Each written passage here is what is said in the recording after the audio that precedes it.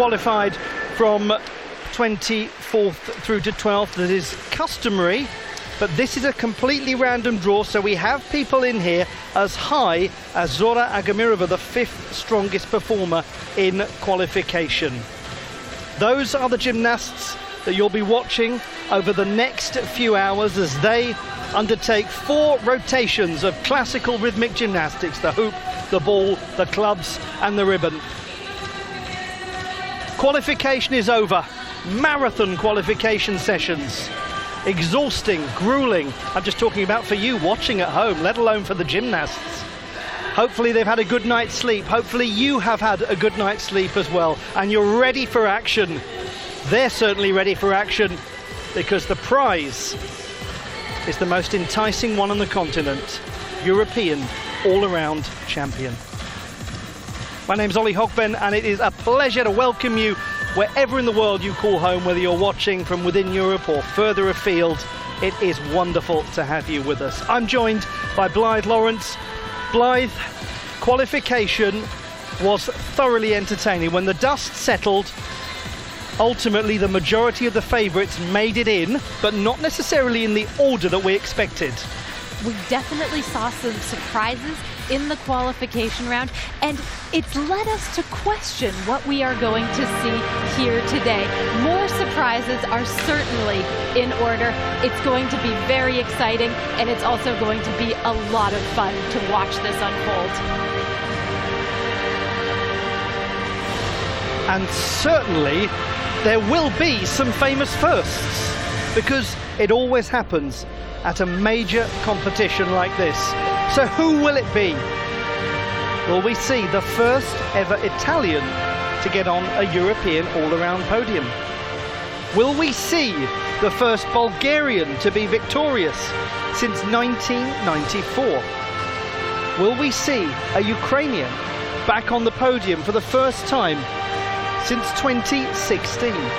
Will the first German ever make it onto an all-around podium? Will the first Spaniard since the inaugural championships of 1978 make it onto the podium? Will an Azerbaijani gymnast be on the podium for the first time in over a decade? I don't know the answers, by the way, to any of this. I'm just throwing open questions out there, and I hope that you are holding your nerve at home, watching, waiting and ready for the competition to start.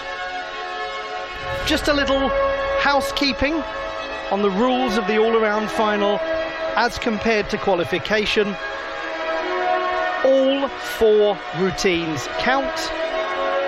In qualification, the gymnasts had the opportunity to discard their weakest score if they undertook all 4 pieces. Some did not, like Boriana Kalin, for example, the 2nd strongest in qualification. But now we get to the final. Everything counts. No weaker score can be lost. And that is why we will refer to the gymnasts' qualification ranking, but we are unlikely to refer to their total score from qualification because, well, frankly, it's all harvest now. It's in the past, and it's not a representative score because it's the sum total of 3, not the sum total of 4. What we will be looking at are the individual scores from their routines in qualification, and we'll be looking at who's gained and who's lost compared to the qualification process. And if all of that made sense, you're a really convincing liar. But hopefully it will as we go through.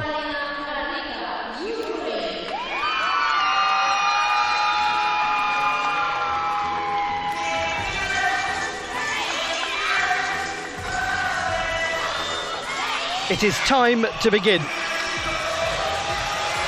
Good luck to the first gymnast, good luck to all of the gymnasts, but especially our best wishes are with the individual who goes first. Setting the standard, Polina Kadika of Ukraine, the 14th best in qualification. This was her 2nd best performance.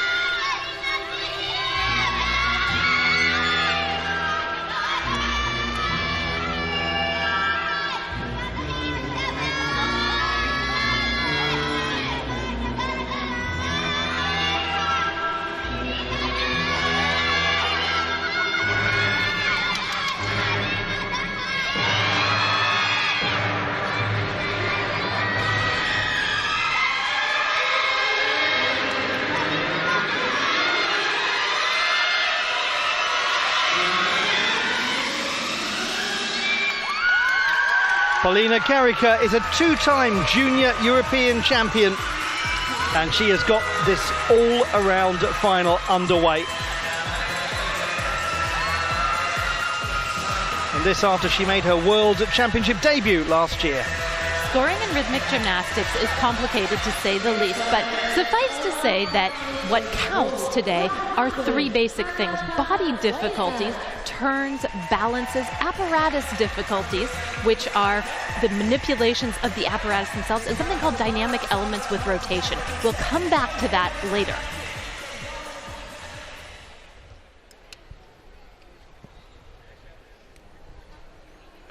From Hungary, Hanna Wiesner, the 22nd best in qualification. This was her best performance.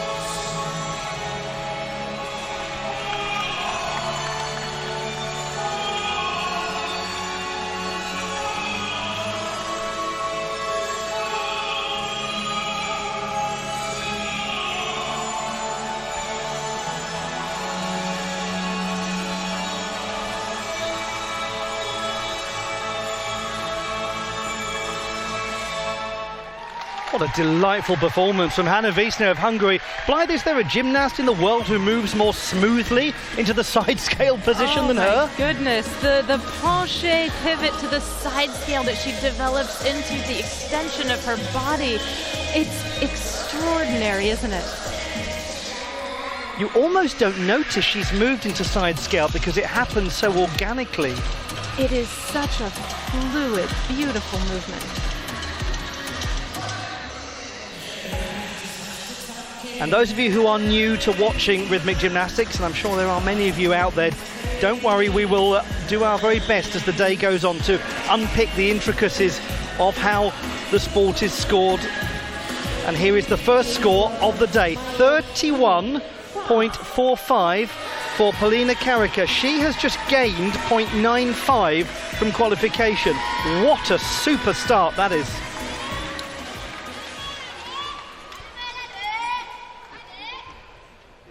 Representing France, it's Maëlle Millet, and she scored 28.05 with the clubs, one of her weaker events.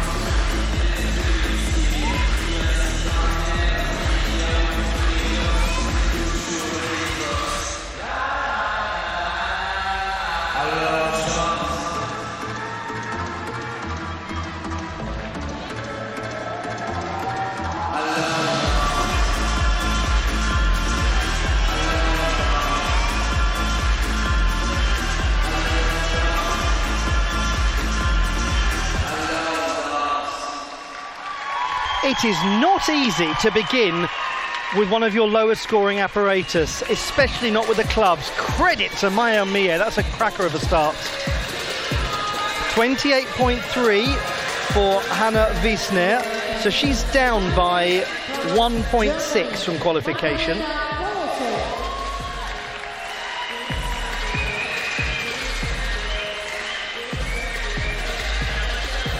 The action comes thick and fast in this all-around final. Here is Germany's Margarita Kolosov performing with the ribbon. She scored 28.95 for this in qualification. She was the 15th best overall, and she has won a World Cup medal this season with the ribbon.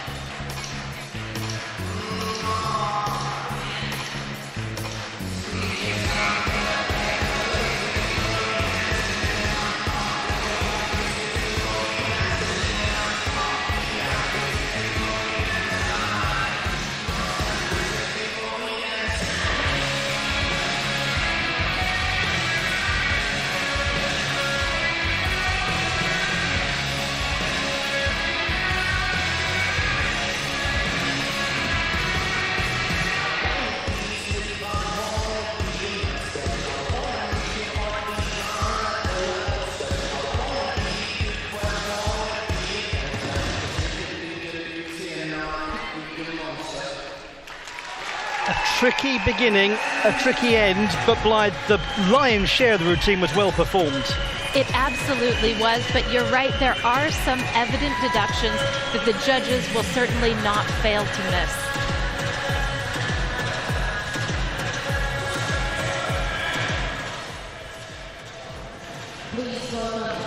One of the first problems she had was on her boomerang. This is one of her dynamic elements with rotation. Note the 360-degree turns she performs under the movement of the ribbon.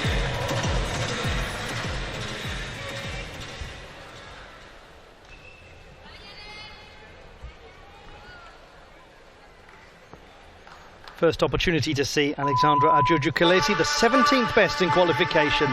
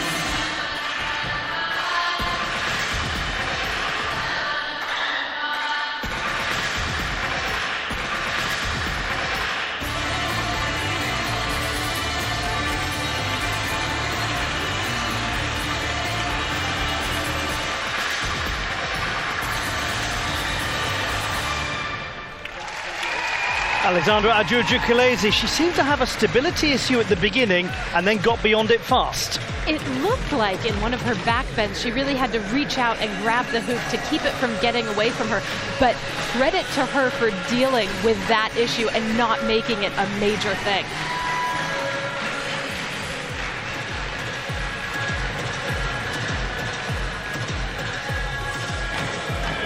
Well, she is a seasoned performer in all-around competition. She won the Mediterranean Games title back in 2018.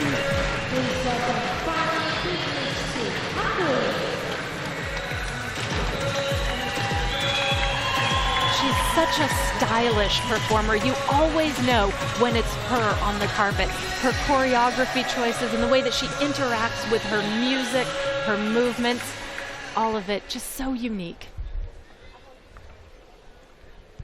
To one of the most improved gymnasts in the world over the last couple of years, Hungary's Fanny Pignitsky, top 10 qualifier.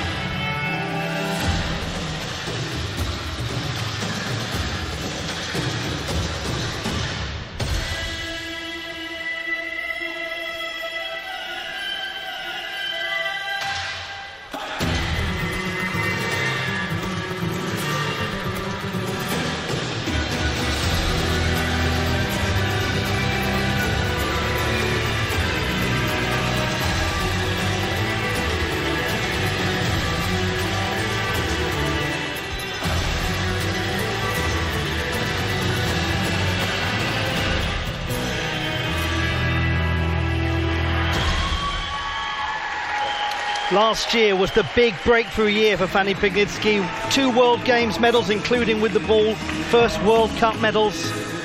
You have to start talking about her as a medal contender in every competition now. 29.45 for Maëlle Millet. She's done very well, a gain of 1.4. Margarita Kolosov, 28.45. She drops half a mark from qualification.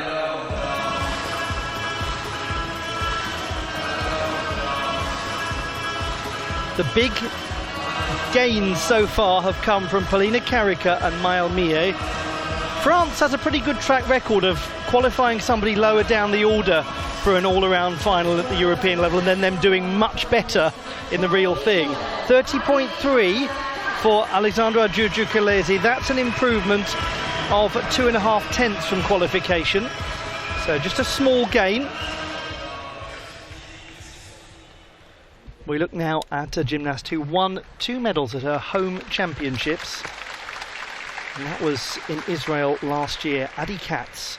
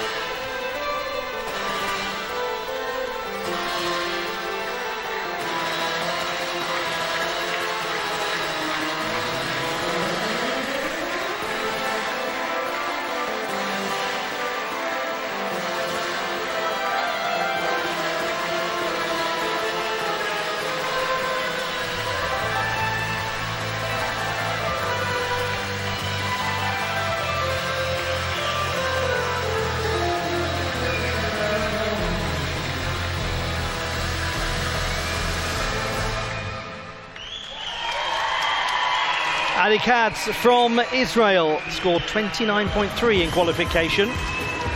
And we are just in awe of the consistency and stability that she demonstrates. Now, Fanny Pignitsky scores 29.85. That is a drop from qualification. It certainly looked as though it wasn't quite as full a routine as in the preliminary round, where she scored 31.7. Some of the deductions are very, very subtle in this sport, and even though it might look that everything has been just fine, it's true that there are some small things sometimes that almost escape the eye. Well, all eyes are going to be on one gymnast in just a moment.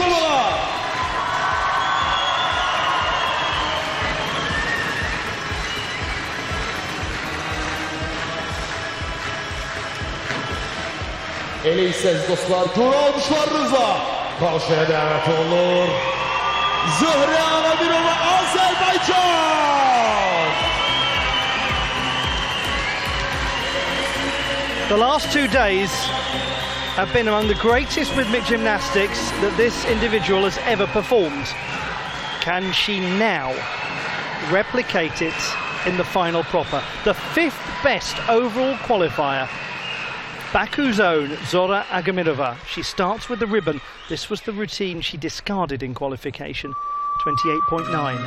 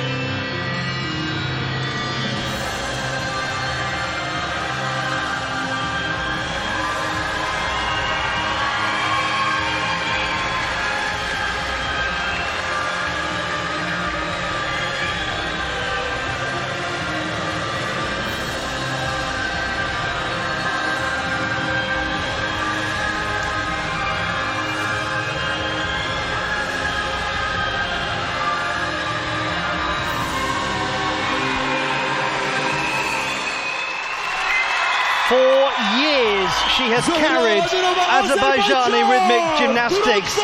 Now they in the stands can lift her up and hold her aloft. This is her moment. And it's a ribbon routine with a real epic quality to it, isn't it? Absolutely.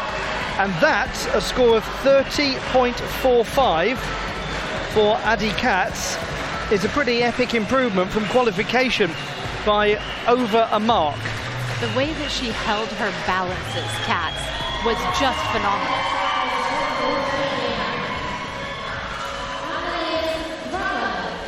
Let's have another look at Zora Agamirova's work with the ribbon.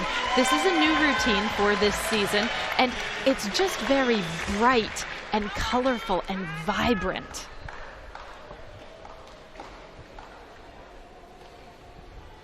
To Annelies Dragan of Romania, 16th best in qualification.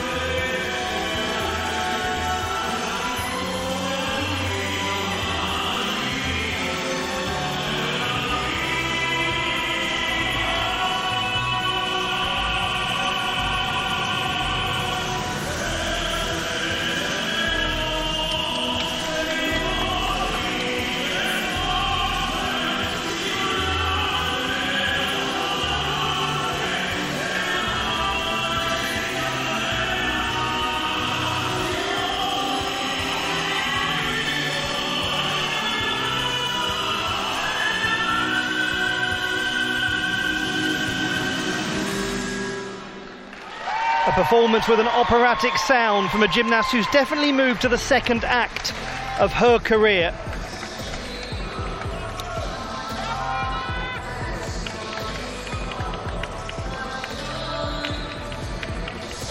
For several years, she has been somebody to watch, clearly, a gymnast with real star power. But only in maybe the last year or so have we started seeing her really come into her own. 29.5 from Zora Agamirova. She gains 0.6 from qualification. That's an important outcome because that was the routine that she discarded.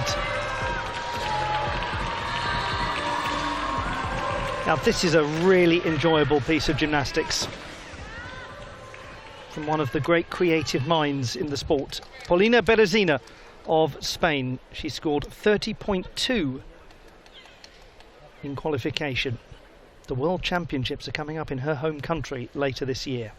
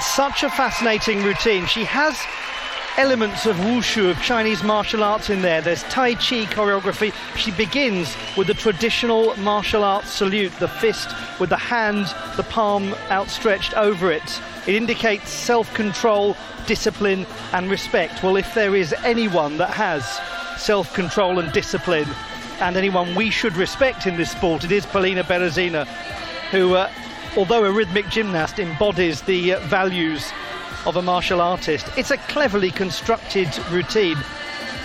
I've had the luxury of commentating Tai Chi and commentating a lot of wushu in my career, and there you can actually see it. She has studied properly. It's not a crude imitation of Chinese martial arts. It is somebody who has understood what she is attempting to perform. And there's great rhythmic gymnastics in there too. 30.55 for Annalise Dragan. That is just what you'd expect from her, an improvement in a final. She gains 0.9. Tell you what, we're off to a grand old start with these performances.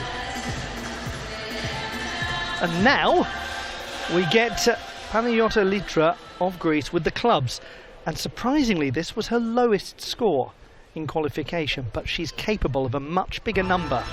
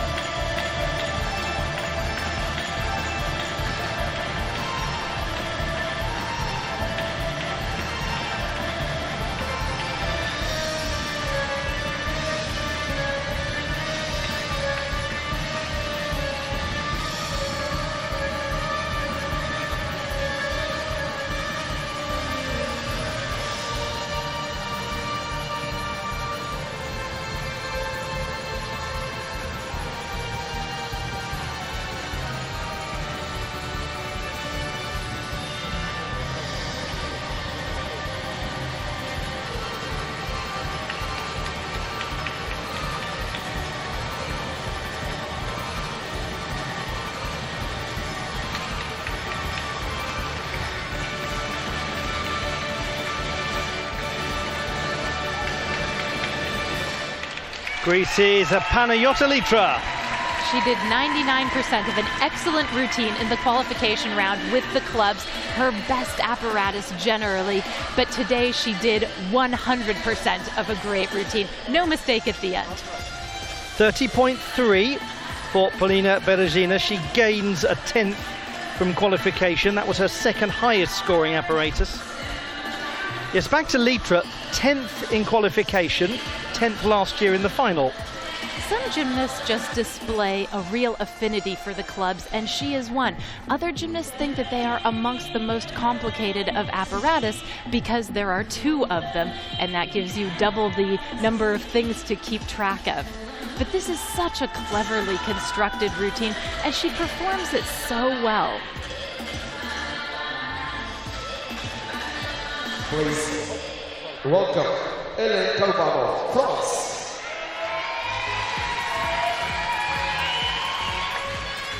You can bet she is raring to go and to perform the routine with this apparatus that she's capable of.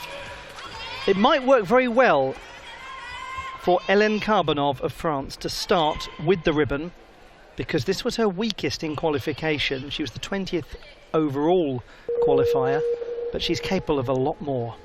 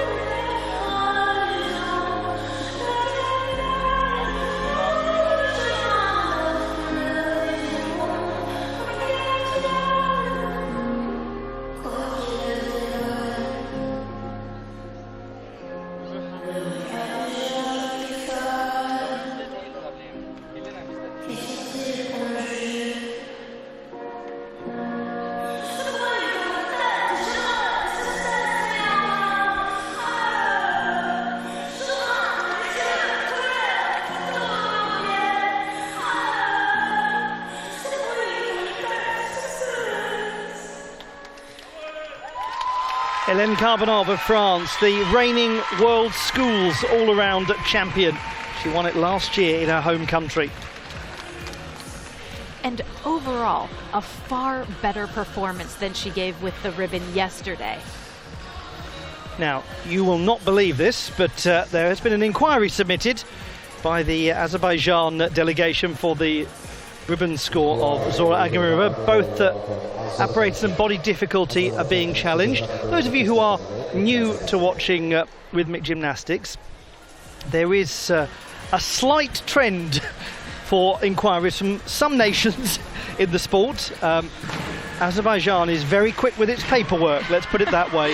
They've got those forms ready to submit, and we have seen some very successful inquiries at these championships. Stiliana Nikolova had a crucial inquiry to one of her scores that actually got her into a final.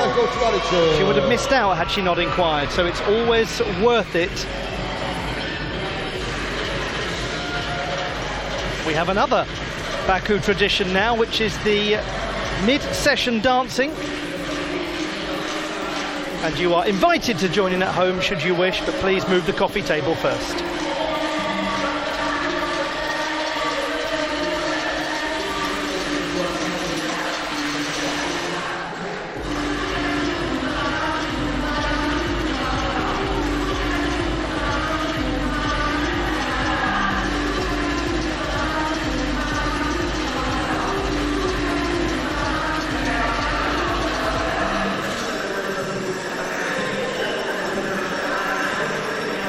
The people not dancing are the superior jury, because they are now scrutinising the routine with the ribbon of Zora Agamirova.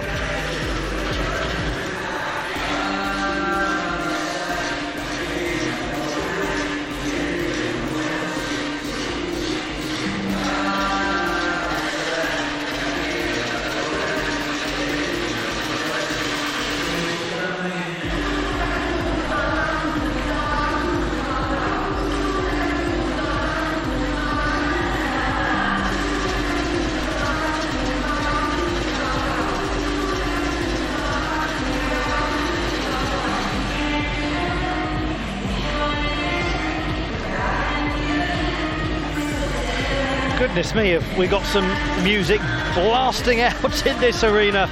It's the National Gymnastics Arena that was purpose-built for the sport in 2015, and would be rather badly named if it wasn't purpose-built for the sport. It was designed for the European Games, the inaugural European Games that were held in this city. And it is a Saturday lunchtime in Baku. And this is what is coming up in the second set of competitors.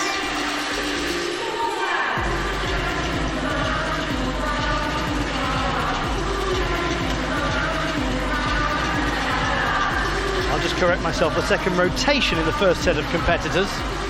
Must get my nomenclature correct.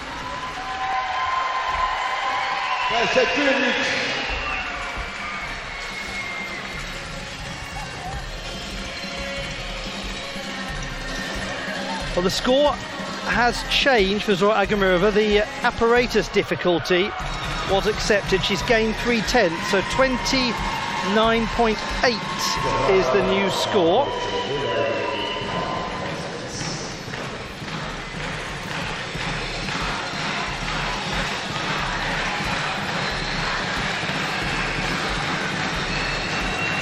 And we have scores to collect from Panayota Litra with the clubs and from Elena Karbanov with the ribbon.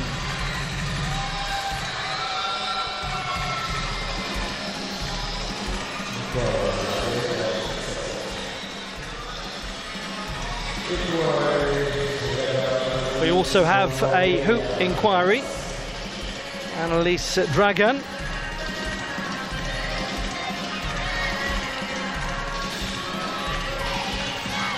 She's already made a gain of 9/10 of a mark, so it could go even further than that. We'll have to wait and see.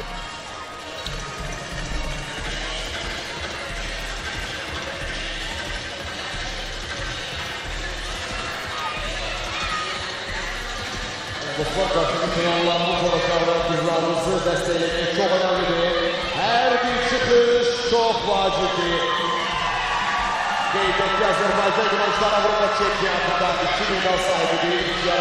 Good crowd gathered in the National Gymnastics Arena to watch the competition.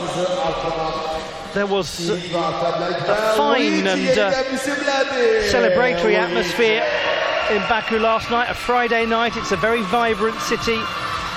The streets really lined with people going out for a meal. You don't struggle to find a restaurant in Baku, especially if you head to the old town area. The boulevard as well, which is along the shores of the Caspian Sea, full of very nice establishments. And the weather has been extremely pleasant as well. It's quite warm, but a gentle breeze.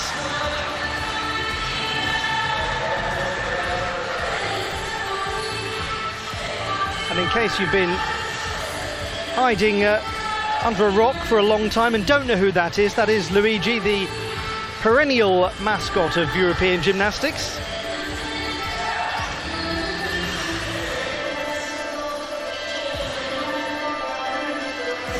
And indeed the new barber.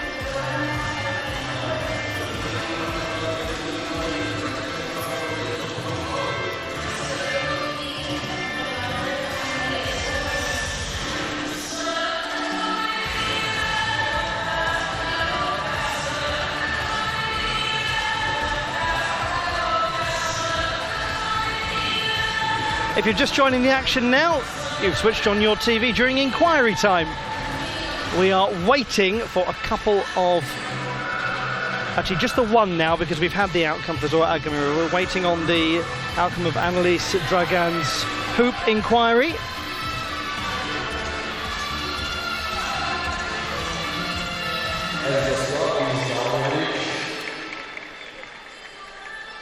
So at the moment, for the superior jury, it is the House of Dragons.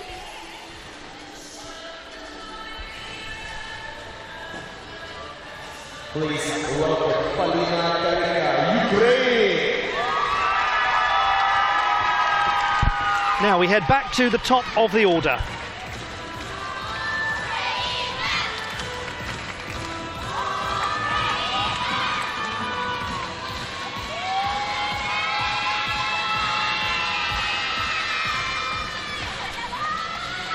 gymnast who started so well with a gain of almost a full mark from qualification. This is Paulina Karika performing with the ball. This was her strongest performance in the preliminary round, 30.55.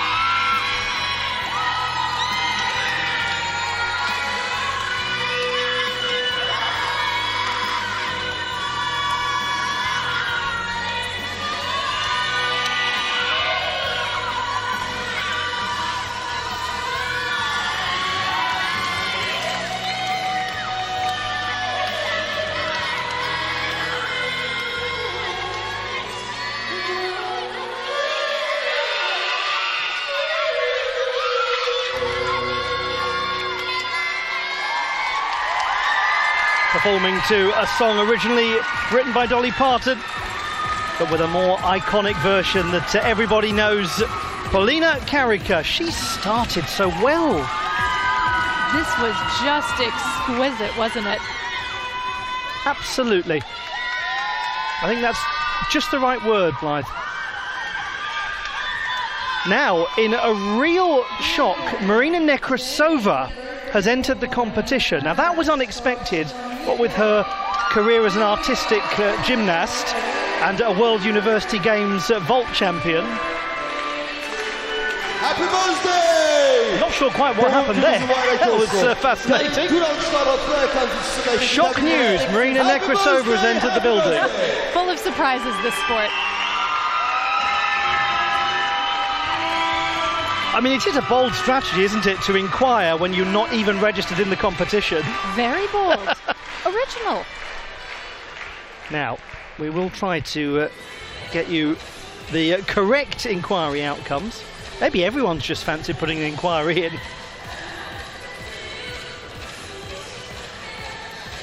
Please welcome.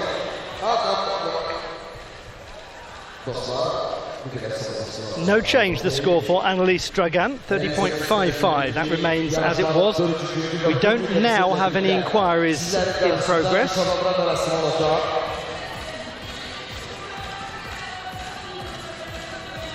Ve en esası günün sonunda kuru kayıtları Kavandamız mübarizeye koştu.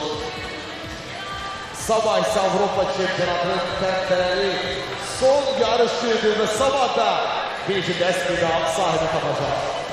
Let's go back and have a look at Paulina Karika with the ball. Wasn't it a lovely routine?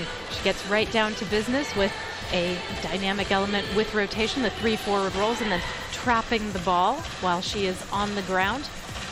One of the things that makes her so special are her pivots. The amazing back scale pivot, really a forward scale pivot with the trunk below horizontal, but one can understand why one would describe that as a back scale pivot as well.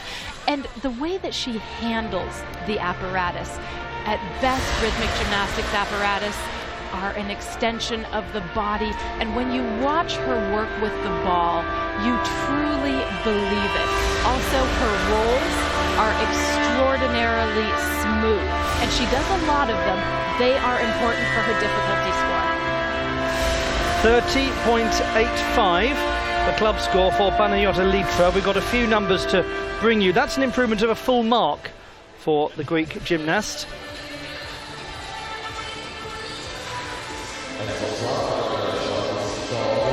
She made it into the club's final in 8th place yesterday.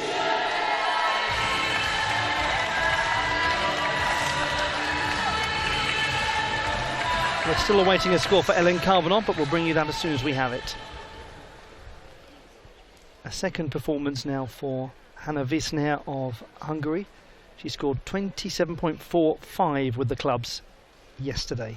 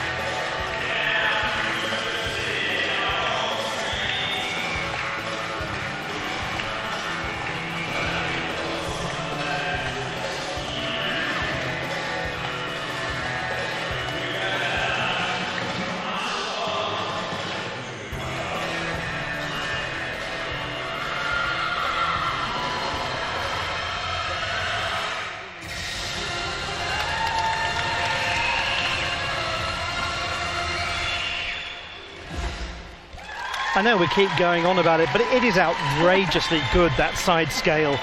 Incredible. A lot of fun as well, that performance. Many of you may recognize some elements of that routine. 26.65 for Ellen Karbonov. So it is an improvement from qualification, but by a mark and about 500ths. Not a huge increase.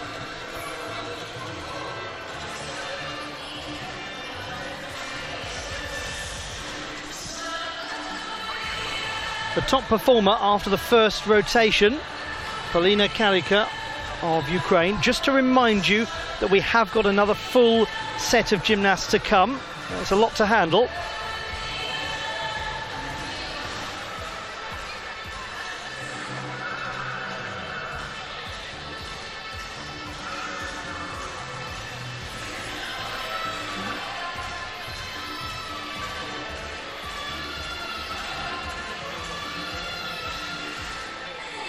There's nothing like finally getting a monkey off your back.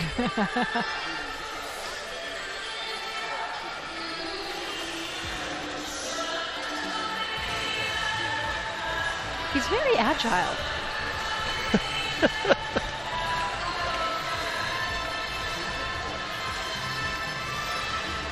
And about as similarly graceful as handling stairs as I am.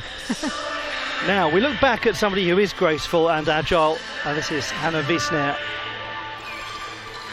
All week, we've been so impressed by her performance quality. And it's the style that she brings to her routine, but also the elements that she performs. She takes a simple dynamic balance like this and just turns it into something exceptional. There's another forward scale balance. She combines it with a small toss of the clubs that turns it into a body difficulty. She's talked about how being in the European Championships in 2021 made her feel twice as confident after she'd got through the whole process. And then she made the final last year, finished 18th. And I think we can see, can't we, Blythe, that burgeoning confidence in her as a gymnast. She has looked this week like she's in her place and she knows exactly what she needs to do to receive good scores. It's very special for her as well to be in the same group in the final as Fanny Pignitsky, her absolute gymnastics idol. She took a photograph in 2021 alongside Fanny Pignitsky, and she uploaded it to social media with the 2017 version of her as a child with Fanny Pignitsky. She said, "I never thought that I would one day compete with my role model." And here she is. And what you now wonder is who out there has got the 2022 or 2023 photograph with Hannah Wiesner that they're going to upload in 4 or 5 years' time, unable to believe that they're competing with her. It's something that feeds itself. Role models create role models, and so on.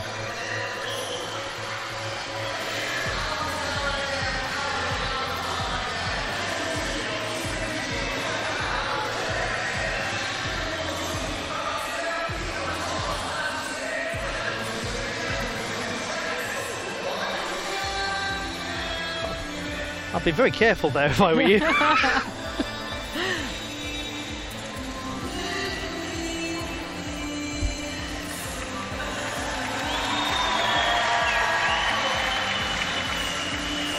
.31.45 for Polina Karika. She has made another big gain.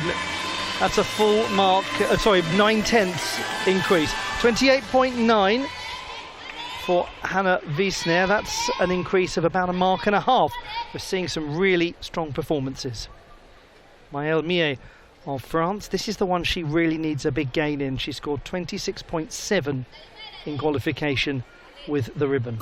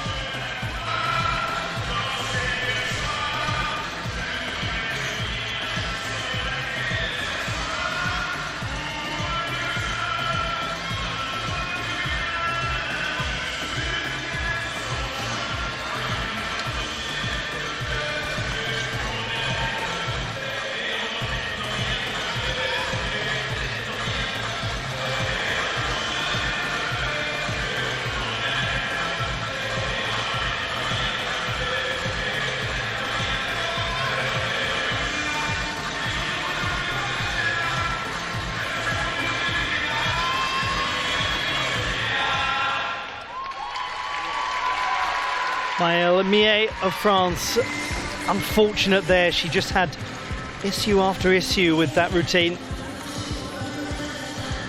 It was a routine without its complications, but credit to her though, she didn't let them become major issues. Yes, that takes a real stoicism. She's got that. She quite evidently has a very good head for this sport. It can be so easy to get literally caught up in an apparatus like the ribbon.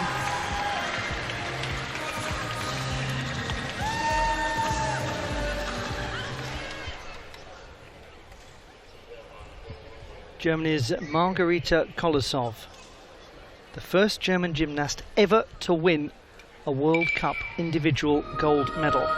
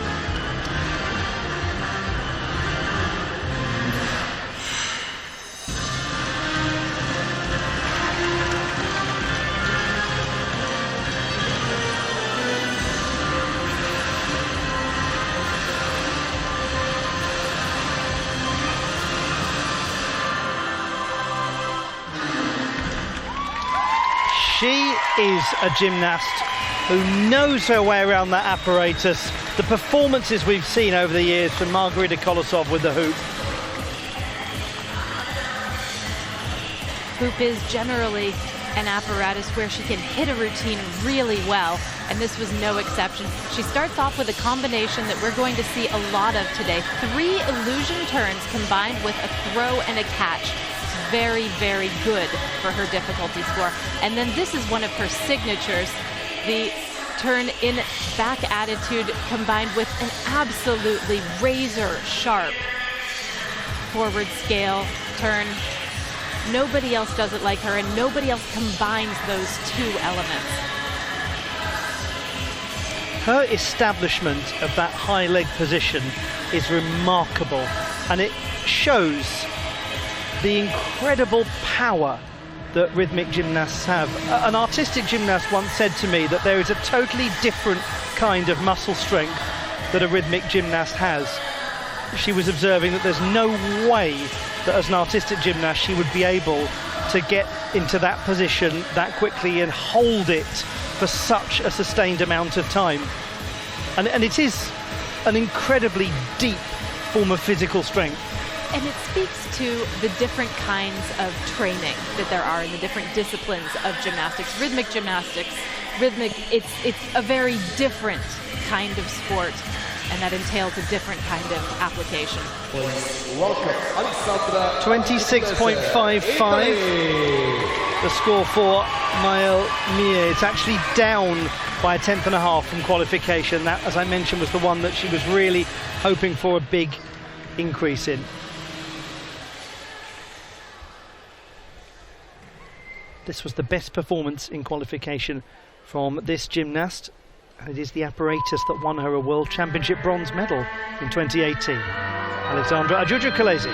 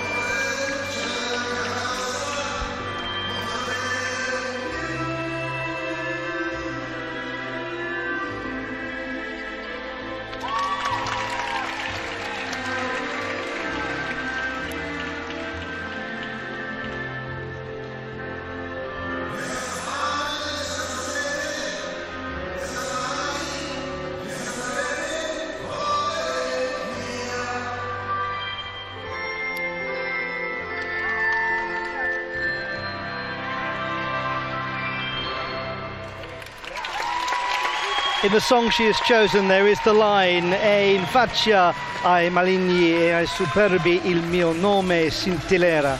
In the face of the wicked and the proud, my name will shine. She has shone for her entire career. She is the inimitable Alexandra Ajurju-Kalezi. There is such uniqueness to her work, to the way that she manipulates the apparatus, to the way she goes about her body difficulties. And above all of that, there is passion.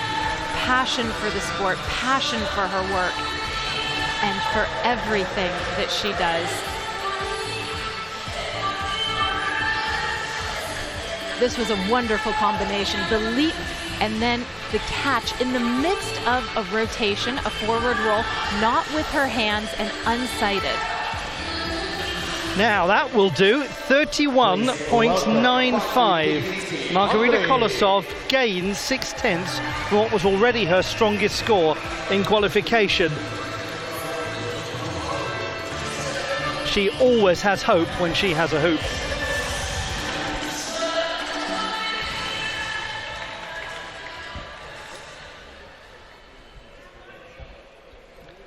competing with the clubs. Fanny Pignitsky, the 9th best performer in qualification. This, the routine she needs a big improvement.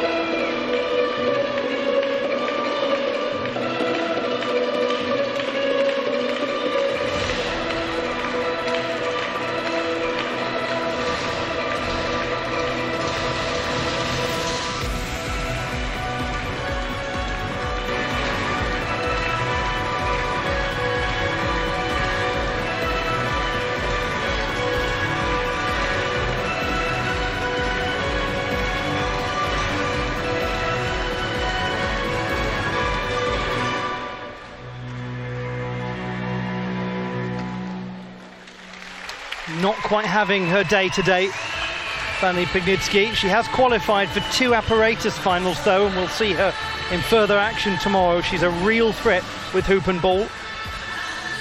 30.5 for Alexandra Ajurju-Kalezi. That's another small gain from qualification, so she's had a very tidy start. She's about half a mark up now from the preliminary round.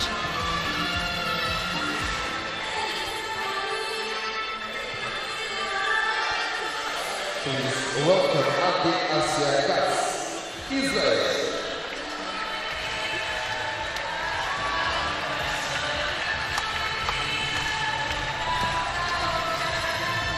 Just under a year ago, she won the bronze medal with this apparatus at the European Championships.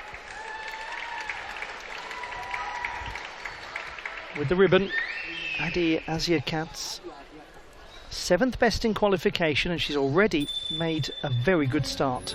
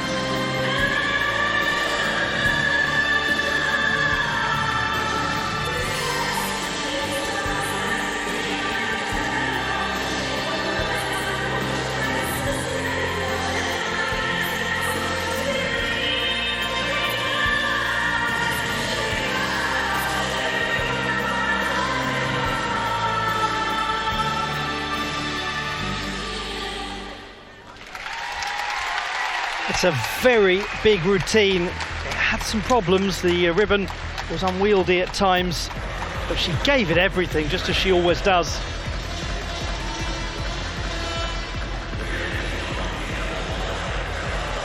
She is always so graceful with this apparatus. And once again, the balance is just executed wonderfully.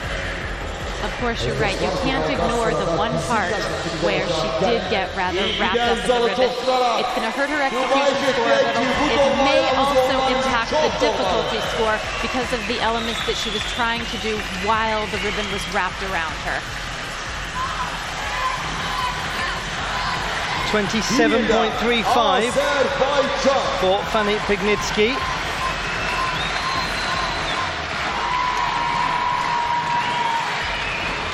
Bileğine kalçın, evet olur.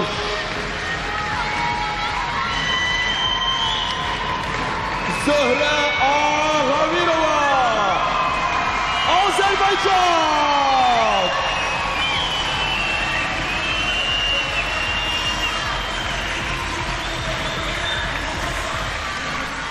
Now representing Azerbaijan, we have Zora Agamirova.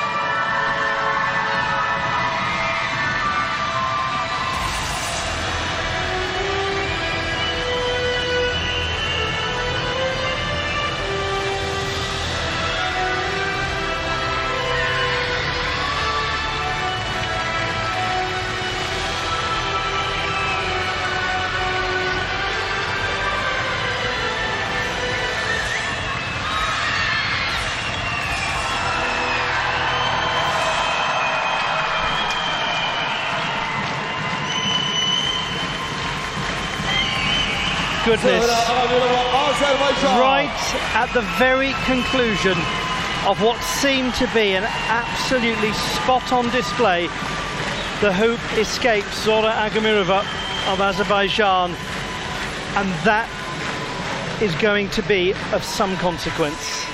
We just sat there in shock for a few seconds, didn't we, Ollie? It's quite uncharacteristic to see from her, and as you said, she had done the routine. You almost think that it's over. But as we've seen time and again, this sort of thing happens at the end of routines, and it can happen to the best.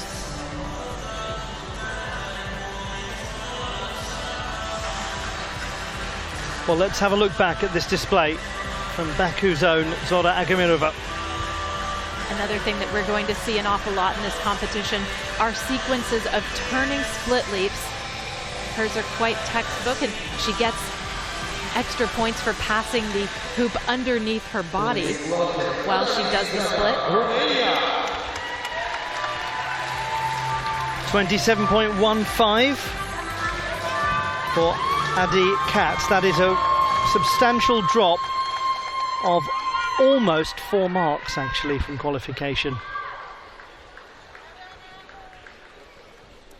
Annalise Dragan of Romania started with a very good hoop performance.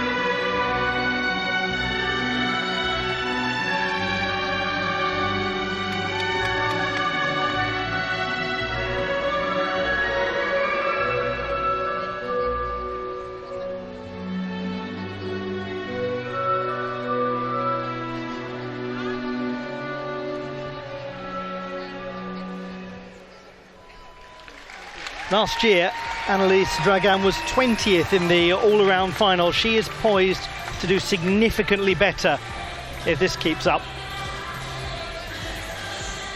Such poise, such grace. There's a real prima ballerina quality to so much of her work, isn't there? The way that the head goes back, it's her releve, the way that she points her toes. Just lovely to watch. I think that's absolutely right. Yes, you sometimes with her have to remind yourself that you're watching a sporting competition rather than just enjoying a really nice exhibition of balletic skill. Rhythmic gymnastics at the nexus of sport and art.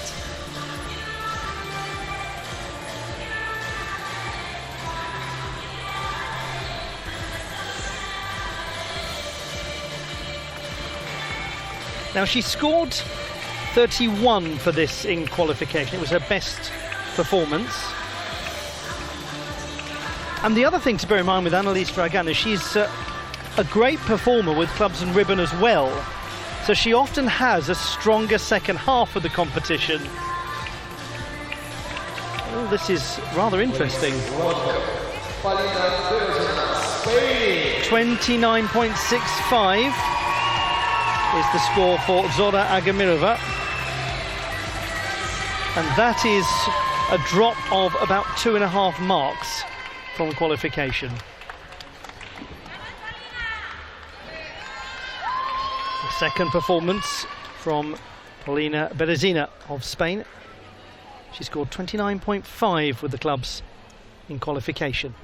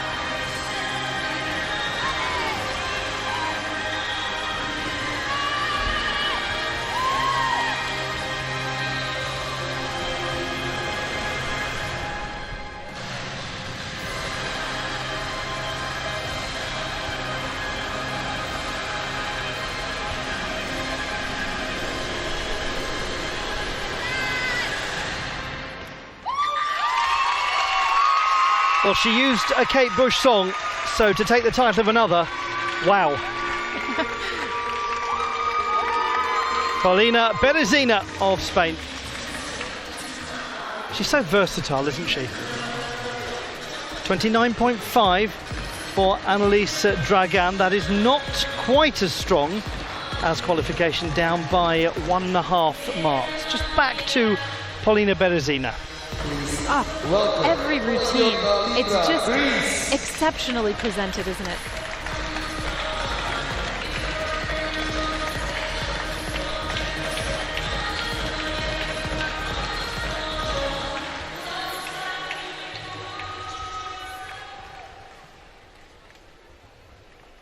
A second performance of this final for Panayota Litra of Greece. And she made a good improvement with clubs, gaining a mark. She scored 30 with this routine in the preliminary round.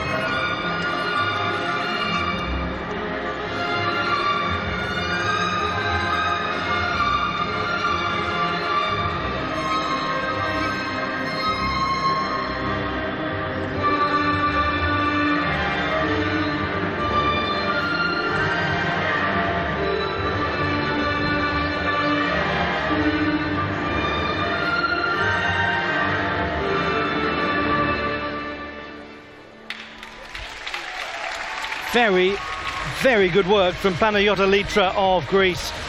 An added complication there is that I think there's something actually on the carpet, a piece of detritus of some fashion, which she was working around and getting so close to. I'm sure there are a few of you watching rather nervously. It looks like a hair tie, kind of aqua-colored hair tie. And yes, as she was going through some of her throws and more complicated maneuvers with the ribbon, she was getting perilously close to it. But good for her. We've been watching her for more than a year now, and she is really emerging as a force to be reckoned with. This routine is evidence of it. Polina Berezina improves by half a mark from qualification, 30, and she's fourth in the all-around standings at the moment.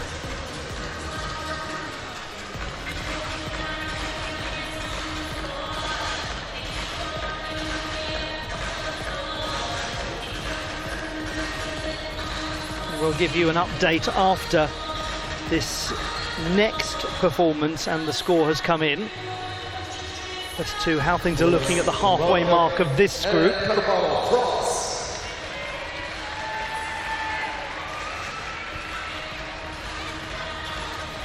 Now certainly this is a gymnast who has a bigger score to produce with this apparatus than they did in qualification.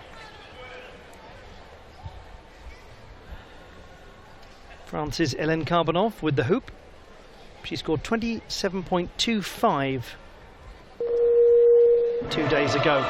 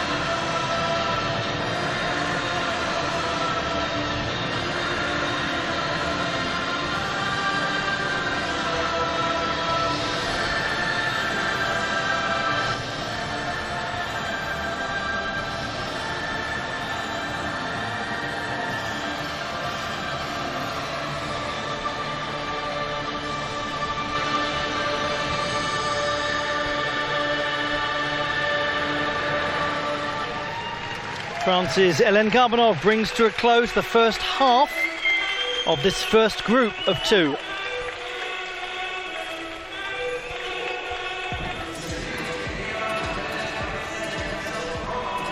There is some really nice work in this exercise. The turning leap in the single stag position. Her dynamic element with rotation, she changes levels, goes to the floor, completes 2 pivots, and then catches the hoop, passing it through her body.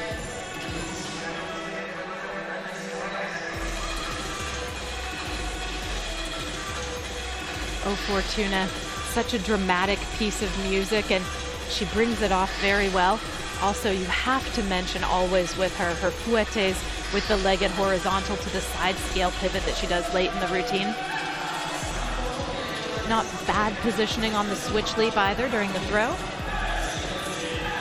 And here once again, the illusion sequence. Many of the gymnasts are using that with this code of points. It gets them a whole host of difficulties.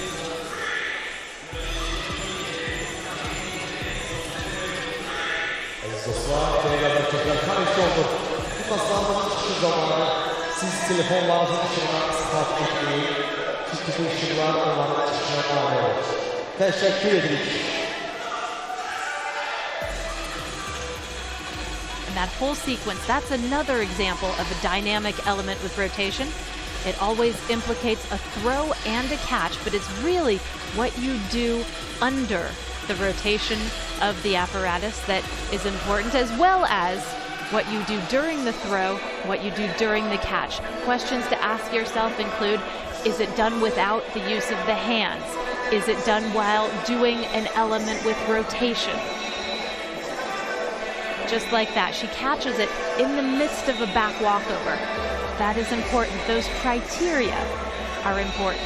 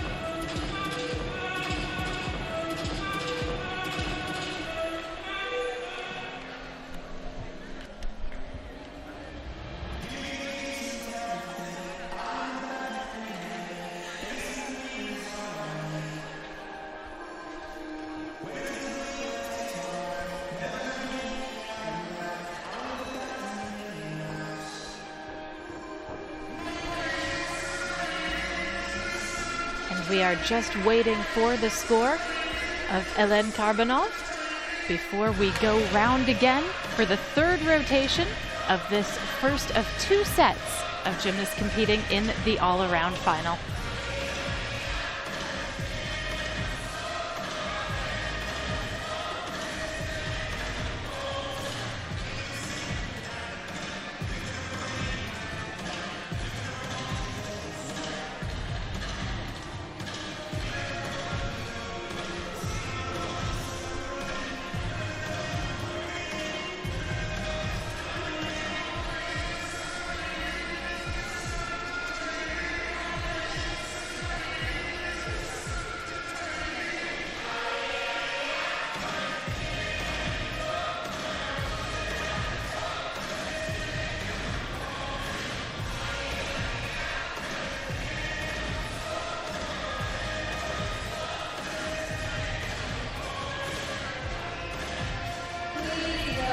The score for Panagiotta Leitra with the ribbon.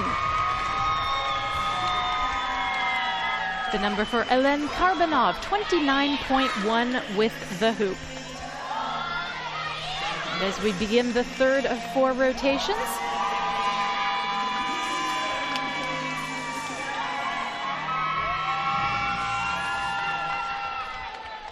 here is the gymnast from Ukraine, Polina Karika. 31.45 with both the hoop and ball. What can she produce with the clubs?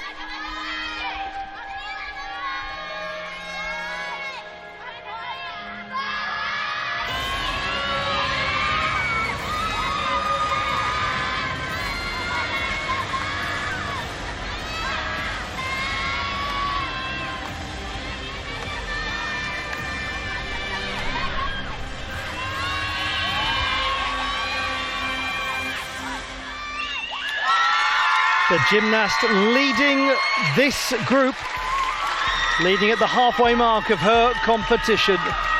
Polina Karika of Ukraine. She is having an extraordinary day. In the past, there have been some issues with consistency with her. She has tended to get a little wild. However, we are not seeing that here at all. This was fantastic, start to finish. When you consider she was the 14th best in qualification, she's delivering quite a performance here. If she can keep this up, she could place quite a bit higher than her qualification. You know, with her, you're always going to get fantastic work in the penché pivot. She bends her free leg at the end of it. That a move pioneered by Sofia Raffaelli, in fact. And tremendous flexibility with her back as well in the turning split leaps, hitting the ring position.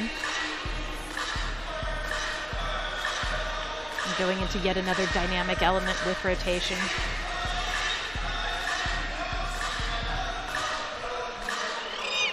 Gymnasts can do up to 5 of them per exercise. This one, also a dynamic element with rotation.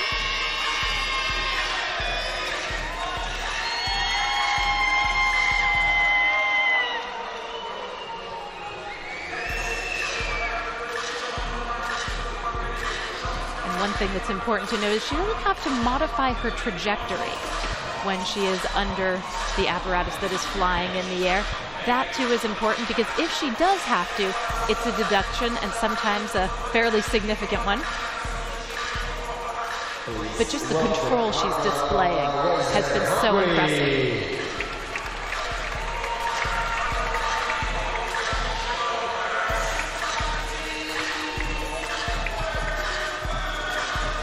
The gymnast in 9th place in this group at the halfway mark. Hungary's Hanna Wiesner, now performing with the ribbon. She scored 27.65 in qualification.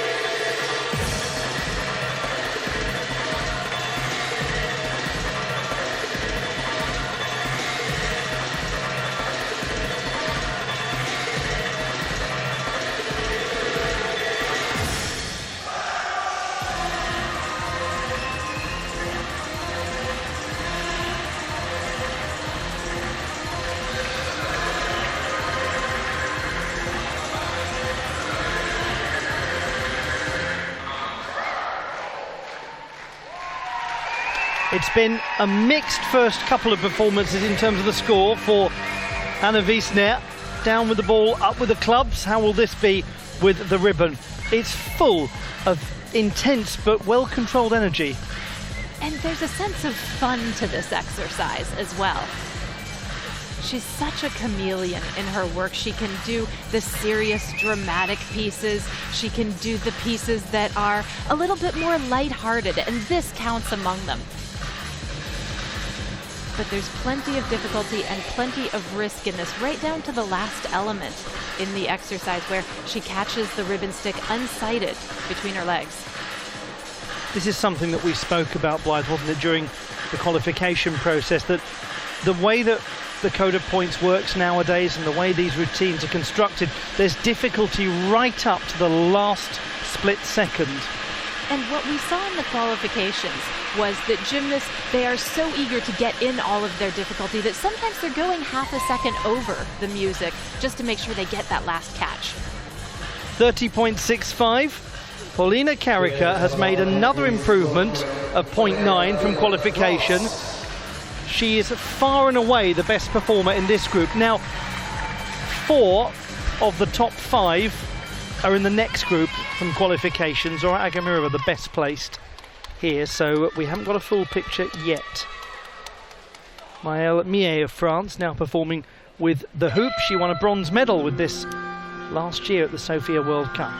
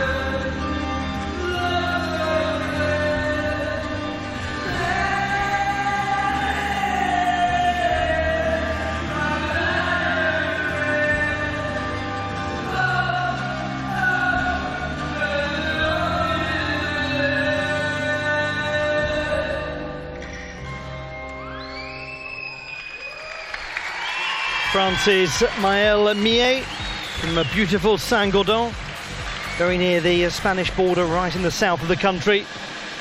She'll finish with the ball. That was her strongest in qualification. It's a mesmerizing performance. It really showcases all of her elegance. However, there was one place where the hoop got away from her, but it almost looked like a mirage because she was able to cover it up with some really well thought out, quick thinking with the choreography. But I don't think the judges are going to be fooled, and they will take the appropriate deduction. Just to come back to, or nobody wants to see us on camera, do they really? That's going to ruin the whole coverage. Just to come back to Paulina Karika, 2.75 is her gain across the first 3 pieces. 28.35 for Hannah Wiesner. So that is an improvement of over half a mark from qualification. Now to Margarita Kolosov of Germany with the ball. 30.4 in qualification.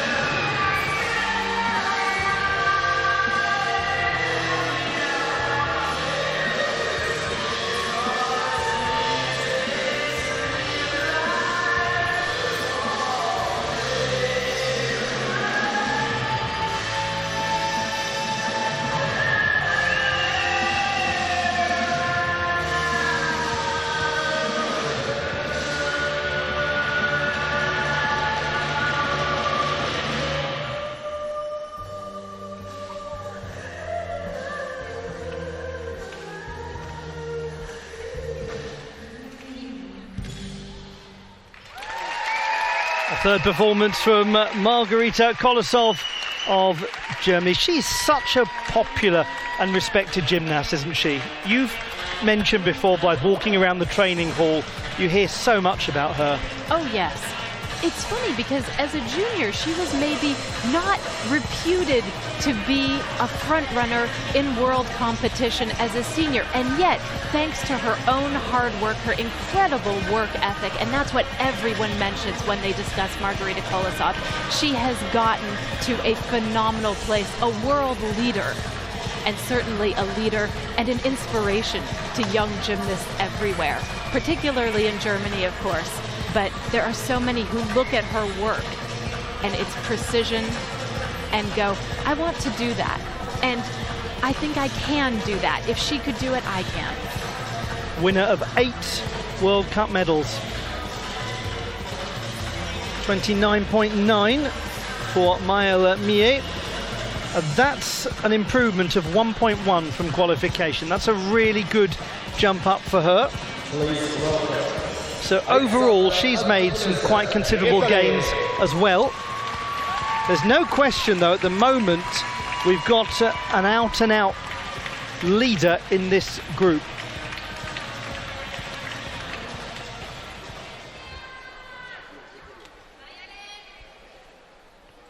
From Italy, it is Alexandra Agiurgiukelesi with the clubs, and this is always great fun.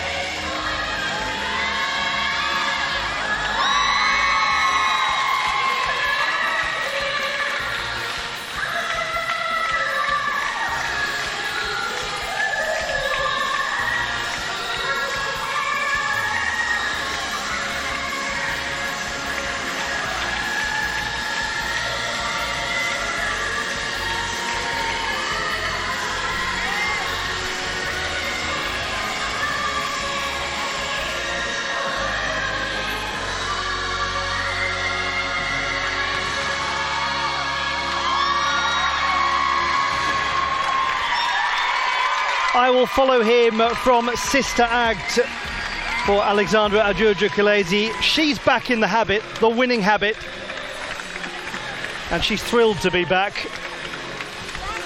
Oh, wow.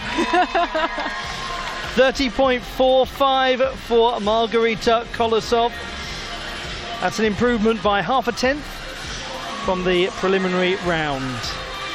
You're looking out at the National Gymnastics Arena in Baku, Azerbaijan, with its distinctive coloured seating.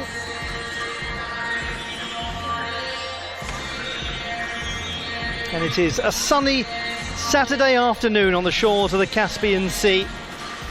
And whatever the weather's like, and whatever the time is where you're watching from, it's great to have you with us. Ollie Hogben here, and alongside me, Blythe Lawrence. And I hope you're having as much fun as we are, because this is a joyous old all-around competition at the moment. Blythe, you're just beaming with joy at the moment, aren't you? I feel like I'm on a roller coaster.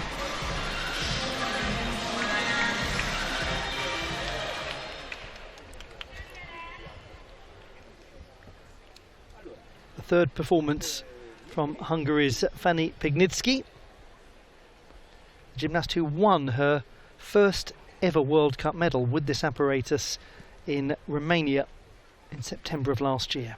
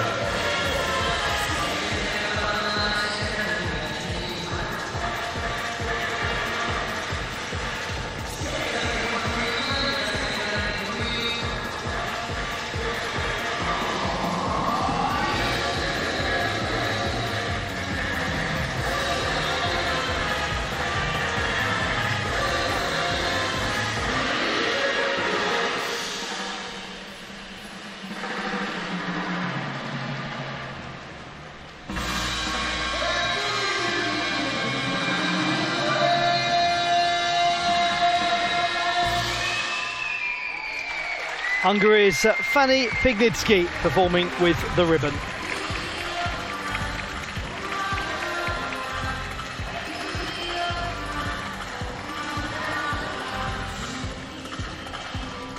It doesn't always go the way that you hope it will, and clearly at the start of this routine there were a few problems, the most significant of which was this knot at the end of the ribbon. A gymnast is not allowed to continue to perform if there's a knot in the ribbon, and so she has a dilemma. She can either stop the routine and take the knot out, or if she thinks that's going to take too long, she can run and grab the replacement apparatus. No matter what, it contains a significant deduction. 30.55 were the clubs for Alexandra Agurju-Kaleze. That is an improvement of about 3/4 of a mark from the preliminary round. Please welcome at the Ice Cuts, Israel.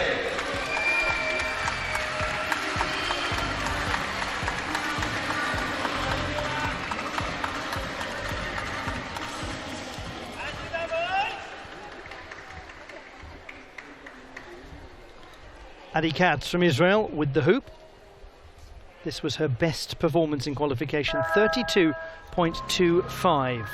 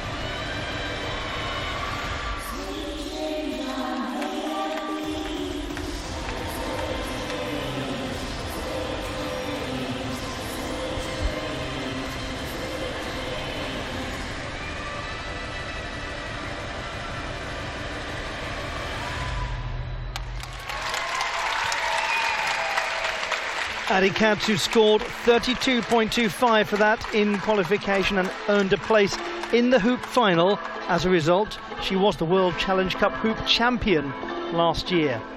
27.55 the score for Fanny Pignitsky. She's currently 6th in the all-around competition.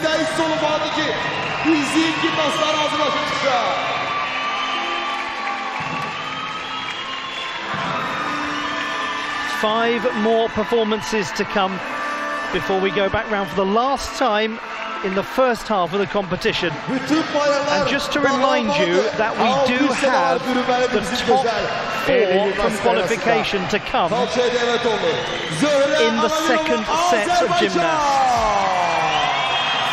But the best performer in qualification from this group, Zora Agamirova, is coming up next.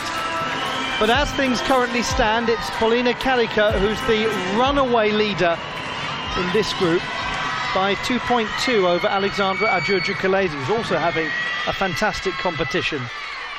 Zora Agamirova of Azerbaijan.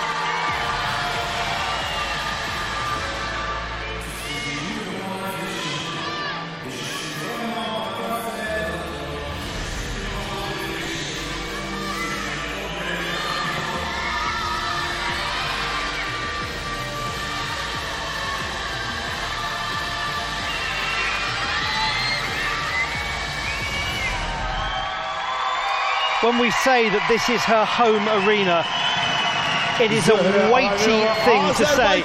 She has literally lived in this building, in the boarding facilities, right above the training hall for years and years and years.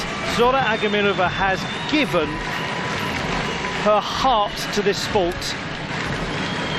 Some of the finest moments of her career and some of the toughest have come in this building. It's always difficult to take the carpet again after a performance that didn't go the way that you wanted it to. And she displayed real courage in coming back out and giving it her all in this routine with the ball.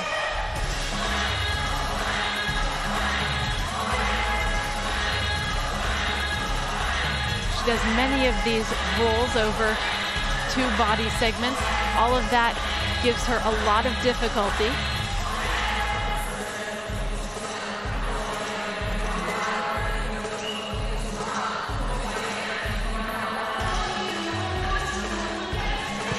And this fulfills a requirement in the routine. You don't have to do that specifically, but you have to do something like it.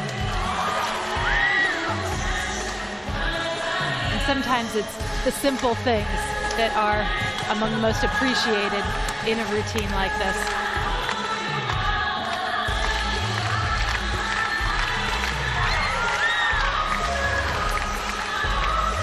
Well, we appear to have some company up here in the commentary position. Hope you're enjoying all of the action so far at these European Championships of Rhythmic Gymnastics. Luigi certainly is.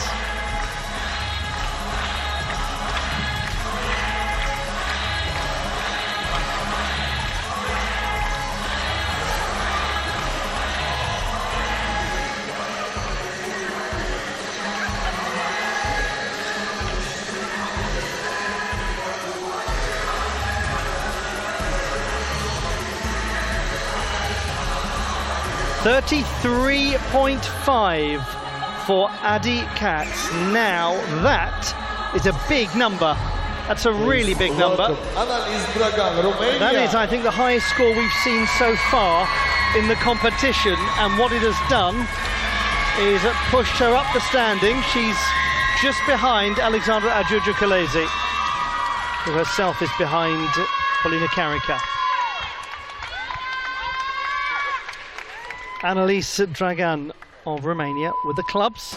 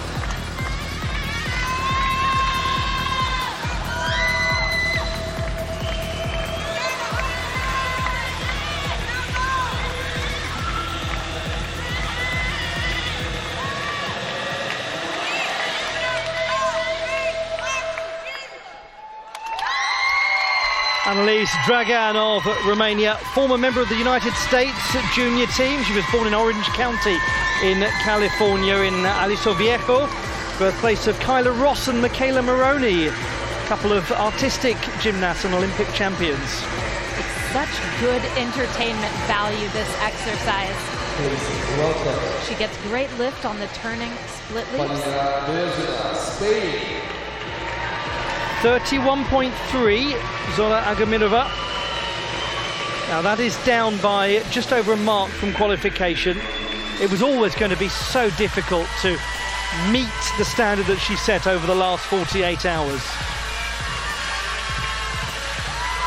A gymnast who has done that and gone beyond is the one you're watching now.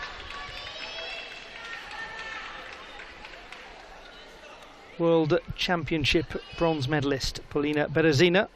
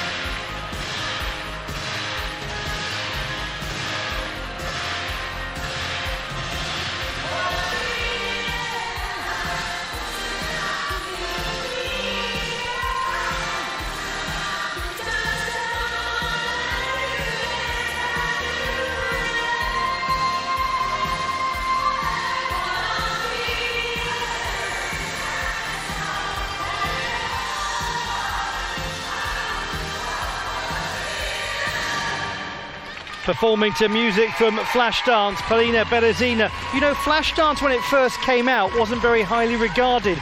It went on to be a massive favourite, hugely popular with fans.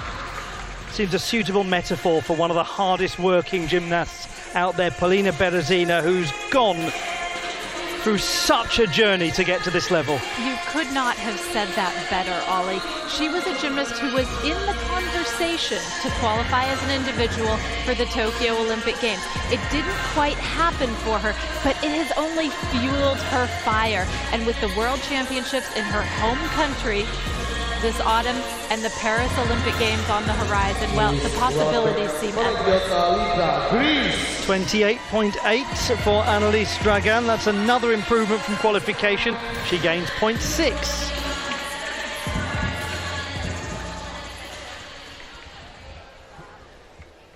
To Greece's Panayota Litra. Third performance for her. She scored 30.55 with the hoop in qualification.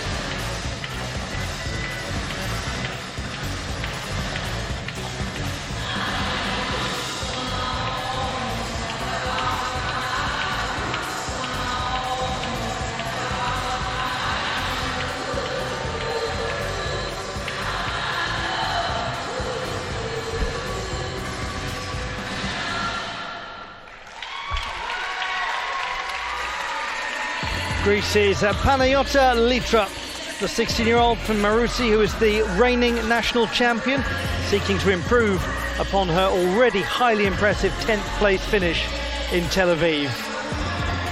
For somebody who just turned 16 in December, she is just performing beyond her years. She is the youngest competitor in this set, and she's completely holding her own.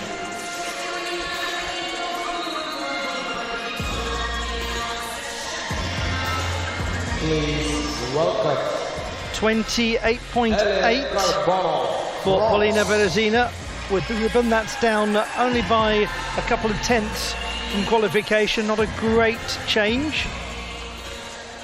That was the one she discarded. This was the best performance from Hélène Carbonov in qualifying, 30.7.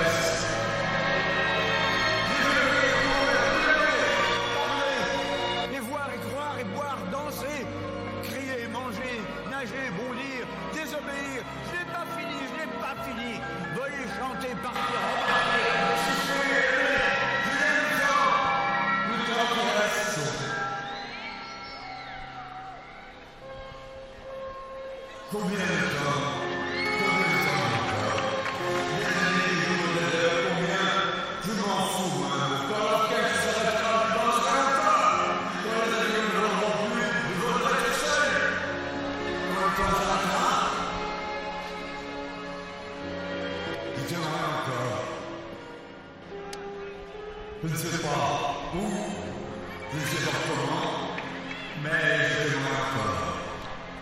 D'accord? In Normandy last year, Hélène Carbonov won not just the World Schools all-around title, but she also won the ball and clubs competitions. She certainly had her moments in this final. The signs are always there with Hélène Carbonov. Always. And this, of course, you can't ignore the evident deductions, the losses of the apparatus, 3 of them, that will, well, they'll make her score lower than it would have been had she been able to deliver a clean routine. It depends on the amount of steps that you take to retrieve the apparatus when you lose it, but deductions can range from half a point to a full point. Well, we're going to discover in just a short while how big a lead Polina Karika has going into the last rotation. At the moment, her score is 93.55. That is a very healthy number.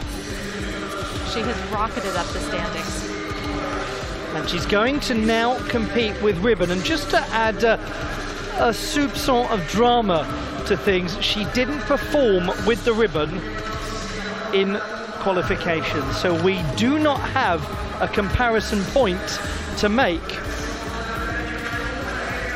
However, she did make the ribbon final at the World Games in Birmingham, Alabama. So it's going to be, I think, a nervous moment for her fans watching on. And I'm sure there are lots of them. And you can say the same thing for Alexandra Georgiou-Kulesi. We didn't see her with the ribbon either in the qualification.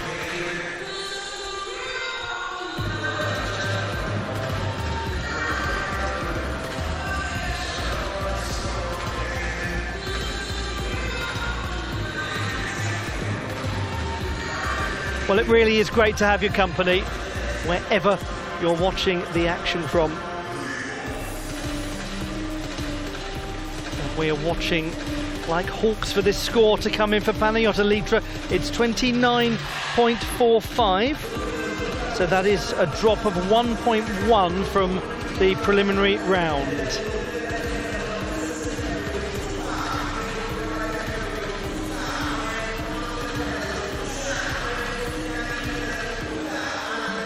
Luigi has a master's degree in sports physiology, failed.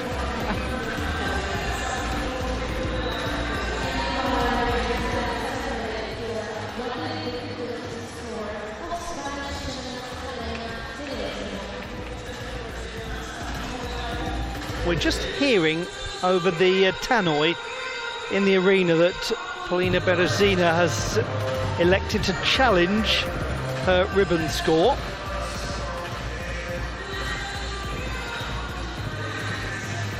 So we'll just wait and see if anything comes of that. A body difficulty inquiry has been submitted.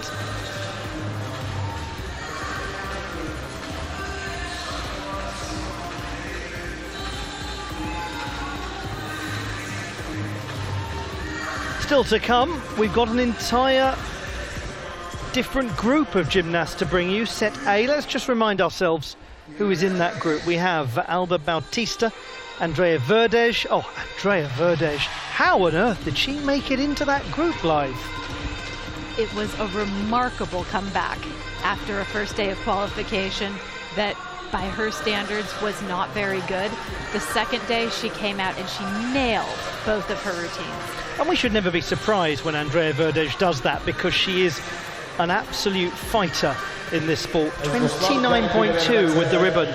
We've also got Yekaterina Vedenyeva, Emilia Heichel, Stiliana Nikolova, the top qualifier. Esther Kreitzmann from Estonia. Finland's Emi Piironen, Daria Varfolomeev, the German, the third strongest qualifier in the all-around silver medalist at the last World Championships. Victoria Onoprienko had a majestic 48 hours of qualification. She was the fourth best overall. We've got a new sensation in Daniela Muniz, 13th best in qualifying, but one to keep an eye on. And Sofia Raffaelli and Boriana Kalin, the world champion Sofia Raffaelli, who only qualified in 6th position, but it's a zero start.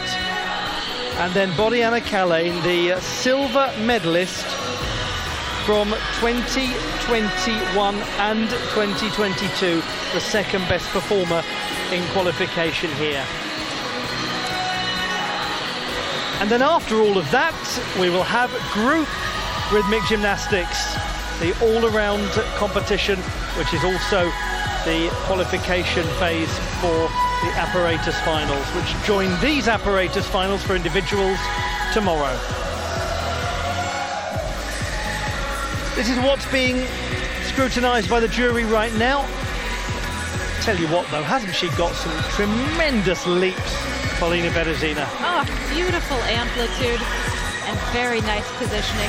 The split above 180 degrees, that's always impressive. She's 25, Polina Berezina. She said when the new code of points came in, she had to deconstruct and reinvent herself as a gymnast. And it has led to probably the toughest year of her career, going into now one of the best years of her career. It is a brave person who stares in the face of change, accepts change, tackles change, and becomes better, rather than just burying her head in the sand and carrying on doing what she was doing before and saying, oh well, I can only just do what I can do. No, she's really rebuilt from the ground upwards. It takes courage to do that. And when you're in a sport like this, when you're training for the Olympics and the World Championships and the Continental Championships, you can get very wrapped up in the way that the rules are. And all of a sudden, after the Olympic Games, the code gets rewritten and major modifications are made. And some gymnasts really have trouble adapting to that and changing their routines. She has been able to absorb the changes, and it's made her better. There's an old saying, if you always do what you've always done, you'll always get what you've always got. And Polina Berezina has decided to be different. And there's no question that her university studies have been a major player in that. Her degree in audiovisual communication, her desire to become a filmmaker.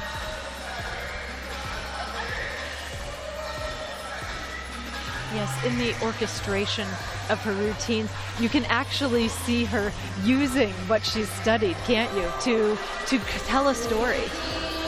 25.85 is the story of Hélène Karbonov's ball routine, and it is sadly about 5 marks down almost from the preliminary round. So she's not having the kind of day that she did in last year's all-around final.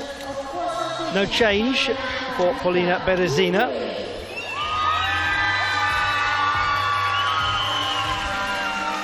Just to make it explicitly clear that there is a financial penalty for a failed inquiry. If your inquiry is successful, then the delegation, the National Federation, does not have to stump up the cash and go searching behind the radiators for the spare change.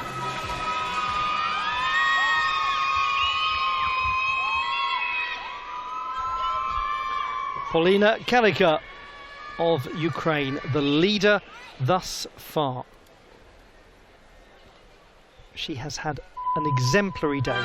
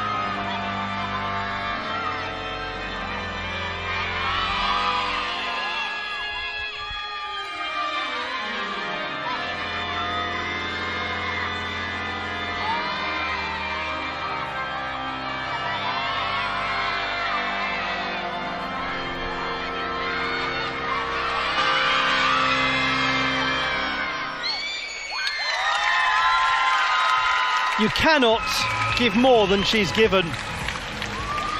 That is an absolutely thumping performance in this all-around competition from Ukraine's Paulina Karika, the 14th best in qualification. There's always somebody who makes a sprint for it, and she could be that person today. She has produced some very impressive numbers. This has been a breakout performance for Paulina Karika.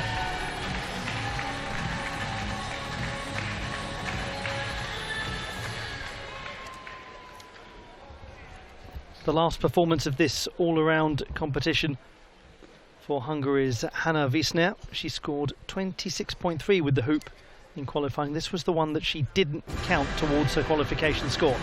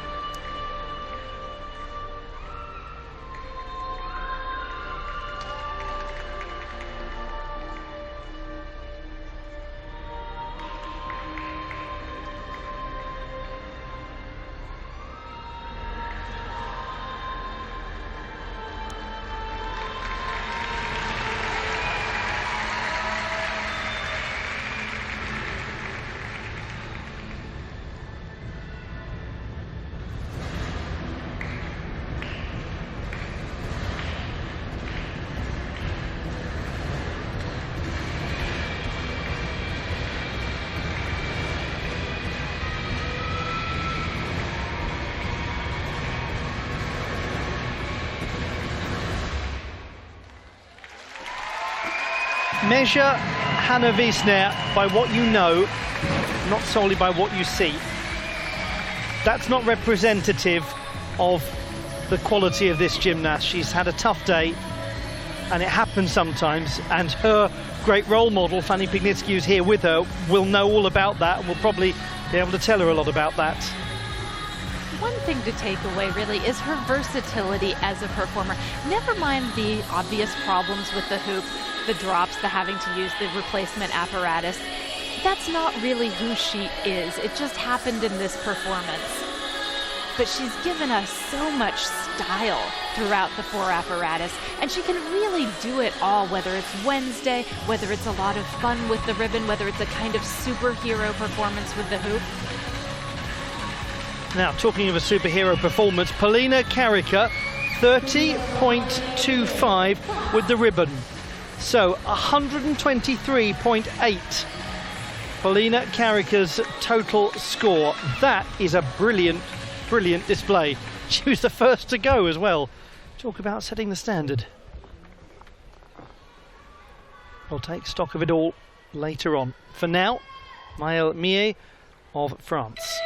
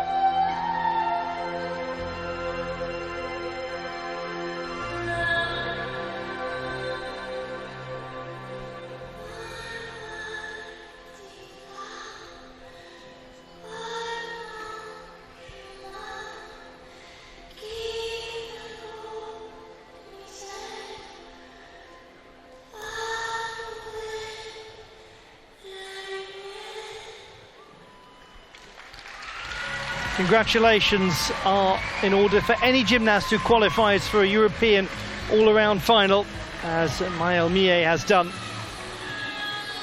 25.5 for Hannah Wisner, and that is a drop from qualification. As things stand, she's in second place, but with quite a gap between her and Polina Karika, and we still have many more to come.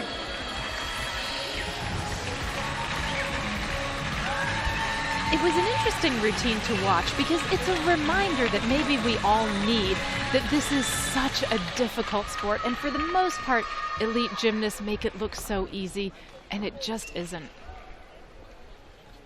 For Margarita Kolosov, the clubs to conclude.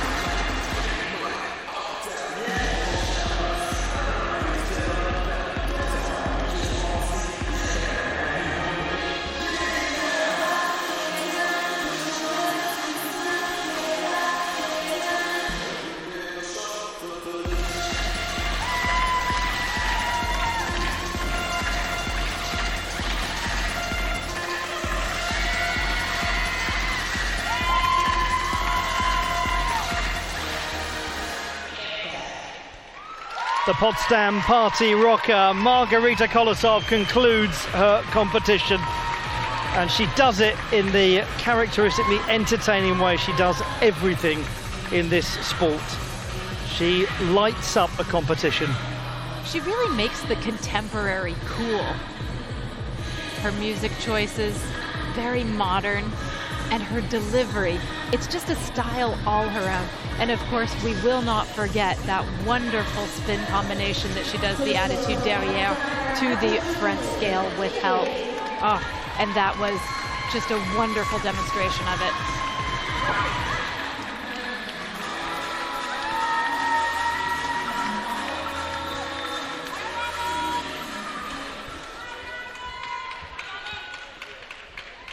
Gymnast poised to at least come second in this group, Alexandra Giurgiukelesi of Italy.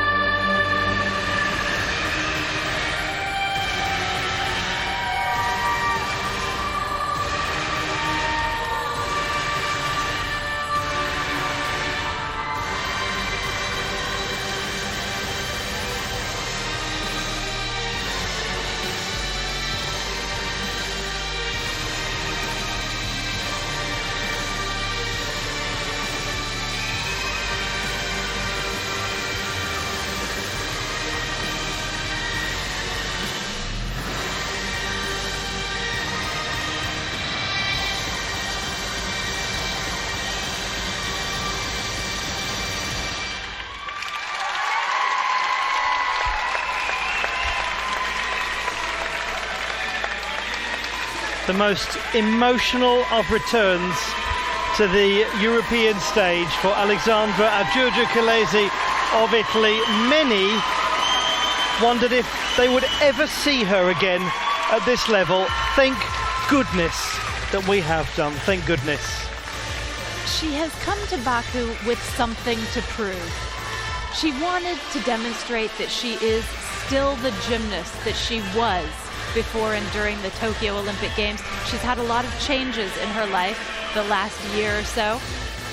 She's changed clubs, she's changed coaches, and she has come back. She has fought for her place on the Italian team, and she has shown us that she still belongs, and she is just as good, maybe even better than she ever was.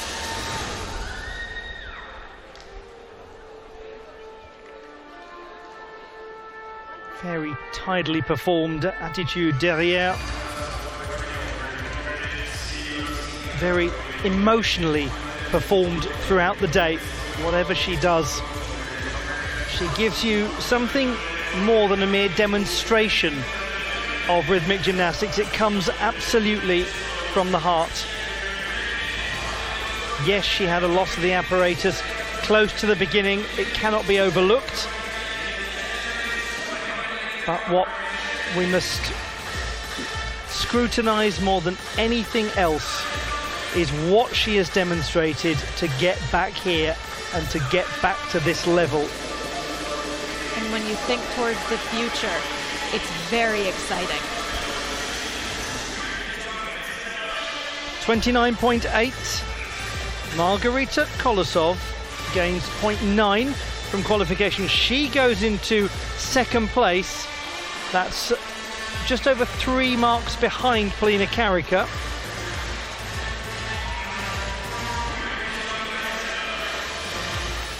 Really, in order to be in a position to challenge for a top 5 berth, one imagines you've got to be the clear leader in this group with the top 4 4 from qualification still to come in the second group. And Polina Karika now can just sit back and know she's put pressure on the rest of them. And that's the job of the first group of gymnasts. It's a little different from in previous years, where there has often been what I would call a semi-random draw. So a random draw within the first group of those that finish 12th through 24th, a random order for them. And then in the second group, everyone 1st to 12th in qualification, and then a random order within that. Now it's a completely random order. So we've got all of the gymnasts mixed up.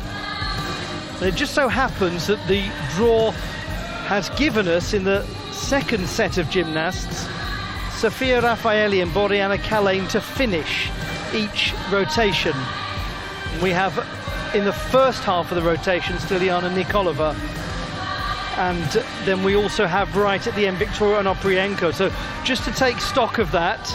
Oh, and by the way, there's Daria Varfolomeev, who is right in the middle of things. So as I say, just to take stock of that, we'll have Nikolova early on in each rotation. We'll then have Varfolomeev pretty much just after the middle, not quite in the middle. She'll be followed by Victoria Onoprienko.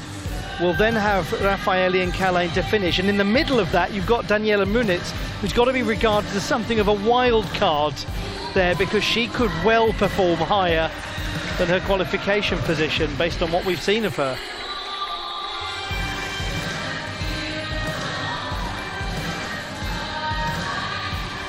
It's all idle speculation, but that's part of the fun of sport.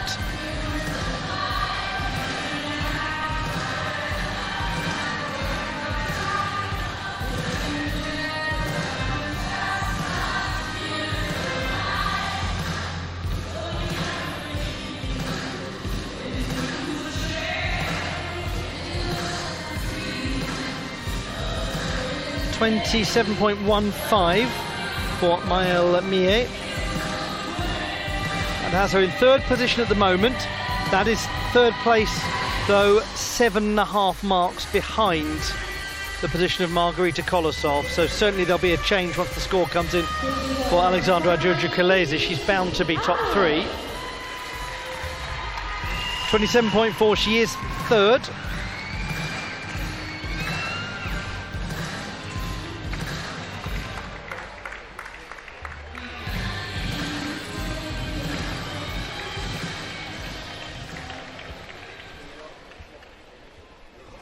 Next to perform is Fanny Pignitsky from Hungary.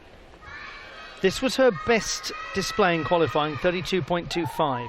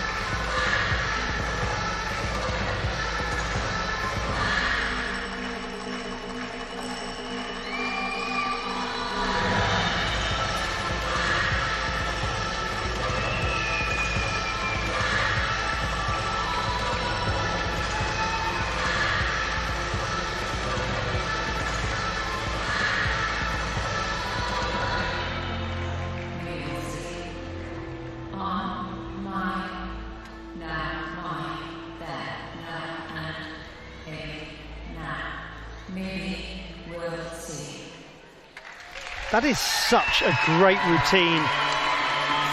It's so nicely constructed. She works beautifully with the music. It wasn't today to quite the level it was a couple of days ago, but it's got real high scoring capacity.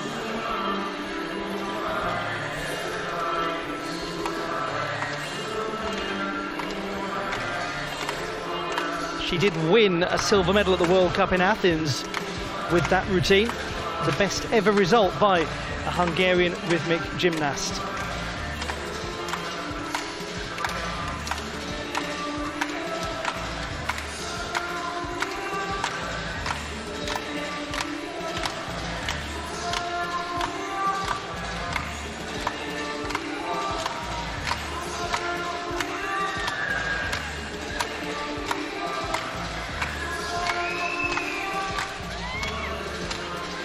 The difficulty in this exercise is palpable from start to finish. Not only is she doing things like rolling the hoop over the two body segments, and more than that, she's doing it while she's on the ground. There's change of level. She's implicating all parts of her body, and right to the end of the routine, there's difficulty.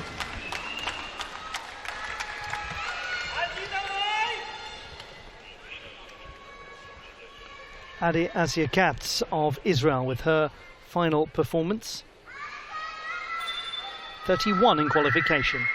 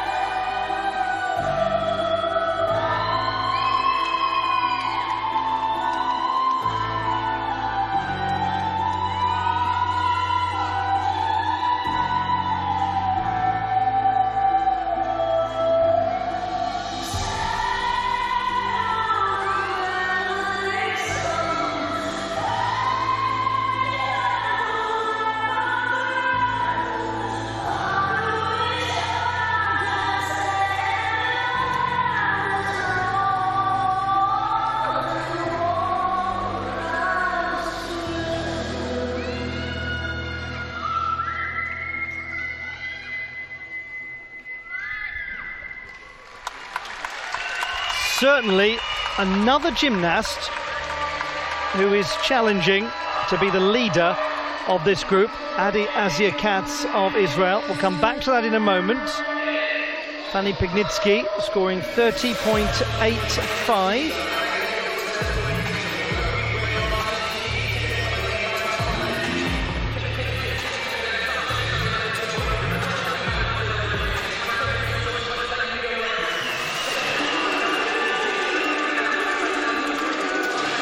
The score required for Adi Katz to go into the lead would be quite beyond what she produced in qualification, and she did have some issues. Now, meanwhile, we're just going back to look at Margarita Kolosov.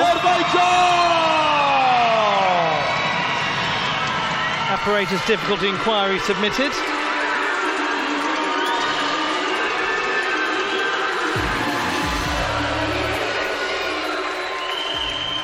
Final performance for Azerbaijan, Zora Agamirova.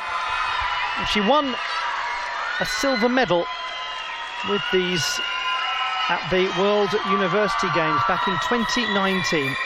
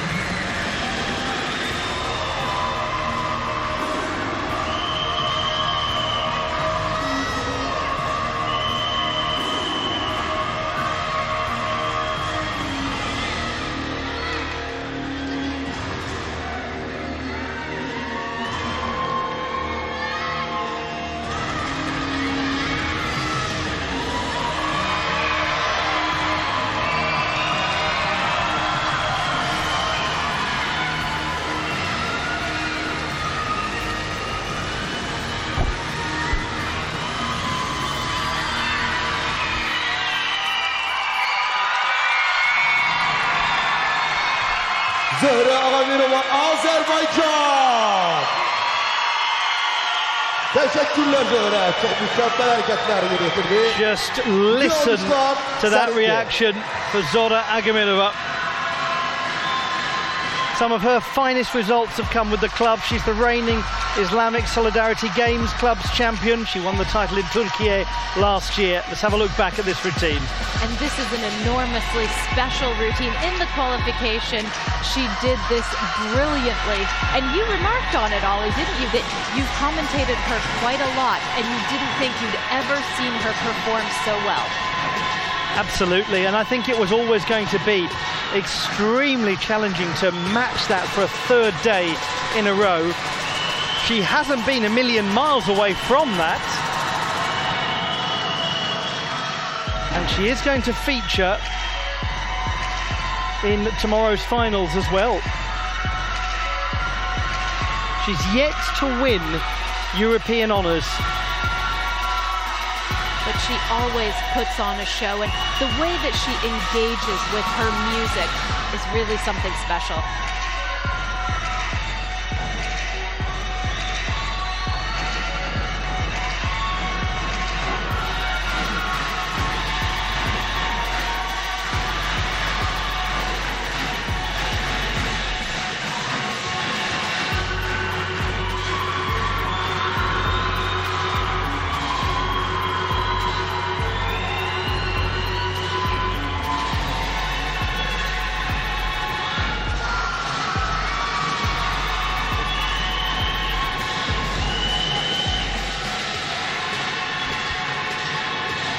They absolutely adore her here. They have not stopped cheering since she left the carpet.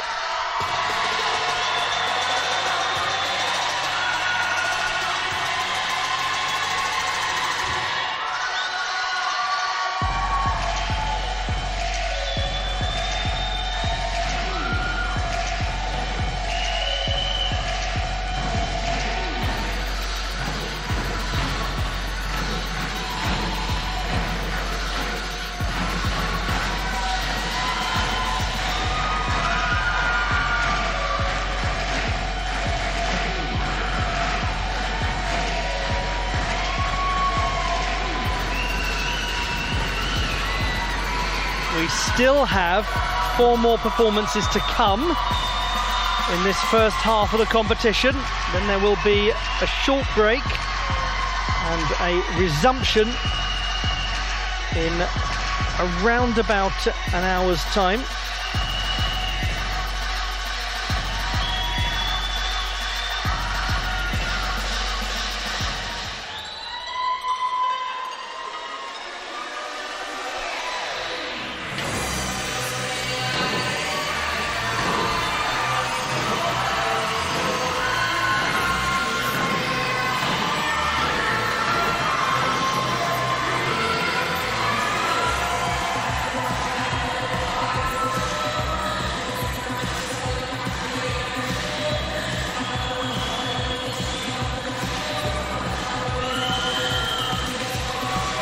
We are awaiting an inquiry outcome. Margarita Kolosov of Germany with the clubs.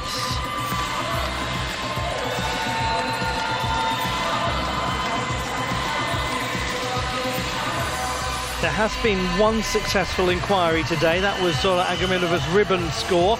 It went up by 3/10.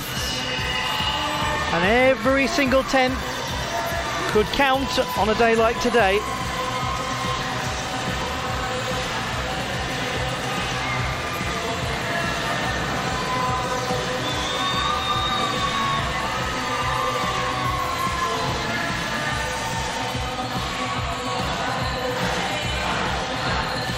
The inquiry process has to be completed before the competition can continue.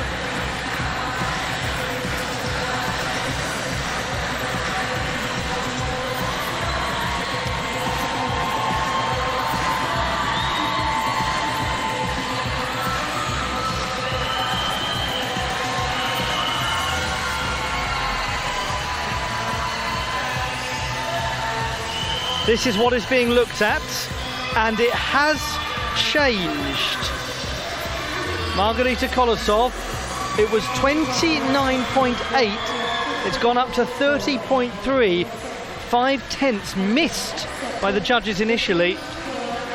That was worth challenging, very worth challenging. 28.95 for Adi Katz.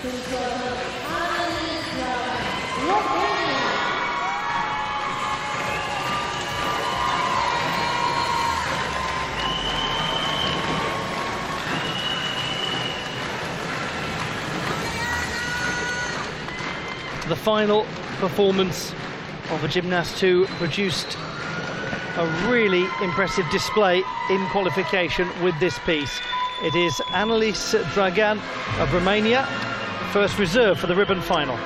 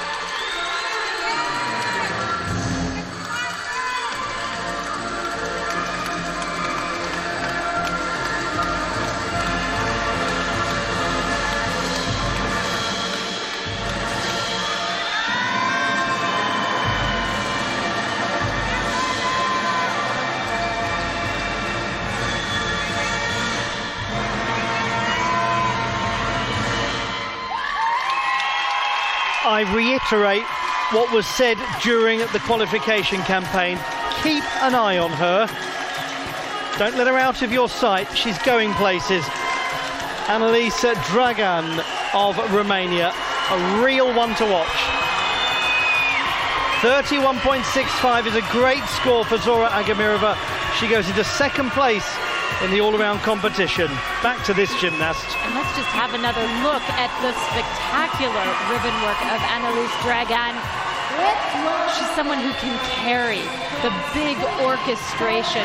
And this is a routine that is bound to play very well in Spain at the World Championships later this autumn. It's already highly refined. Her body difficulties, spectacular, particularly the split positions that she gets with her balances.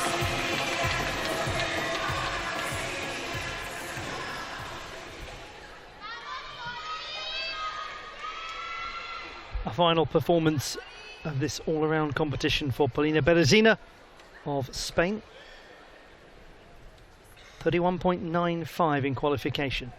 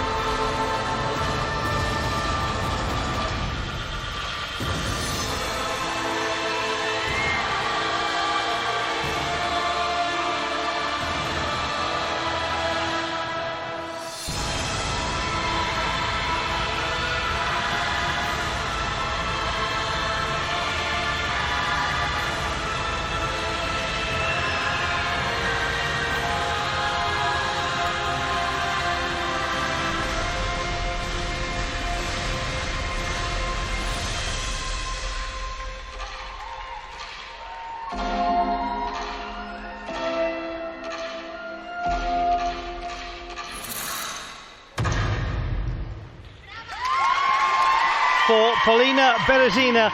Valencia is calling, and it is her time. She bids farewell from this all-around final, though we will see her return for apparatus competition tomorrow. What more can we say? Time is on her side. And yes, indeed, just as you said, Ollie, Valencia is calling.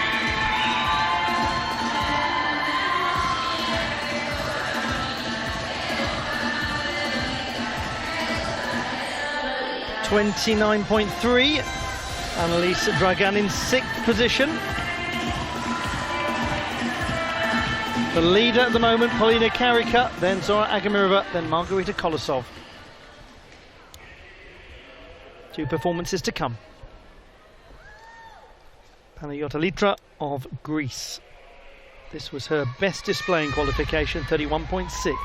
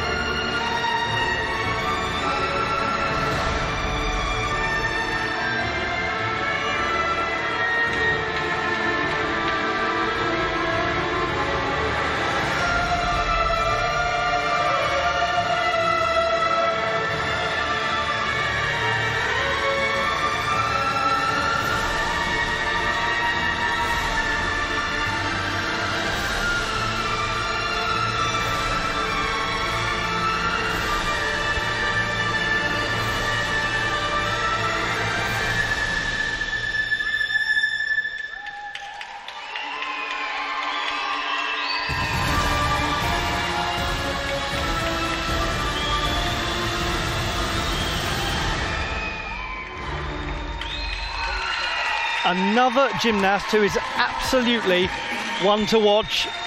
Greece's Panayota Litra. Again, only 16. Burst onto the senior scene last season, and we'll see a lot more of her in years to come. Oh, and it's all there, isn't it?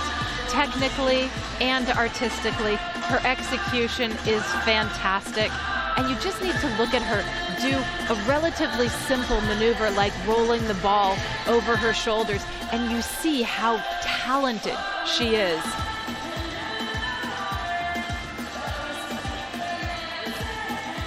Tremendous positions, great concentration, the dynamic element with rotation, catching it unsighted and without her hands and on the ground. That gets her a bit of bonus. Good dynamic balance to a front scale balance. And then the ever important turning leaps, hitting the ring position, her head tilting back, her back leg above 180 degrees, and doing them in a series. And the judges are just tabulating and adding and adding and adding to the D score. And not detracting very much from the execution either.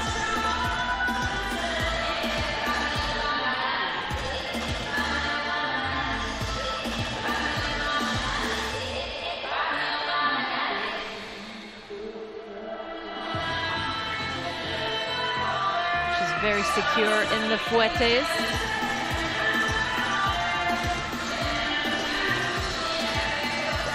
Note that the foot that comes into contact with the floor is not moving around very much. And that's important when it comes to difficulty as well.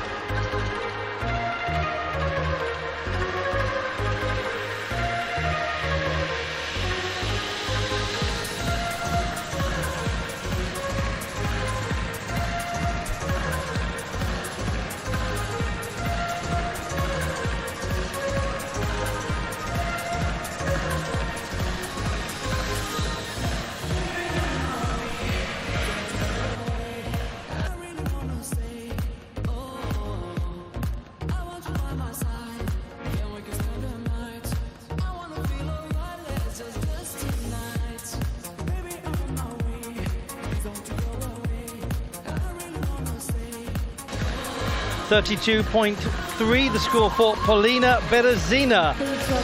That is an improvement from qualification. It was already her biggest scoring routine. She's in third place in the all-around at the moment. This is the last performance now.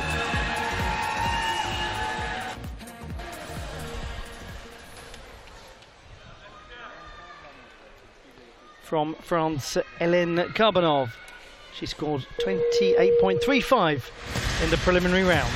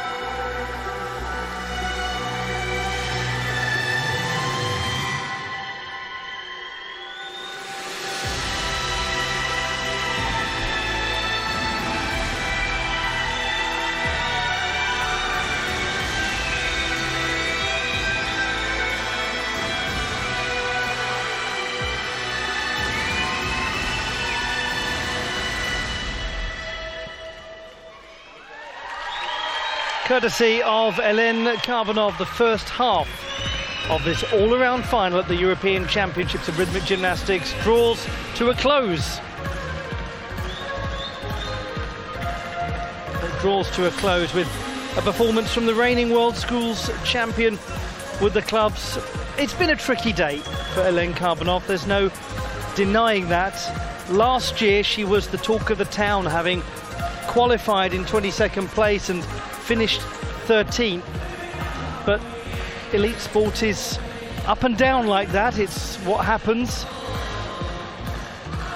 And she has a lot to take away from this week in Baku. The road continues. 29.6 for Panayota Litra. That has her in 6th position. So at the moment it is Karika Agamirova-Berezina. We're just waiting for the score for Hélène Karbanov to come in, but it will need to be something very surprising if it is going to challenge. Now another inquiry submitted here for the performance of Annalise Dragan.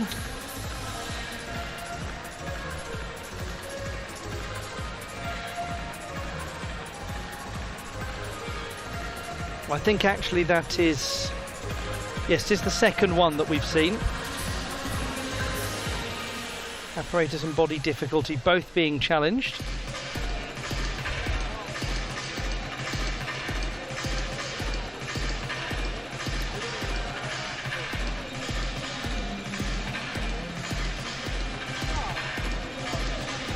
This, I believe, the 5th inquiry so far in the competition, of which... That's today, I mean, of which 2 have been successful, 2 rejected, 1 in progress.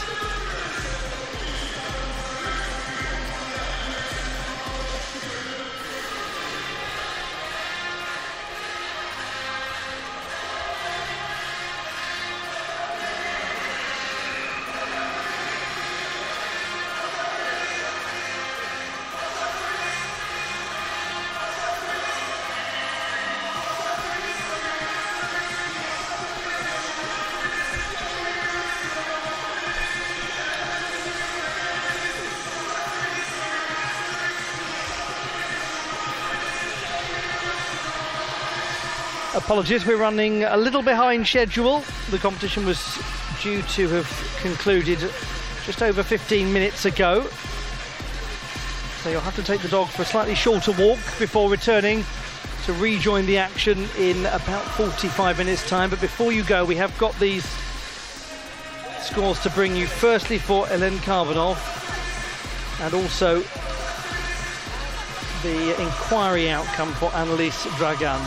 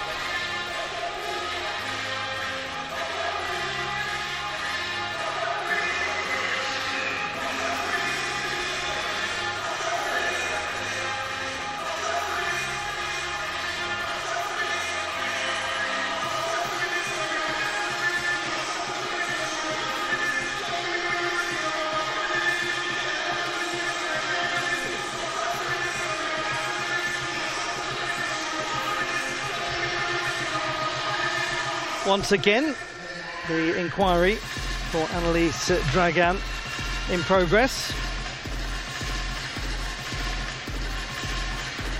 And then the score for Elen Karbanov with the clubs, that's also being looked at.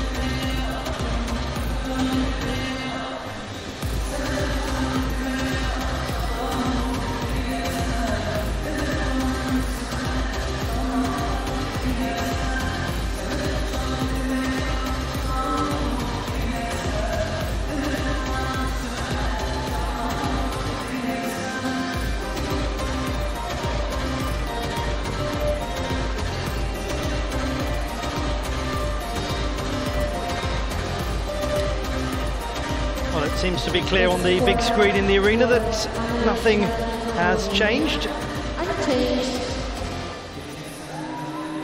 Confirmation of the unsuccessful inquiry for Romania's Annelies Dragan. Yarışlarımız saat 15:45'te devam edecek. 26.6 for Elen Karbanov. That has her in 12th position in the all-around standings. And that brings us to the halfway point of proceedings. In 40 minutes time we will have the next group, but this is what we know so far, although that is just the club's score, so not enormously useful in terms of the wider narrative of the competition, but good to see such a performance from Zora Agamirova. That is the clearer picture. Polina Karika of Ukraine, the top performer, and really when you consider she was 14th in qualification, that is a super day that she's had. Agamirova second, Berezina third. Those are your top three. It is now the job of the rest, the other half that are to come, to try to displace them. Can they do it? Who will do it? Will they do it? You'll find out in just over 30 minutes time. Join us again please at 1:45 for more action from Baku.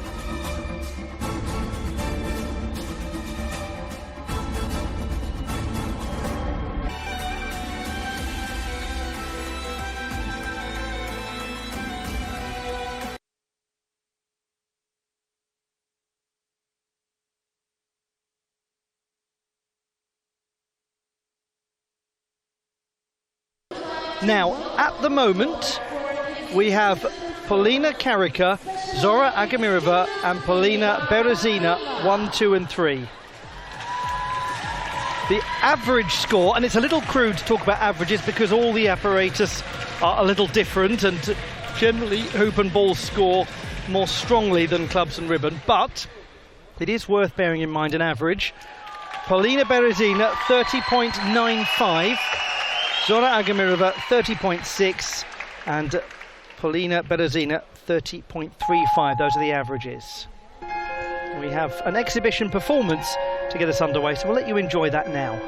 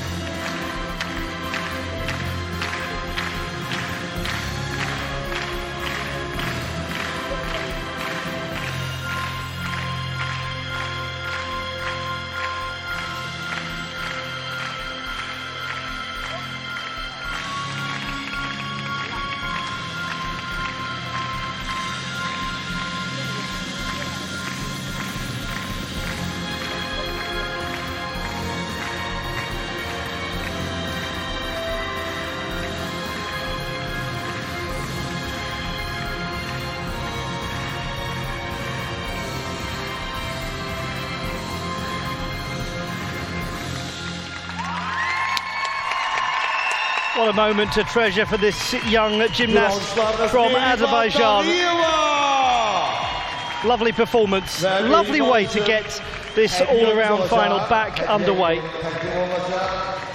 Moment to really treasure that, performing in the National Gymnastics Arena in front of a huge crowd. Now that was a confident and really nice performance.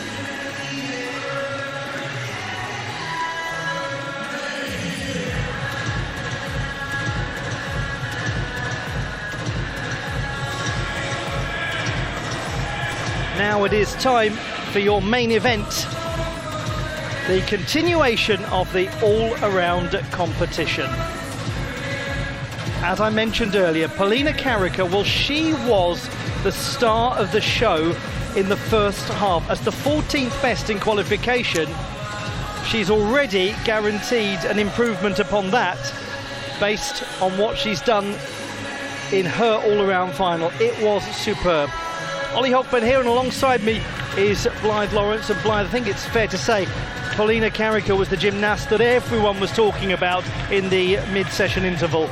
She had it all in the first set. There was elegance, there was supreme control, and there were really beautiful performances.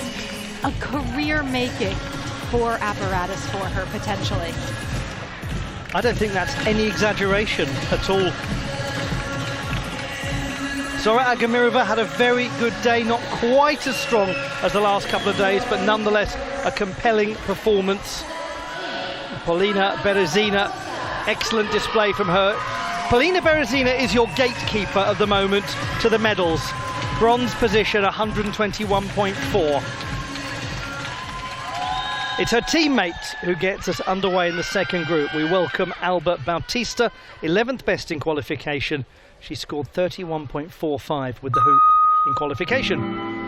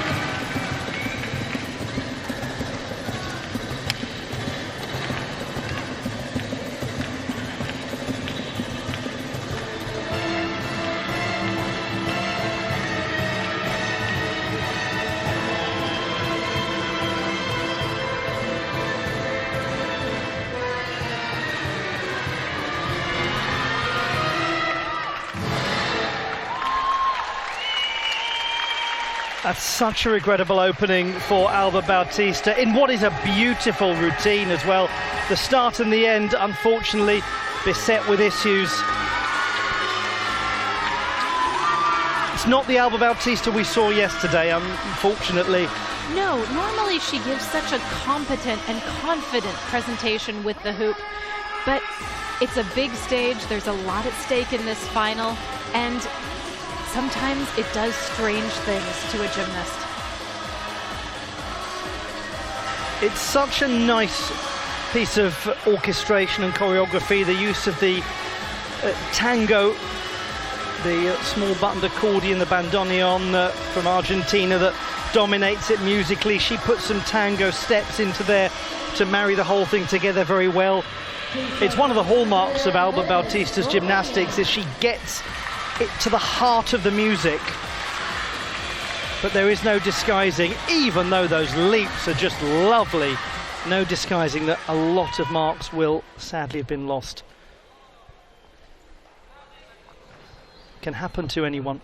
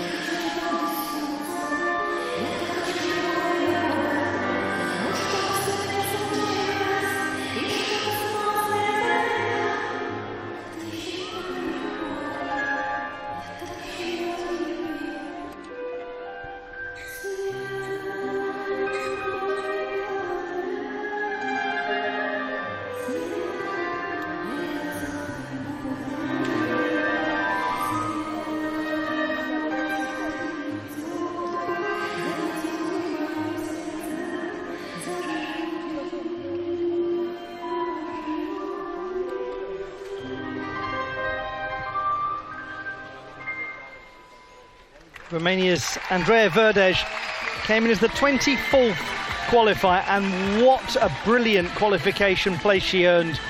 It was her work with the clubs and ribbon that got her into the final. She was not in a good place after the first day. This is a much better performance with the ball than she showed in qualification. A few little imprecisions here and there on some of the rolls and balances, but nothing major to speak of, and that is already a huge improvement from what she displayed before. The 22-year-old, she's from Iași, where Alexandra Agiurgiu-Chilezi was born, the Italian gymnast who we saw in the previous group. A move that you'll see a great deal in this all-around final, the horizontal fouettes. More difficult skill in terms of what it's awarded than the passé position fouettes. 27.2 for Albert Bautista. And not as difficult as the high leg fouette, which is also employed by some gymnasts.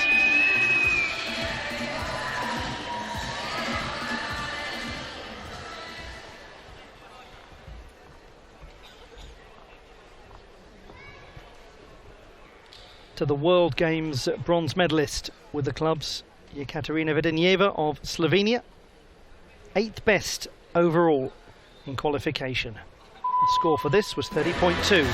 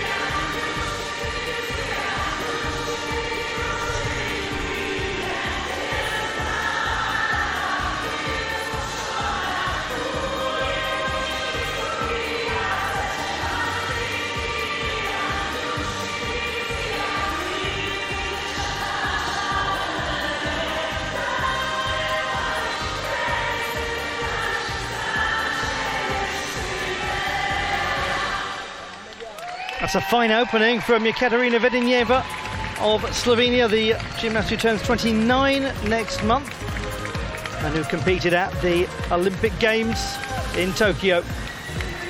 27.5 for Andreea Verdej. It's a very small improvement from qualification by 0.05 of a mark.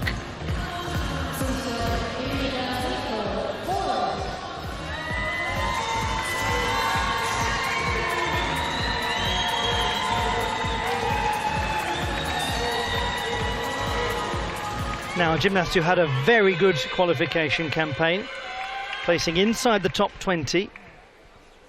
Poland's Emilia Heichel. She starts with the ribbon. This was the score she discarded in qualification, 25.45. You've been hit by, you've been shot by a zoo.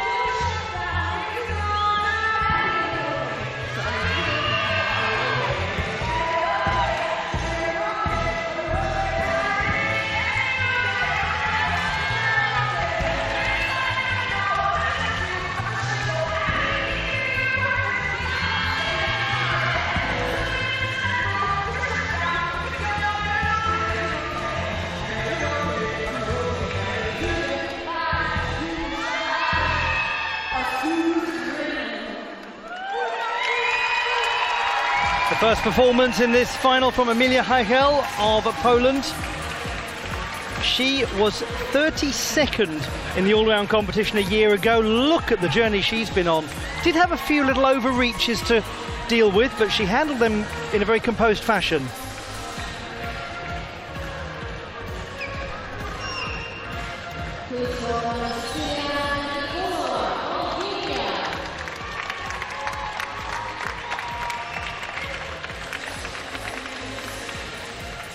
Now this is a significant number, 31.25 for Yekaterina Vedenyeva. She gains over a mark from qualification right off the bat to the top performer in qualification, Bulgaria's Tiliana Nikolova.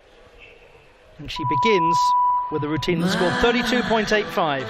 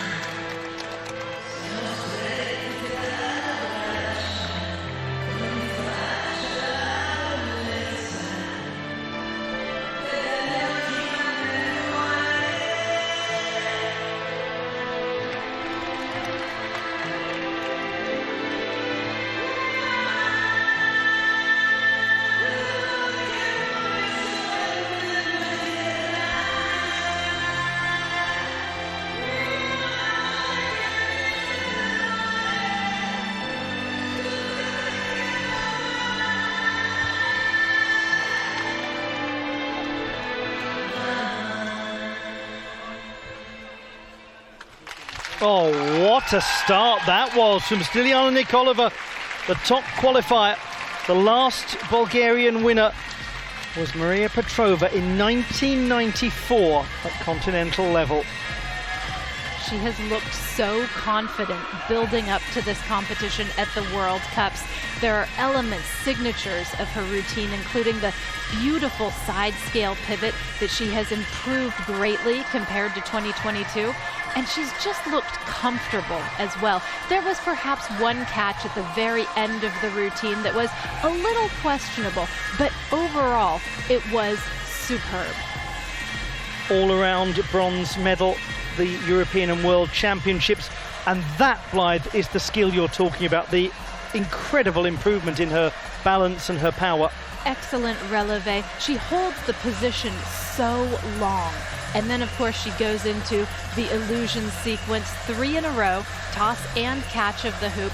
That's important for her difficulty. It gets her a whole lot, but really everything she does in this routine is packed with difficulty. This, for example, the split leap in the ring position and then grabbing the hoop as it passes through her body. That's important too.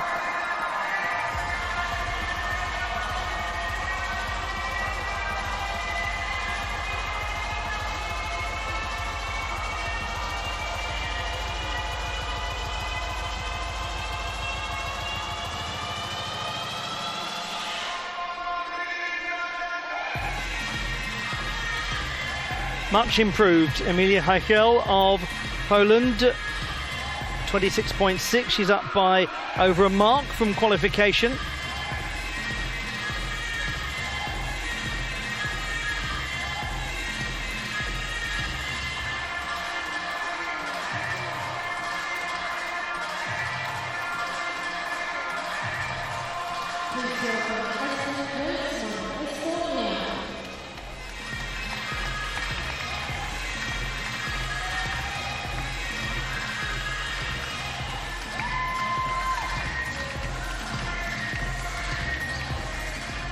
The 23rd best performer in qualification, Estonia's Esther Kreitzmann.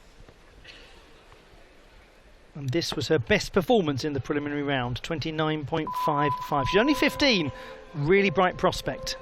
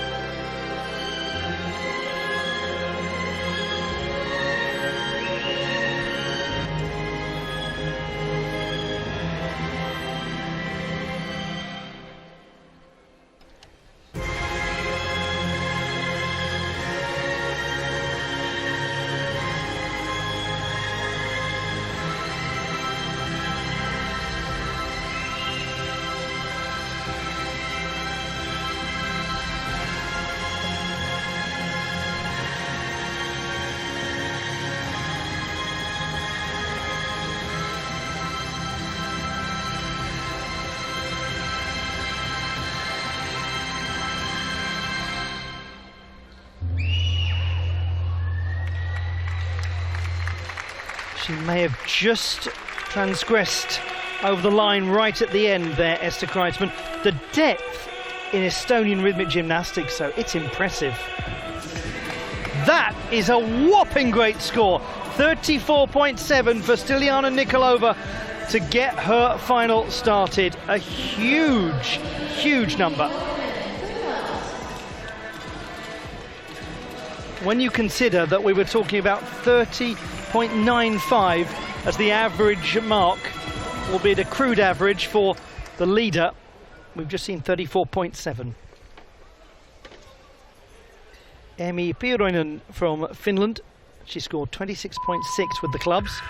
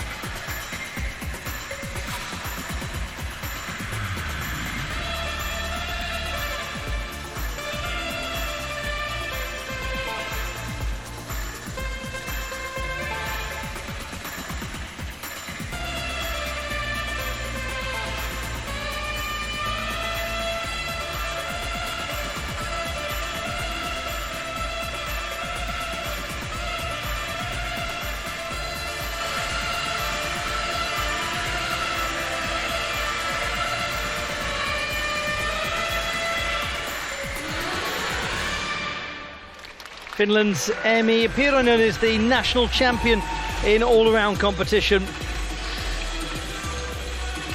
She'll be finishing her campaign with the ball, where she's also the national champion. So a very good performer at just 15. And it was quite a strong beginning for her. The only issue in the routine really was the loss of the club just before the end. And because she doesn't have to take a lot of steps to retrieve it, the deduction she receives for that will be much lower than, say, if it had gone out of bounds.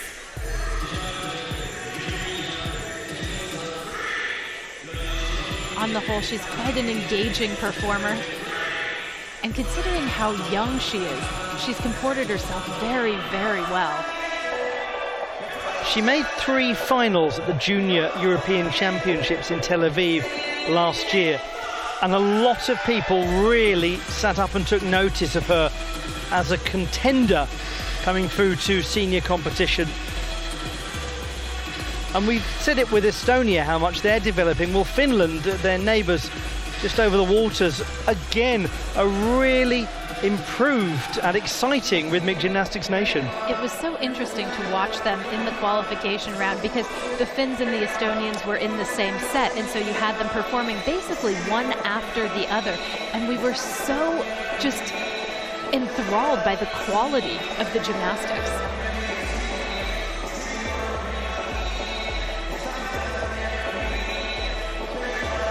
Very lovely pivot with her leg close to her head, dressing up the dynamic balance into a cabriole. And her sequence of fouettes with leg at horizontal. It's important for the gymnast's difficulty that her foot doesn't travel, the foot that's anchored to the floor during those fouettes. And that, of course, the only place where there's a real tangible deduction here.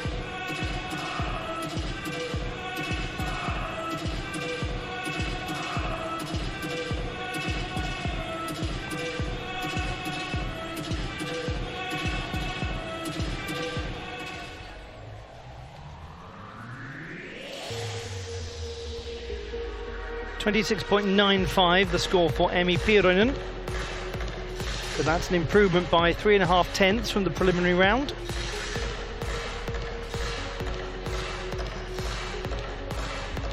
.27.8 for Esther Kreisman, so she has dropped down by around a mark and a half. That was her strongest performance in qualifying.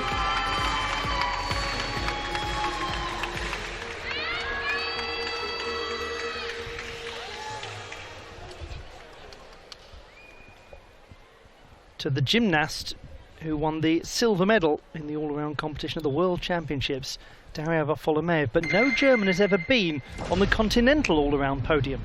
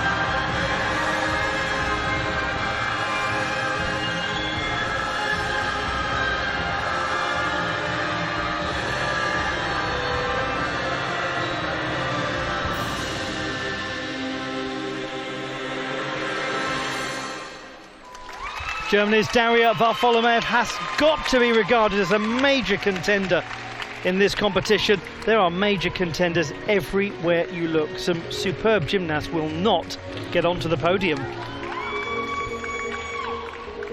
But who will? This is going to keep us guessing, I think, today. In many ways, this is a very favorable draw for her because starting with the ribbon means that she will finish with the ball and with the clubs, and those are arguably her two strongest apparatus. Of course, at the World Championships in the all-around final back in October, she finished with the ribbon, and that solidified her medal. To Victoria Onoprienko of Ukraine, who was absolutely terrific in qualification, the fourth best.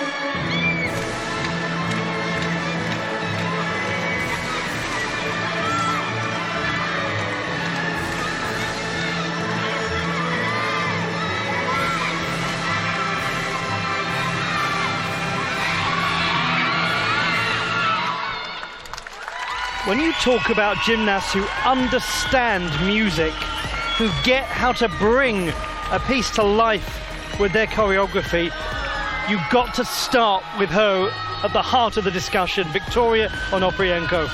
This is a routine you can imagine playing very, very well with the crowds in Valencia later this year. And it's a routine that has already played very well with the judges in this arena. This was very strong overall.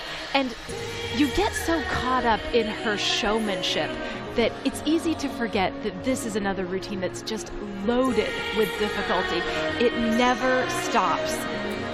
This was her big scorer in qualification, 33.65. It's going to be a key part of her final. That's a big score, 32.1. Daria Varfolomeev has gained 0.7 of a mark from the preliminary round.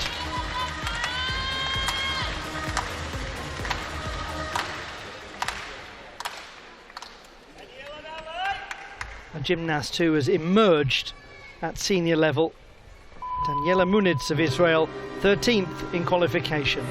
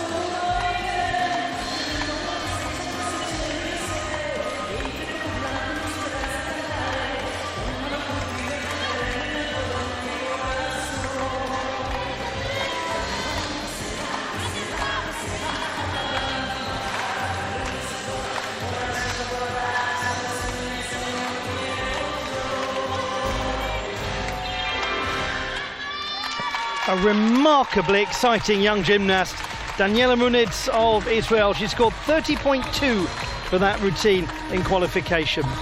Victoria Onoprienko's score is 32.85, so that is a drop of 0.8 from qualification, but it is still a big number. To watch Daniela Muniz perform, you would never know that she is in her senior European Championship debut. She is well on her way to being one of the revelations of this competition. She's come here having won 2 gold medals at her home Junior European Championships last year, so we know she can handle pressure.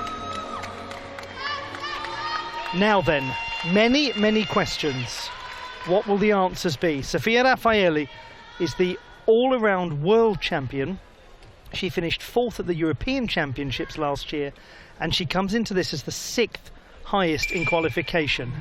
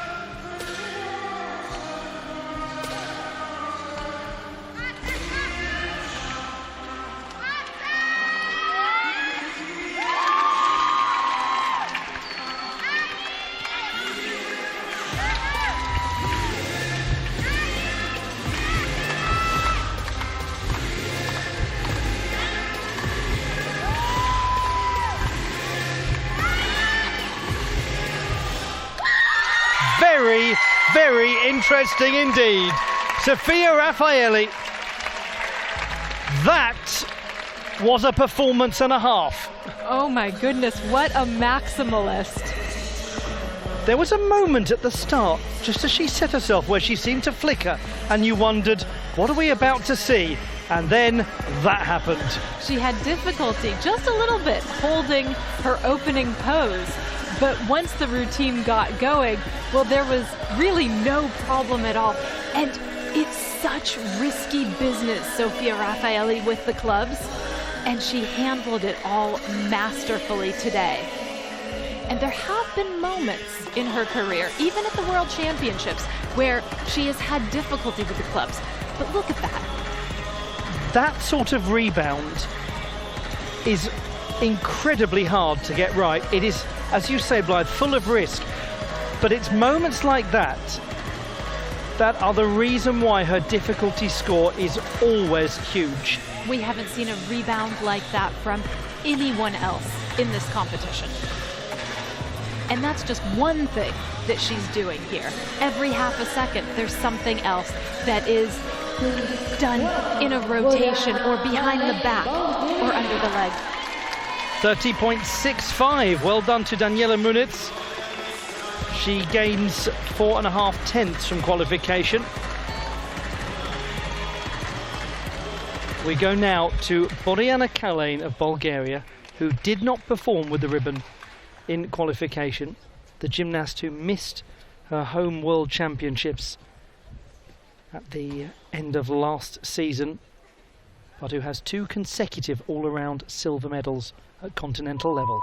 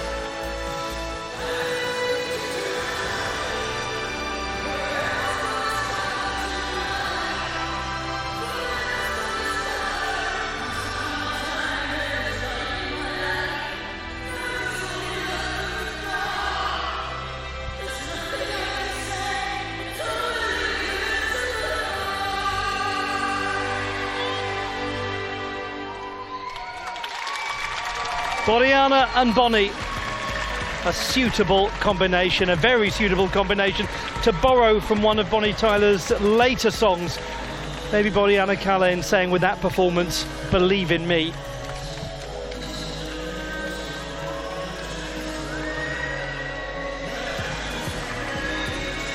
This is what we're now going to see in the second of 4 rotations. We'll give you an update on the standings just as soon as we can.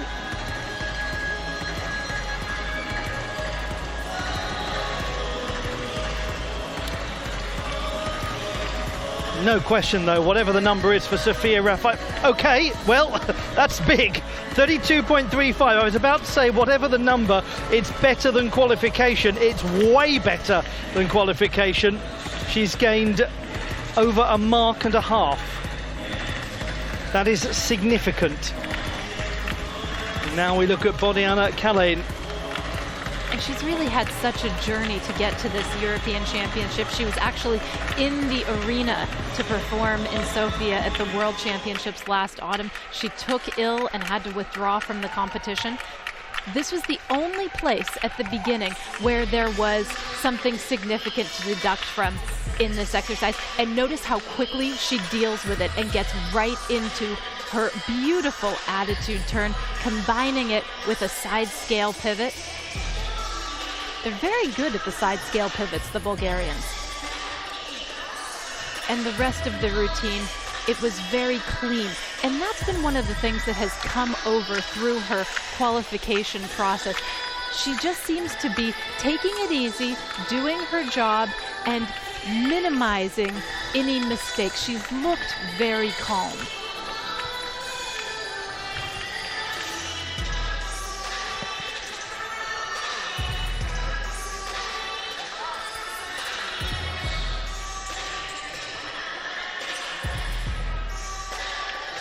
From an execution standpoint, certainly a fair amount to deduct right at the start, but from an artistry standpoint, well, this ought to do rather nicely. And from a difficulty standpoint as well, of course, one of the trademarks of her gymnastics is her amazing fouette pivots, and there are a lot of them in every exercise. She's so high up on the standing leg. It is extraordinary athleticism.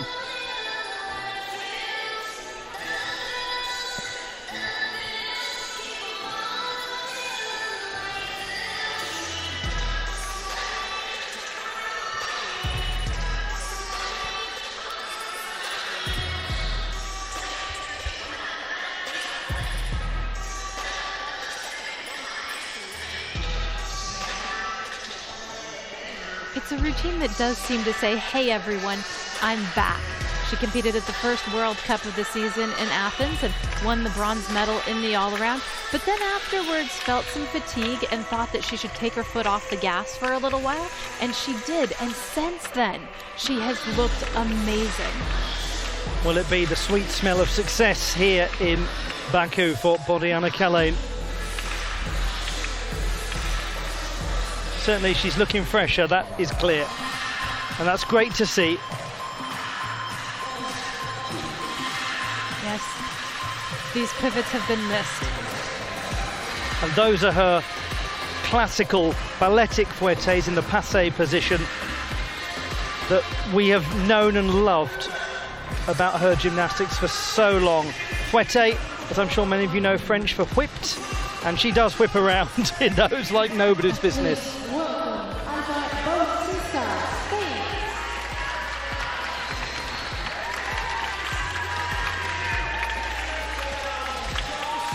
31.25, Bodiana Kalane's score.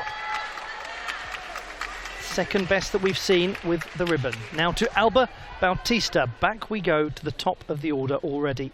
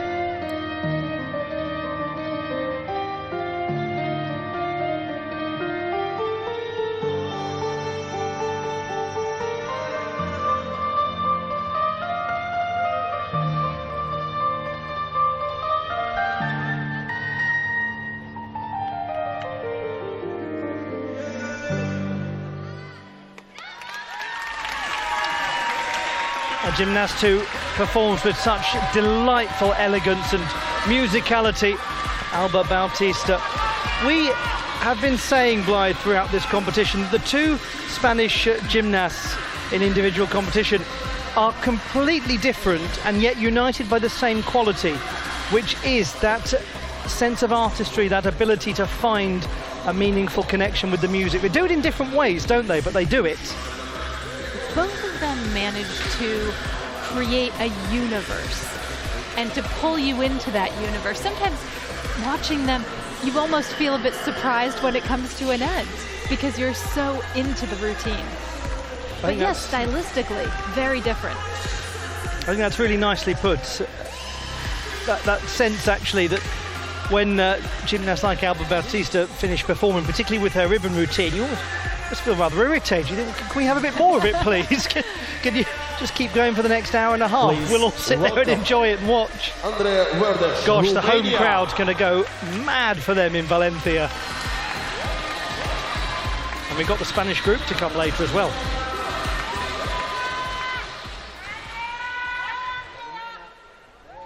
Representing Romania, it's Andreea Verdej. This was a really important performance for her yesterday in getting into the all-around final. She scored 27.3.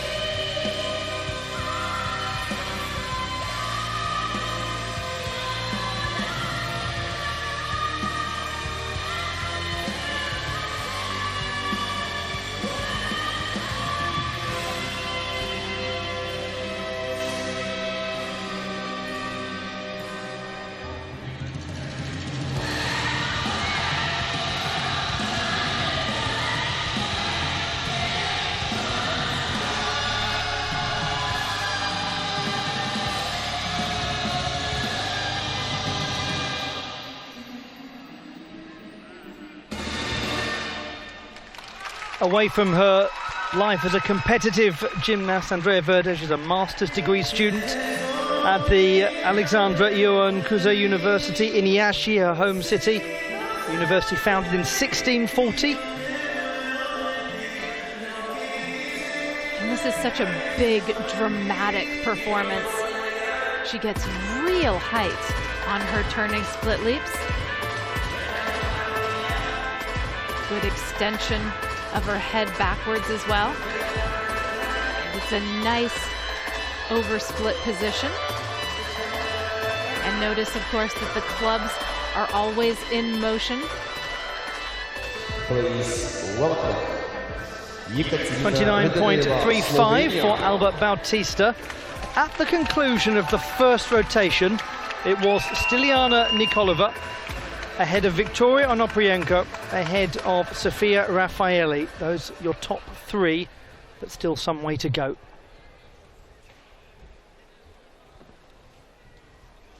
From Slovenia, Ekaterina Vedenjeva. She scored 31.15 with the ribbon in qualification. This has always been one of her strongest apparatus. World Championship bronze medalist.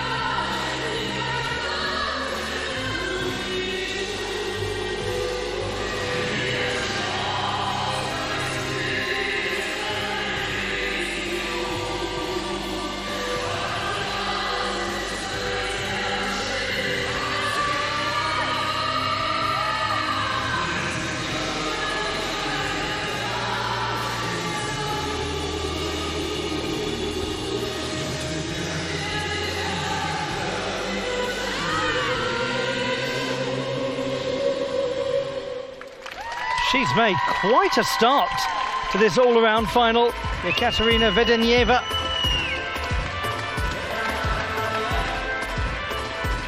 She said, if you believe in a dream, you follow it. And my word, has she followed it. Followed and followed and followed to the ends of the earth to produce her best gymnastics beyond the point where most have retired. And despite her, you know, in quotation marks, advanced age, she has been producing some of the very best work that she has ever done.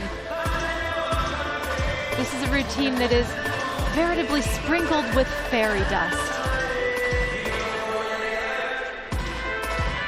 And just as we talked about with the Spanish gymnast, the gymnast that creates the universe with her routine is the one that gives us something a little extra. She is an actress. And she is also an almighty ballet dancer. I mean, the pure balletic skill is so refined. Look at the standing leg there. So high up on her toes. Releve is never an issue. In fact, it's a revelation with Vedenieva. And it's such a glorious performance that you almost hate to talk about the technical things. There was one place in this exercise, the boomerang, where she releases and pulls back the stick by holding the end of the ribbon and then catching the stick, where she did have to kind of lunge to the side, and that will be an error of trajectory. The judges will see it. But again, it's almost a pity to talk about when you have these amazing spirals and the attitude derriere position in pivot, and this lovely little fouette jump that she adds at the end. When you're looking at that, it's hard to concentrate on anything else. More than lovely, it also gives some precious difficulty. She's not one of the highest scorers when it comes to difficulty, but she tends to be right up there with artistry and indeed with execution. And as you have said on many occasions over the years, Clyde, there's more than one way to build a score. There is. She came up during a period where execution was really the most paramount thing in rhythmic gymnastics, and she has rather weathered the changes to the code that have brought difficulty to the forefront.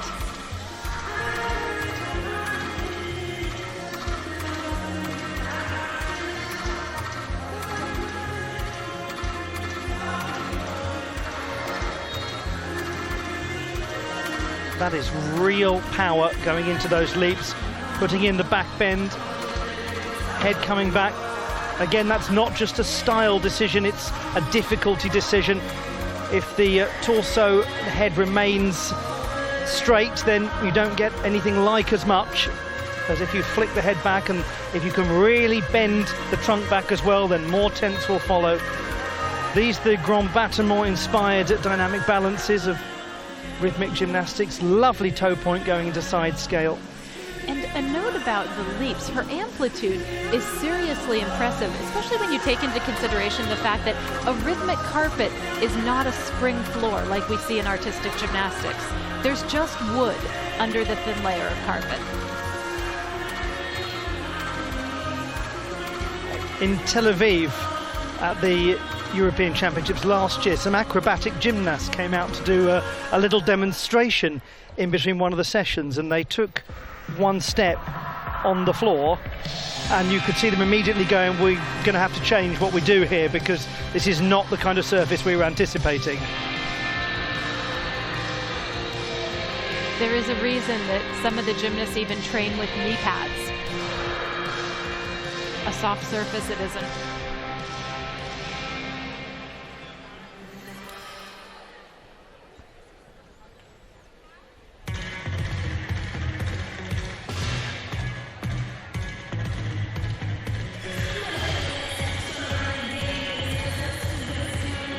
The score still to be released, to be finalised for Ekaterina Vedenieva.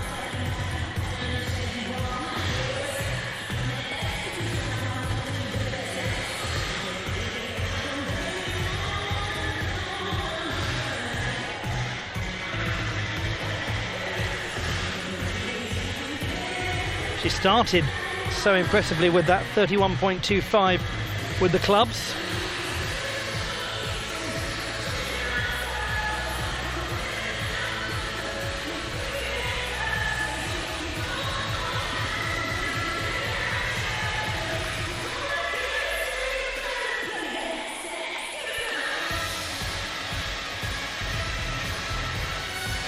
And for those of you who are real purists about balletic technique, we've decided just to leave Ekaterina Vedenieva on a 24-hour channel for you. Now here we go, we've got a score coming in. 27.9 for Andrea Verdes with the clubs. That's a gain of 0.6 from qualification. 30.15 for Vedenieva. So she's lost a mark from qualifying, but she gained a mark with the clubs. 6 of one, half a dozen of another for her so far. Next, the young gymnast from Krakow in Poland. Now, there's room for this to be higher scoring than in qualifying. Emilia Heichel hit 27.55 on the first day of competition. What can she do here?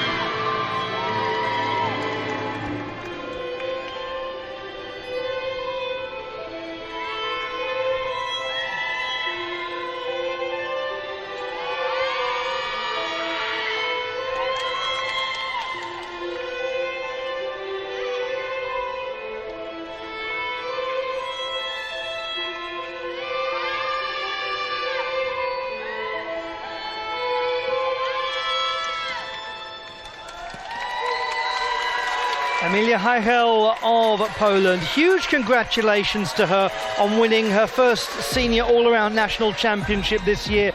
She was the silver medalist in 2022. It's a great accomplishment to get to the top of the tree domestically and to qualify in the top 20 for a continental final. Very impressive. Now then, the inquiries are upon us. Boriana Kalane challenging her body difficulty.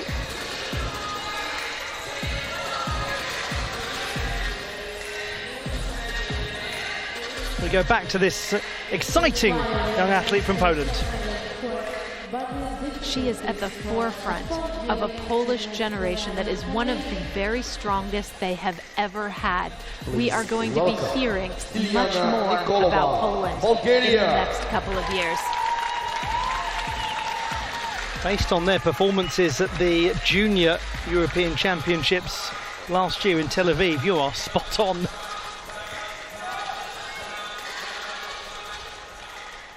The top performer after the first rotation, Stiliana Nikolova of Bulgaria. This was her best display in qualifying. She scored 34.6.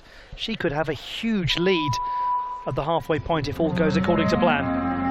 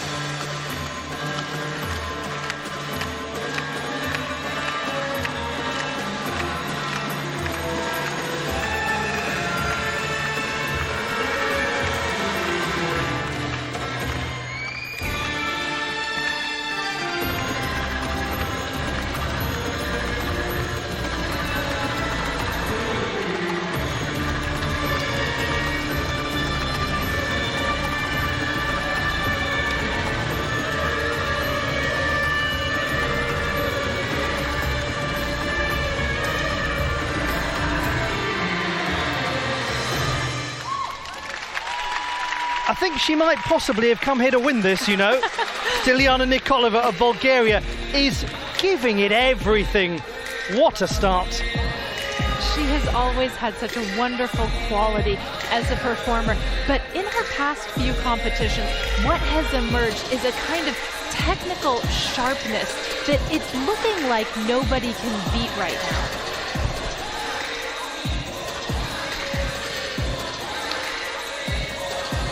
She dominated at the Baku World Cup last month. She might be about to dominate at the Baku European Championships. 29.65 for Emilia Hajel. Well done to her, because she's gained 2.1 marks from qualification. That's a terrific result.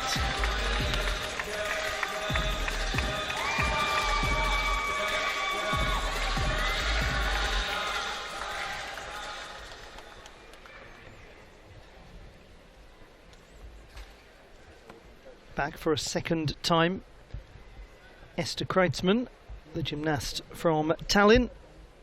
And we just remind ourselves, this is her senior international debut, and she's made it into a European all-around final.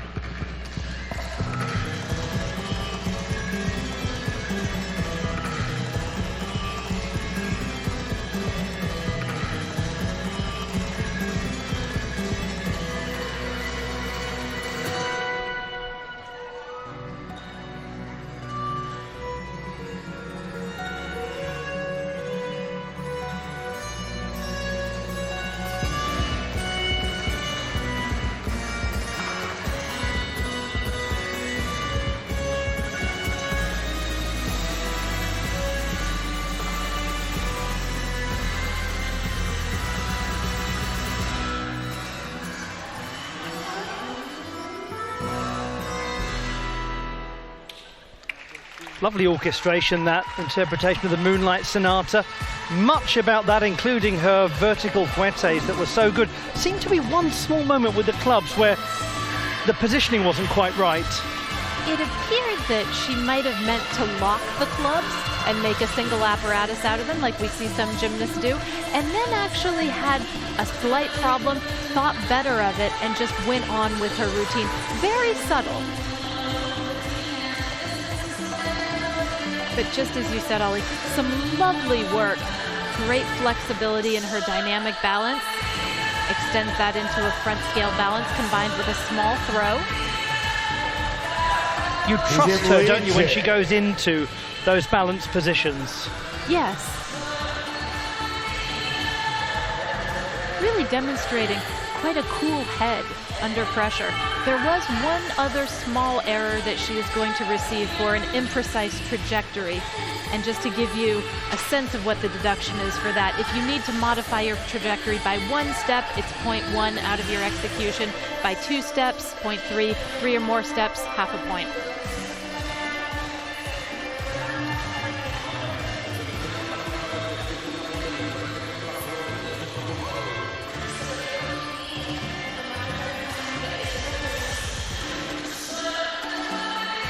Now, she won the bronze medal in the all-around competition at April's National Championships in Estonia. What does that tell you about the competitiveness of the Estonian National Championships? That's exciting. And the more competitive it is, the better it's going to be for all of those gymnasts. There's some very experienced gymnasts in the country, like Polina Marashko and Melanie Keller. And you've also got, I say very experienced, they're still young, those gymnasts.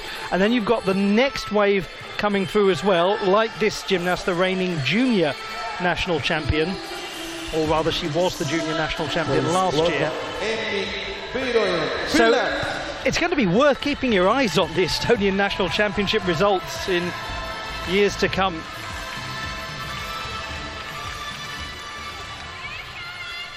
It's another enormous number, 34.75 for Stiliana Nikolova, 28.1 for Esther Kreisman.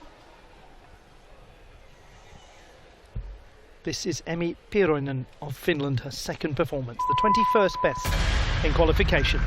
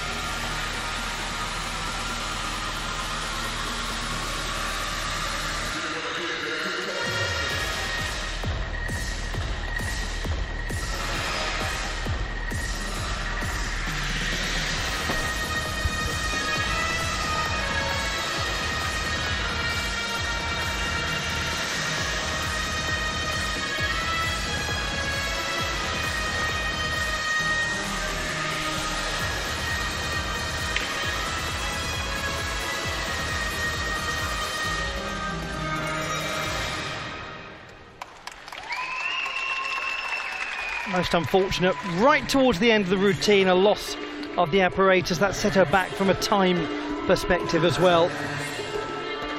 She was wonderful in the national selection for these championships, the top performer. And she is following in the footsteps of many Finns who have done great things on the international stage, the likes of Yuki Tikkanen, Ekaterina Volkova, both gymnasts who've really made their mark over the last decade. Daria Bartholomew, Germany.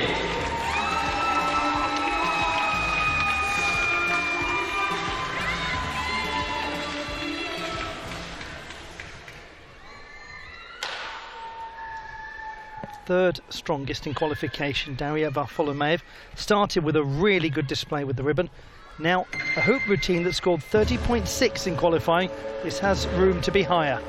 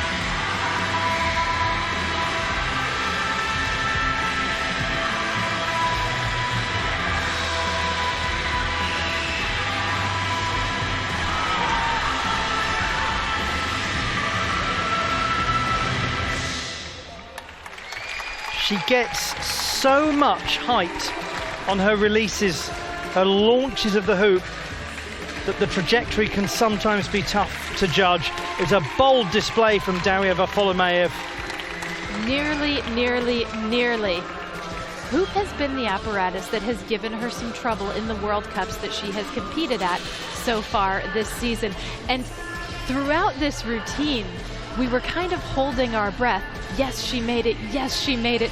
And it was just at the point that you almost let yourself go, okay, she's through it. But we've seen that happen once or twice just at the very end already in this competition. Well, there is a very compelling body of evidence in sports psychology that says it's often at the moment where you're almost through it in elite competition that you can be at your most vulnerable. It's a lesson that every rhythmic gymnast learns at one point or another, it seems, that it's never over until the very last second and you've hit your final pose. But there's so much difficulty in this routine. She's attempting so much.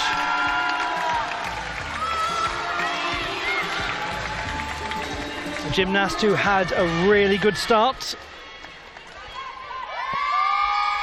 Performing now with the ball, Victoria Onoprienko of Ukraine, 31.2 in qualification.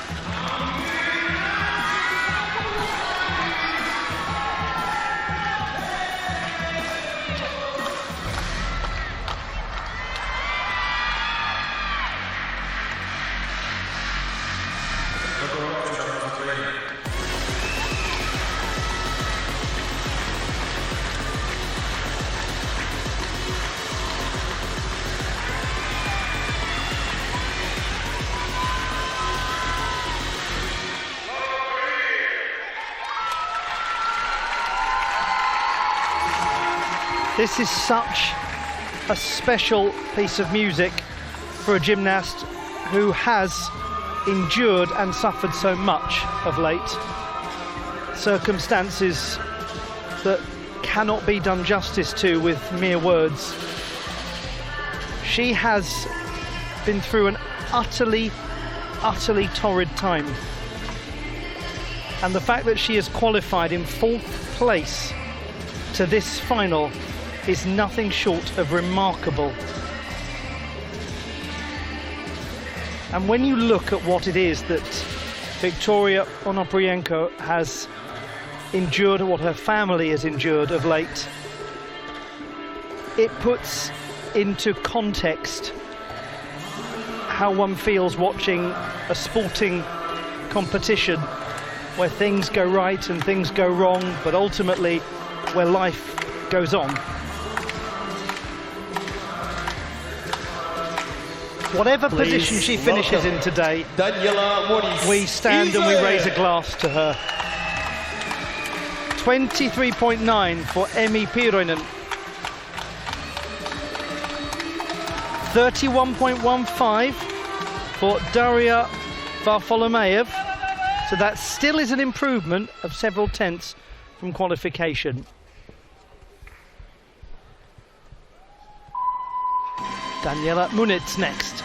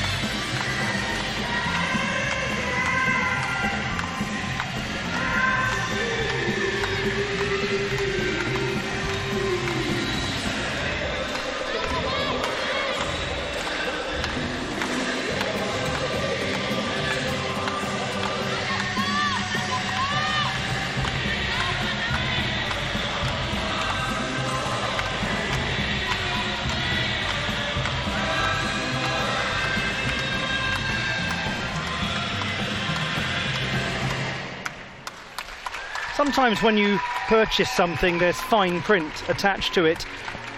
With Daniela Muniz, there's an asterisk saying, please see future competitions for full details.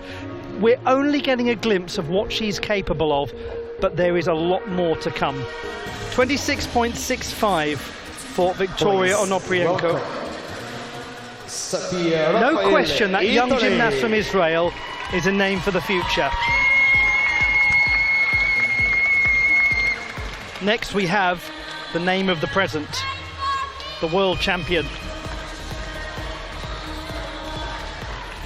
But what score in qualification?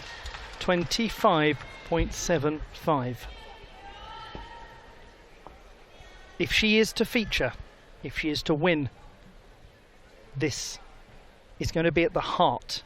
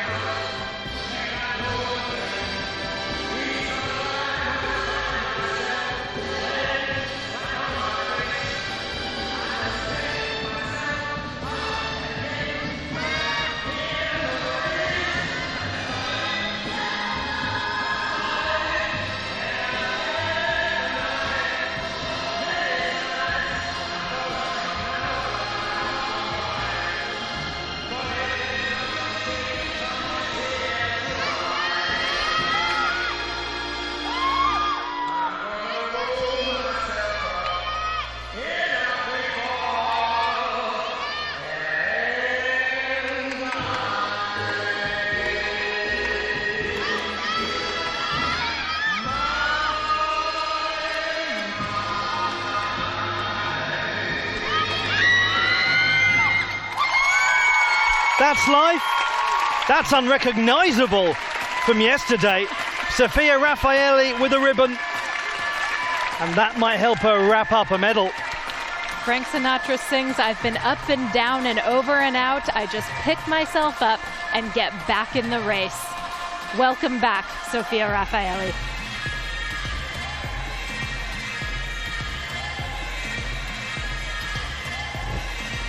Isn't qualification a funny thing? Aren't finals beguiling sometimes? Isn't sport wonderful?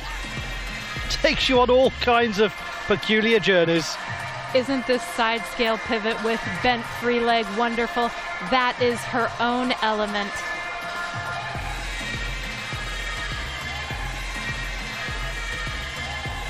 Fantastic front scale pivot.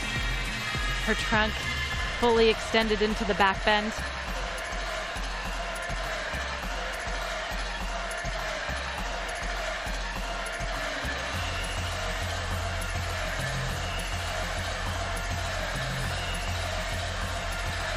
And the penché pivot, she does hers in the ring position. Now, there should be contact between the foot and the head, and there isn't. And if they want to, the judges can take a deduction for that.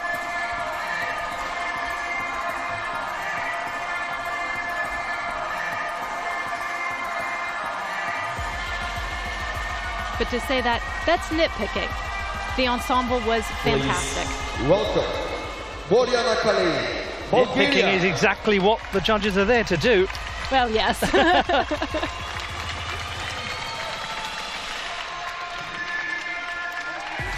27.45 for Daniela Muniz.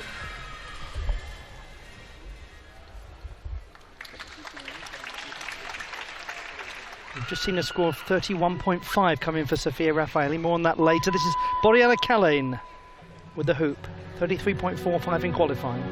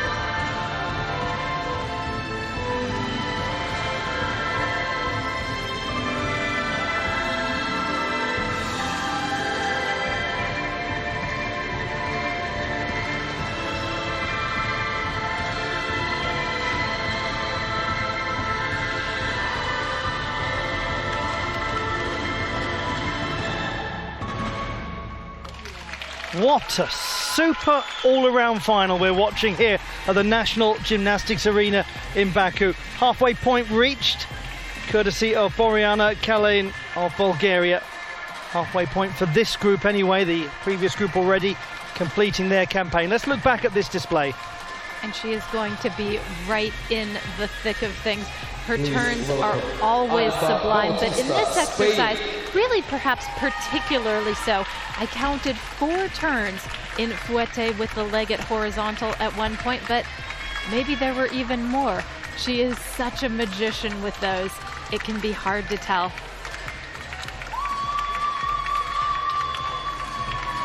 Now, we can't update you on the halfway standings at the moment because we're still waiting for a score to come in, but we're back at the top. This is rotation 3. It's Alba Bautista with the clubs. 28 in qualification. This was the routine she discarded.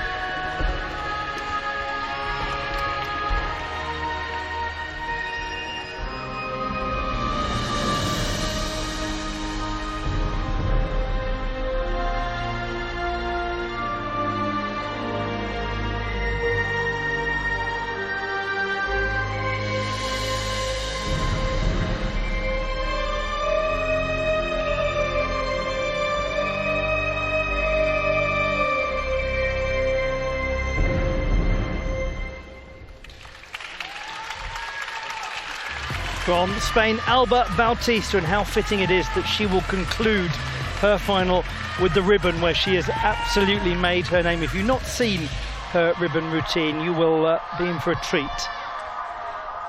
And there are moments in one's life as a gymnast where you wish that you could erase parts of a routine. There are 2 parts in this exercise that I'm sure she would like to be able to do again.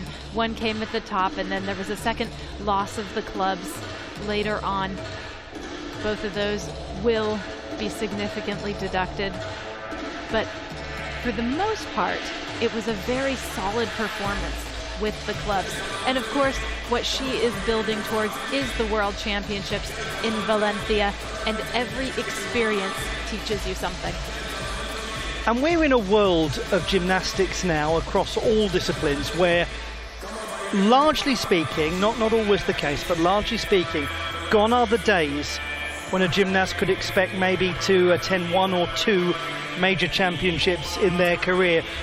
We are seeing people now come back for a 6th, 7th, 8th European championships, attend 5 or 6 world championships. So gymnasts play the long game now, and we see people hit their peak at different stages of their careers. Alba Bautista is already a world championship medalist, won with the team last year. She's only 20. There's much more time we're going to get to enjoy her work.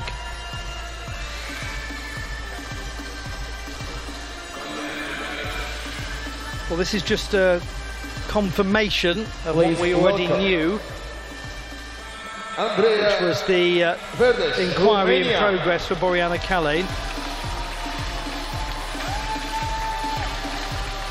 Just to restate earlier, Sofia Raffaelli 31.5 with the ribbon. That's a big jump from qualification. We now go to Romania's Andreea Verdej.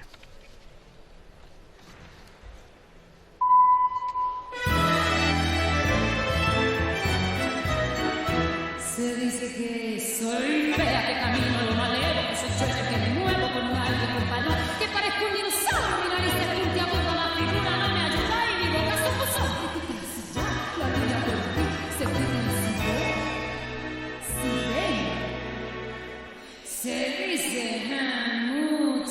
cosa más seguro no me interesa, porque pierden la cabeza ocupándose de mí. Yo sé que hay muchos que desprecian con mentira y suspiran y se mueren cuando piensan en mi amor. Si feas soy, como amores, que de verdad yo me enteré, más la fealdad que Dios me dio. Mucha mujer me la envidió y me dirán que me creía que no lo siempre fui. Yo soy así, critican si ya la línea perdí, se fijan si vos se dice mucha cosa más seguro no me interesa, porque pierden la cabeza ocupándose de mí. Yo sé que hay muchos que desprecian con mentiras y suspiran y se mueren cuando piensan en mi amor. Y más de uno se derrite si suspiro y se quedan sin olvido y soplando con temor. Si feas son, pongámosle que de eso ya yo me enteré, más la fealdad que Dios me dio. Mucha mujer me la envidió y me dirán que me creí que no ves siempre fui. Yo soy así. You just wonder with Andrea Verdes whether she threw so much at that recovery performance yesterday. Getting into the all-around final, there wasn't much left in the tank for today. 33.25 for Boriana Kalane, absolutely up there. Ignore that 14 by her position because that's factoring in the gymnasts who've already performed all of their all-around routines. We'll give you a more nuanced perspective in a moment. Alba Bautista, 26.55. And we still are waiting to see what the confirmed score is going to be for Boriana Kalane with the ribbon. Just back to Andrea Verdes though, I still maintain, Blythe, that one of the great success stories of these entire championships is her coming from well outside the top 30 to qualify for this final in 24th position. Completely. Welcome. And sometimes there is one exercise that you do that Yekaterina is just Rhythmic, bang on, Slovenia. and it reshapes your entire all-around qualification. And that's what happened to her. This is a delightful routine.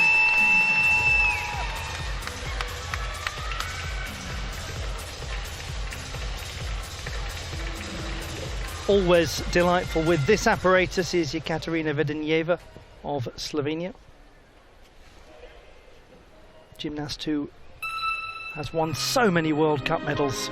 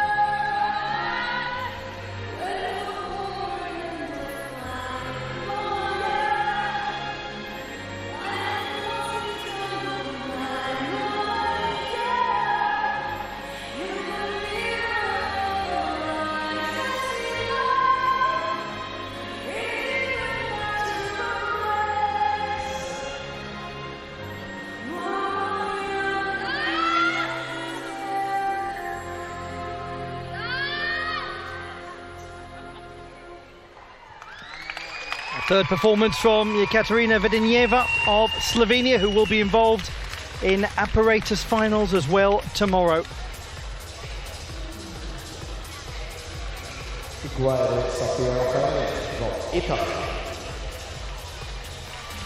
Sofia Raffaelli challenging the body difficulty of her ribbon routine.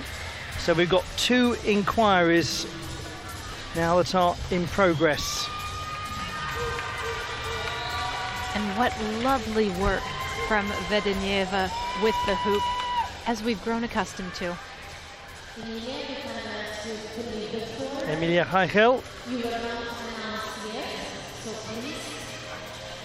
is going to come back in a little while.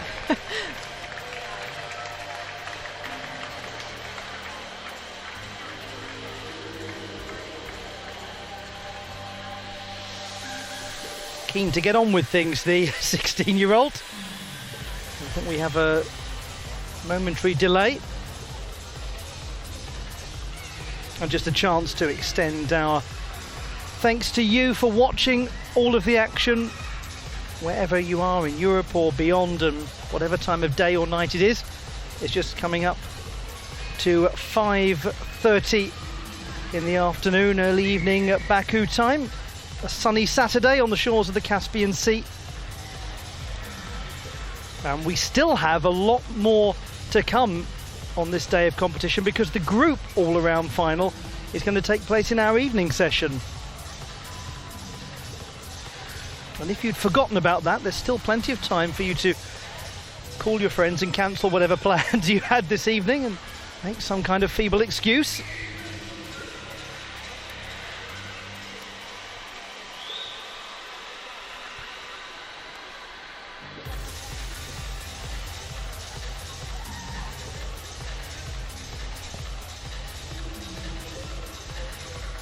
Polish squad in the crowd watching on.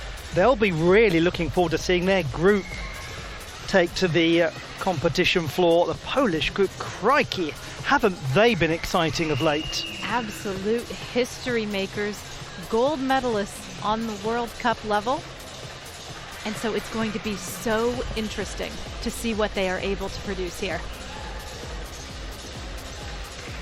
Those of you who've been watching the World Cup events since Athens at the start of the season will know that the spread of nations winning medals has been quite extraordinary in World Cup competition this year.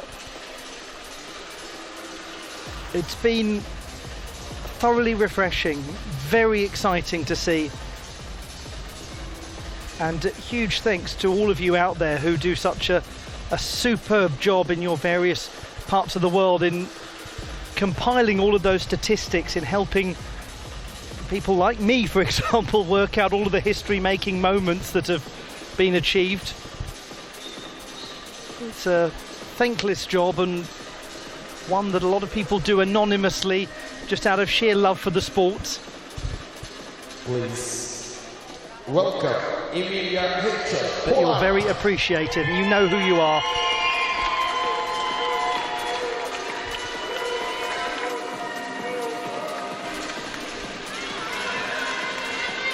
Now we see, for the third time, Emilia Heichel of Poland. As soon as we've got clarification on the leaderboard, I'll give you an update on things. But for now, let's strike a pose.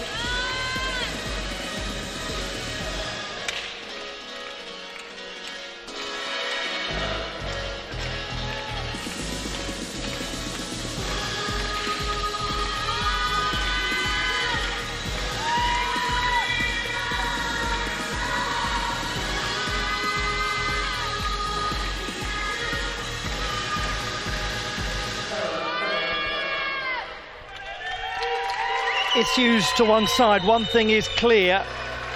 Polish rhythmic gymnastics is very much in fashion right now.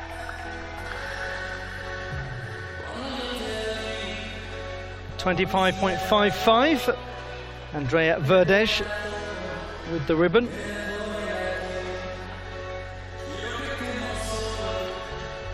Now, just to let you know that not bringing into play the inquiries, which we're still waiting for the outcomes of, at the halfway point in this group, Styliana Nikolova leading the way, 69.45. Boriana Kalane, 65. And I think that's because that number has just changed in front of my eyes. And that may well mean that we've had a change to her score, because she was definitely on 64 point something before I blinked. So we'll just give you confirmation of that in a moment.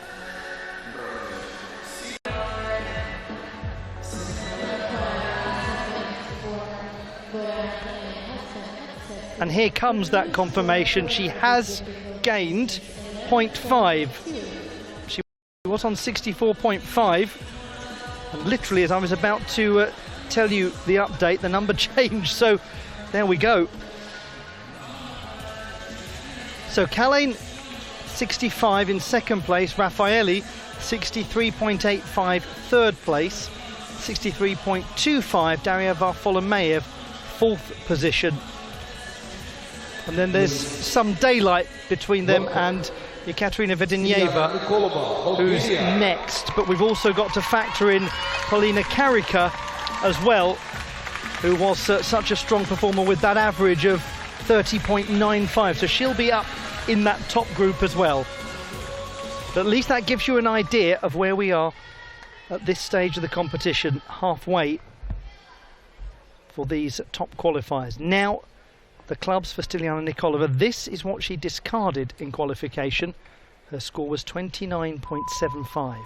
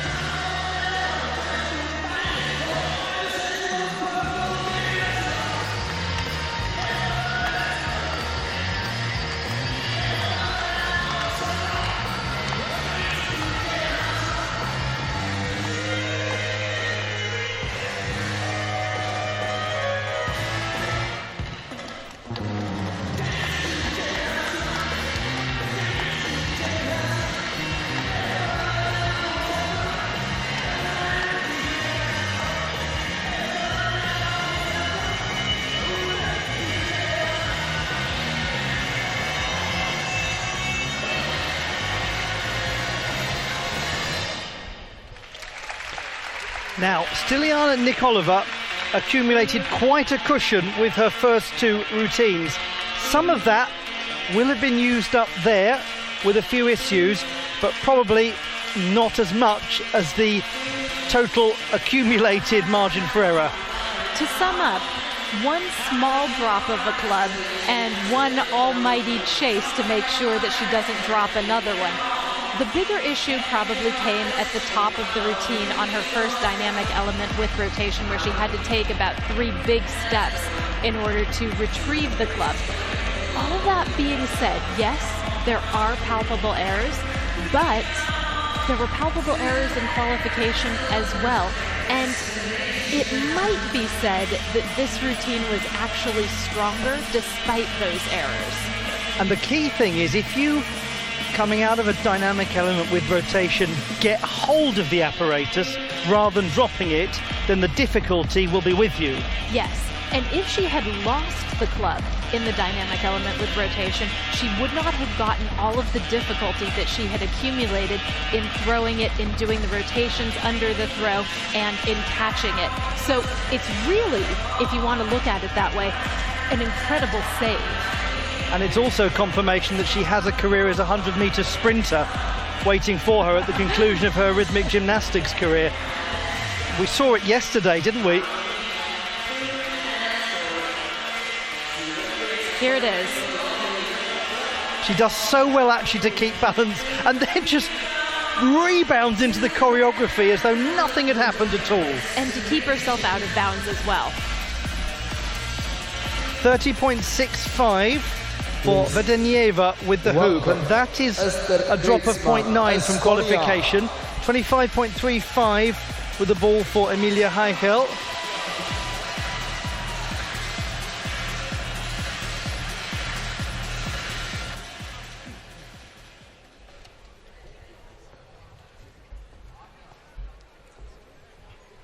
Estonia's Esther Kreitzmann performing with the ribbon.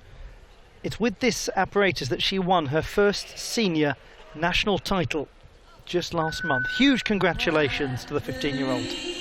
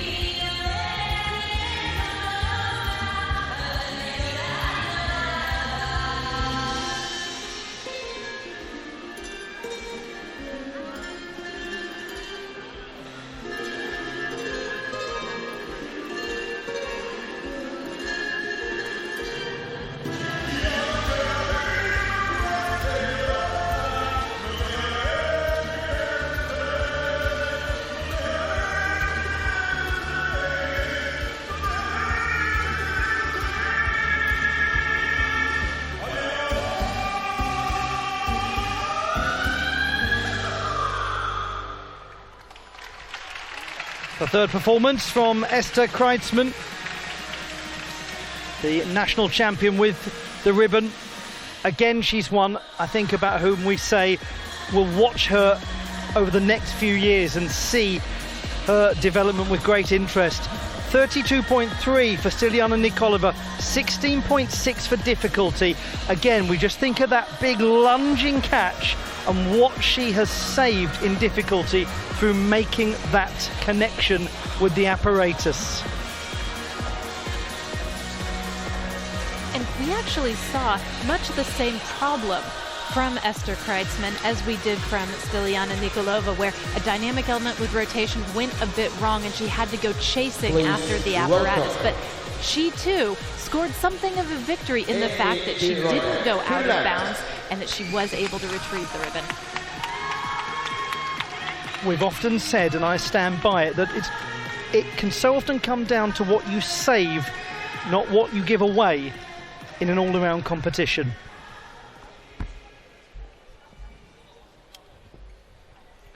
Emmi Piironen of Finland, this was her best performance in qualification, 30 with the hoop. This is a lovely routine.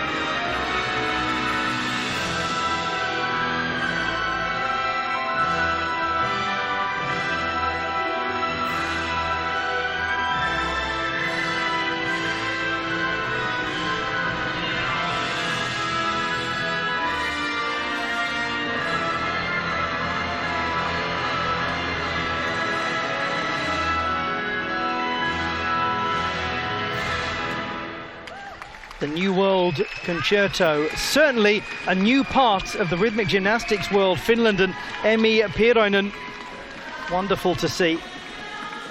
23.5 for Esther Kreitzmann.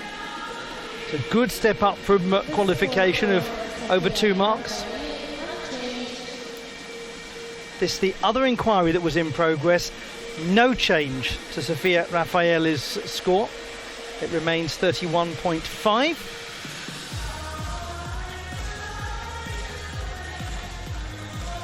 Emmi Piirainen is from Espoo on the far south coast of Finland. It borders Helsinki. The name comes from the ancient Swedish word for the aspen trees which grew by the riverbank, and I think we are waiting to see her really blossom internationally, and it will happen in years to come. It takes a long time for an aspen tree to grow. Daria Varfolomeev. This was her best performance in qualification, 33.65. She won a silver medal with the ball at the World Championships.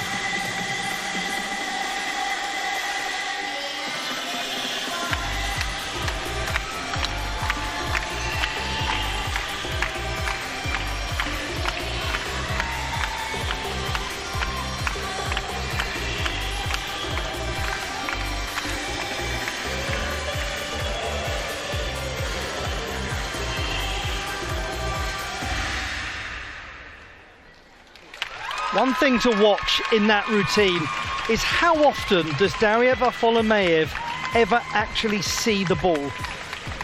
Virtually never. There's so much unsighted re-grasping of the apparatus. You're right, Ollie. Her routines are so cleverly constructed to give her maximal difficulty. And one way she earns it is through this incredible series of turning split leaps, rotating the ball between her hands as her head goes back, and then finally throwing the ball, establishing the ring position in the leap, and then doing 2 turns and catching the ball, having it rebound, and grasping it with one hand while she's in the midst of a cartwheel. It's a stellar combination and gives her so many difficulty points. And then it's full of moments like this, where the ball is either trapped with the legs behind her back or caught with the arms stretched behind the back. It is a demonstration of how, as you said, Blythe, to construct a routine to get difficulty to its maximum. It's also jolly good fun. And in the midst of her doing all of this difficulty, you're so busy enjoying it. Just the presentation, the dance moves that she's selected, it suits her so well that you don't even realize that everything she's doing is monstrously difficult. We've talked about nations that are emerging forces in rhythmic gymnastics. Well, we've got to talk about Germany, the team silver medalists at the World Championships in Sofia. And that was a medal that the individuals and the groups contributed to. And so they really are all-around performers at the world level. And Daria Varfolomeev, the first rhythmic gymnast from the unified Germany to win an individual medal at the World Championships. No change to Yekaterina Vidinieva's hoop score. She put in a body difficulty inquiry.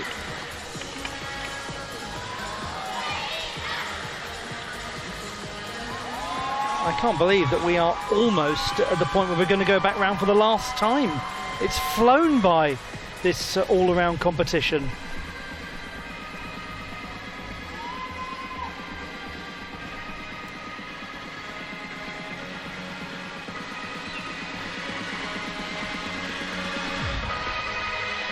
I think I've just given it the curse of the commentator. That it's flown by and suddenly nothing happens at all. Shine like a star, the maxim of these championships.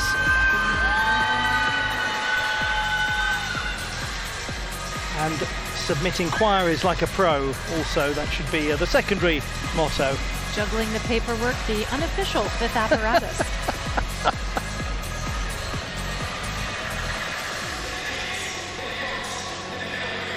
Apparatus difficulty, body difficulty, and paperwork difficulty.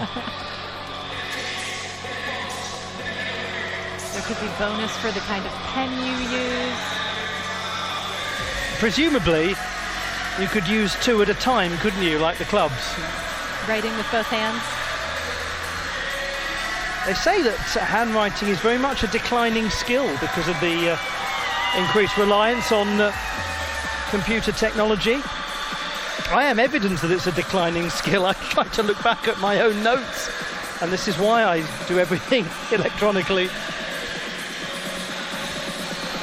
It's a bit like how I find myself using phrases like, you know, those of you who are just switching on your televisions. I wonder how many people switch on their televisions nowadays. Do we mostly watch on other devices?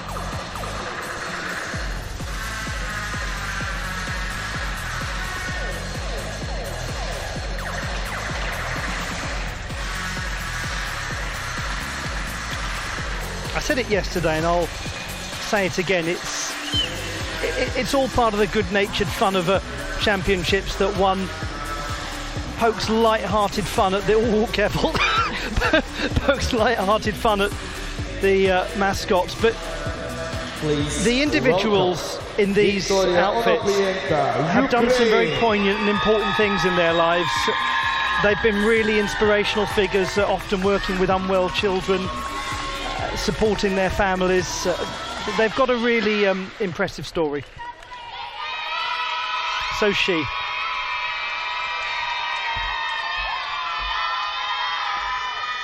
Victoria Onoprienko of Ukraine.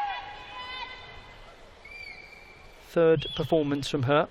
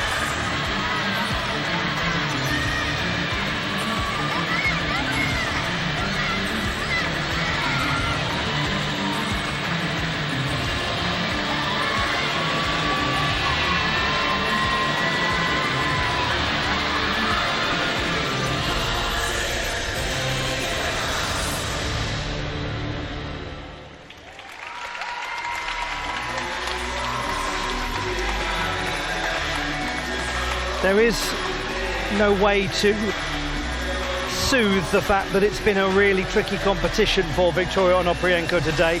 She will return tomorrow to contest apparatus finals. this one will be tough to take.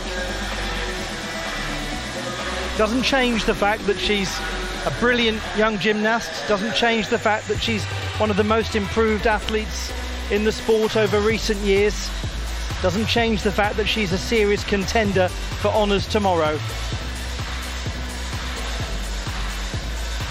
Sometimes you just have to draw a line under things.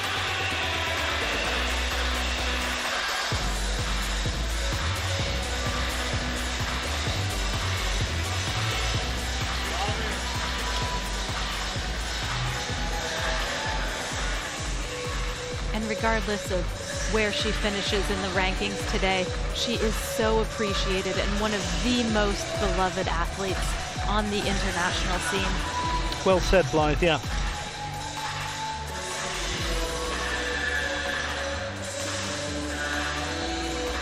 The routines are fantastic and she's such a performer. Well, that's been the great development in Onoprienko in the past few years. She's always had very good technique, but somewhere has the addition been made of fire, of ferocity, of an artistry that is not deeply buried, but an artistry that just powers its way out of every performance she gives. 29 for Emmi Piironen. She's done well there. That was always going to be difficult to match the qualification score, but to get just a mark away from it, it's good going. Looking forward to seeing a lot more of her.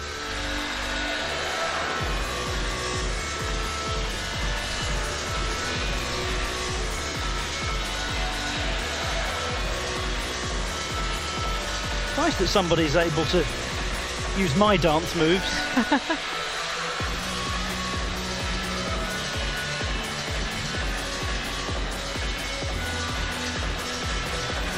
Oh, pretty steep old slope that as well. I mean, it'll take a little dexterity. This is going to be interesting.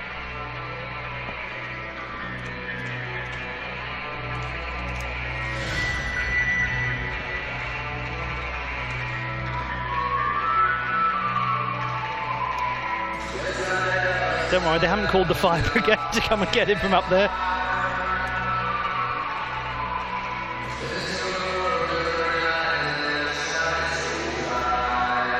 More still to come. We haven't yet concluded this third rotation. When we go back around for the next time, then we're going to be in a position to tell you the maximum finishing positions of all of these gymnasts. At the moment, we still have to factor in all of the gymnasts from the first group who've performed. So when you're seeing these scores appear in the placements, that's why, as I'm sure you know, you're seeing Stiliana Nikolova in 13th place, and it's because she is leading the group that hasn't yet completed all of its routines.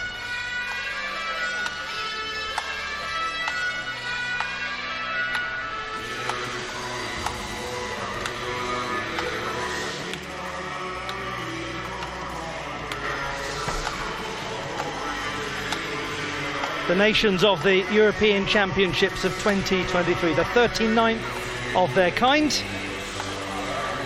26.7 for Victoria Onoprienko. It is not comparable, regrettably, to her display in qualification. But she'll get the opportunity to have another crack at that tomorrow, because she was the 5th best qualifier for the club's final.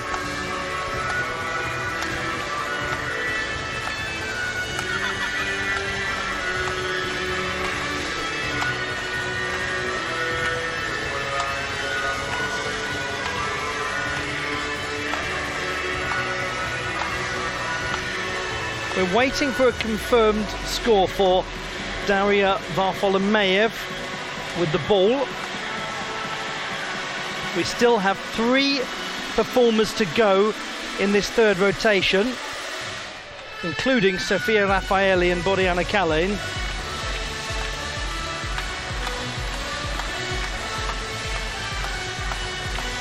Certainly anticipating a healthy number for Daria Varfolomeev with the ball.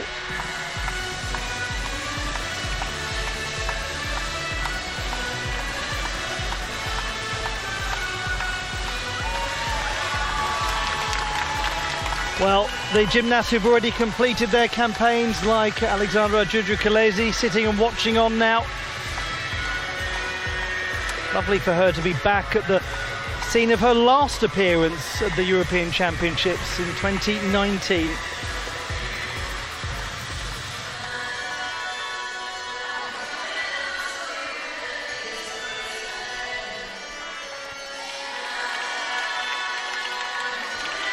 Aziz dostlar, gəlin bir yerdə rəqs edək. Həm qonaqlar, həm tarixi idmançılar, həm yerlilər, həm bizim sevgili fan klubu. A lot of young spectators having a wonderful time watching the competition. I hope you are as well. This city is going to host the 2027 World Championships. That was just announced a few days ago.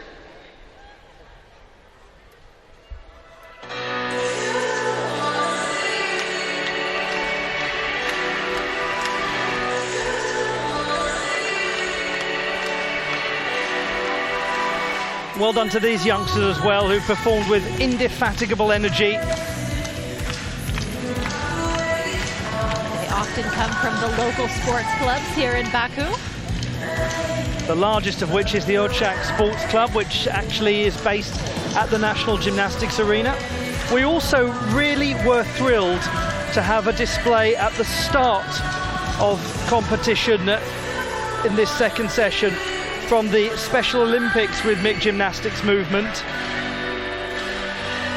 And those of you who are not too familiar with the Special Olympics, it's the largest sports organisation for children and adults with intellectual disability. There are 5 million participants in 172 countries. 33.55 for Daria Varfolomeev. That's a number certainly worth waiting for. Only a 10th down from her qualification score. Please welcome Daniela Muniz, Israel.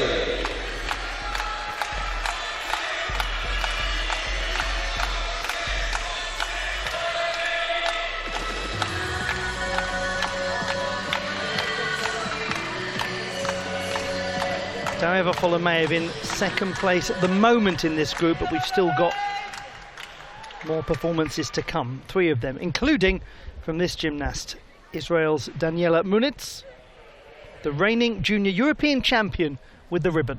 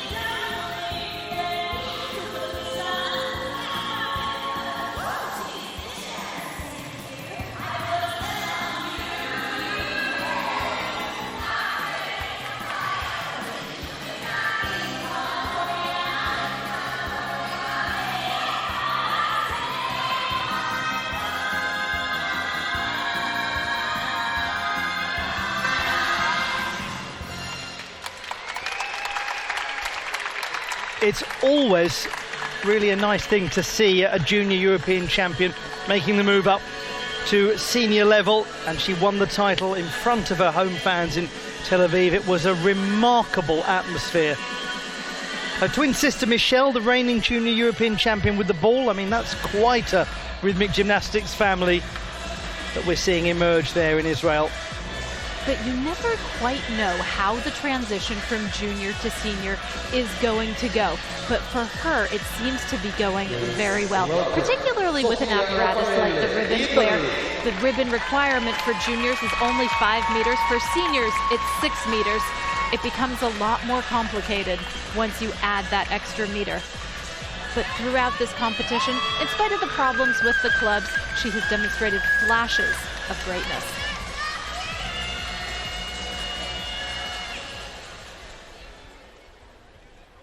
Two more performances in this penultimate rotation. Sofia Raffaelli of Italy. She scored 31.9. Had trouble at the beginning, not this time.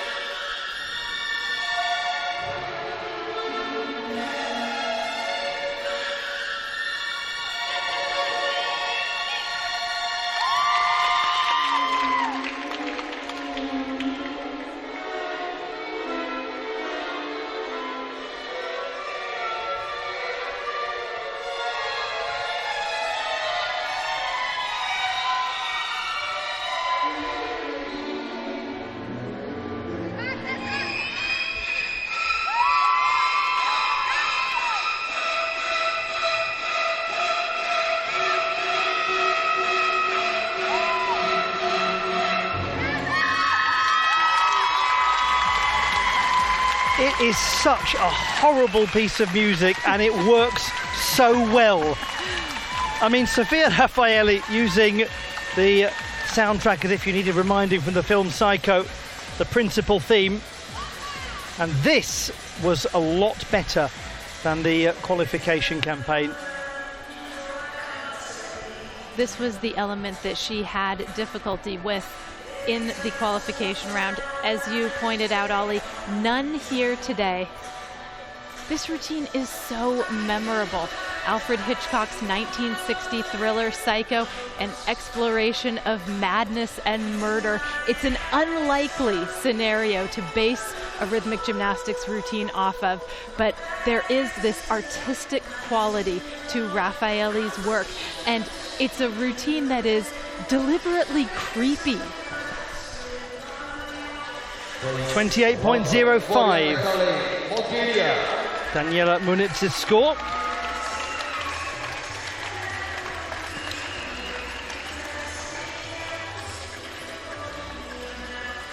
Performing with the ball, Bodiana Kalain. She is the reigning European champion with this piece. Her score in qualification, 33.25.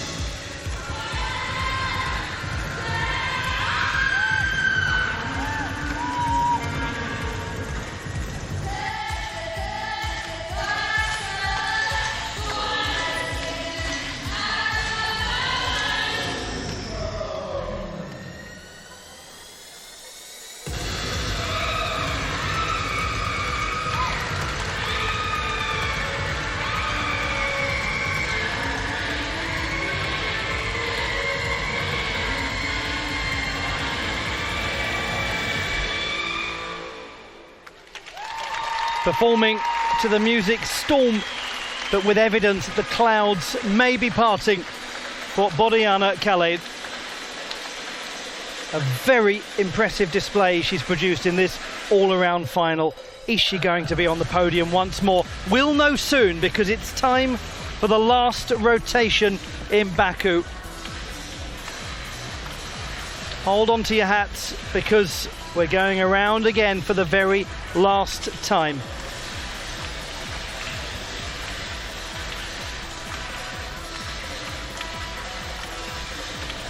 .33.8 for Sofia Raffaelli. She gains 1.9 from qualification, goes in to second place for the moment, because we still have the score for Boriana Calais to bring in. Stiliana Nikolova looking like she's got a very good lead to take into the ribbon. But let's just pause for a moment and let's just allow ourselves to indulge in a piece of meaningful, cinematographical and beautiful rhythmic gymnastics. Alba Bautista to India Martinez's La Sieta.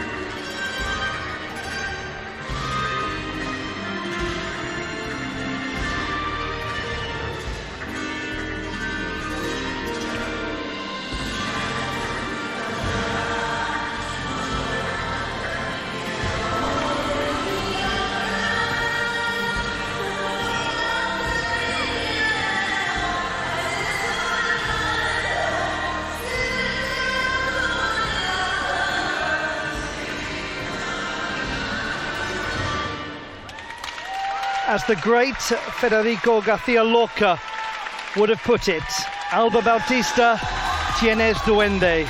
You have that authenticity, that expressivity, that musicality.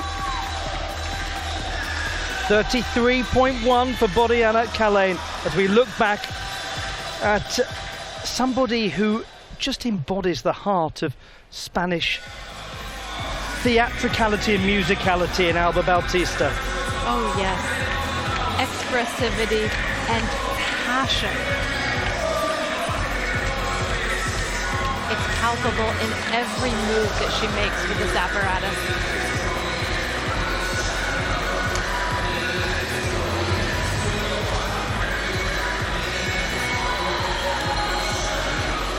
There are wonderful treatises written on the subject of duende, that very Hispanic state of heightened emotion and genuine emotion.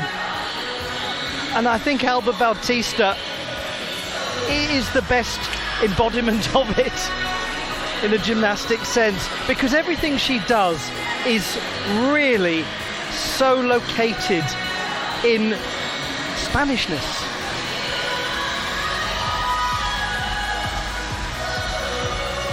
But it's real, isn't it? You just know with her, it's real, it's in her soul. Oh, yes.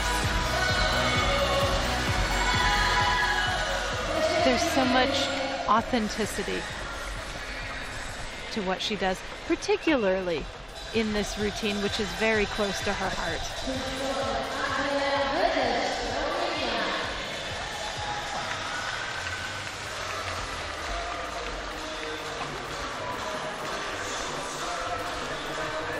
currently leading the way in the gold medal position is Polina Karika of Ukraine. In second place, Zora Agamirova of Azerbaijan, occupying bronze as things stand, Spain's Polina Berezina. This is Andrea Verdej of Romania.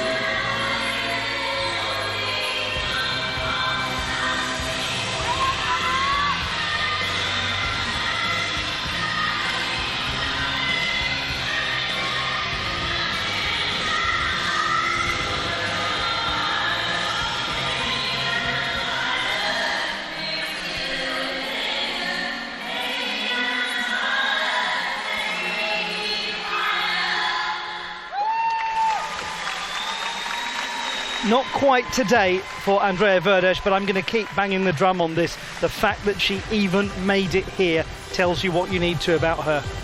30.25. Alba Bautista goes into 10th position in the all-around competition. Polina Karika remains in the gold medal position for now as we look back at Andrea Verdej. It's a prescient choice of music for her because she is a fighter and she is going to come back stronger. Hear, hear.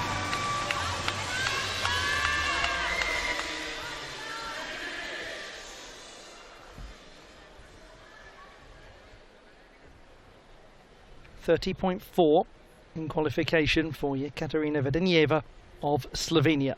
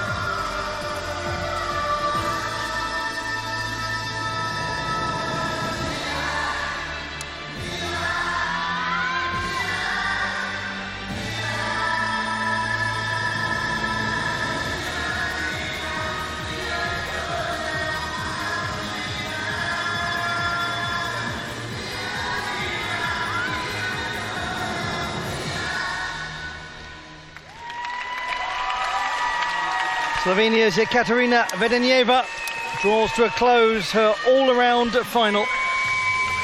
The gymnast who is competing at her 7th European Championships.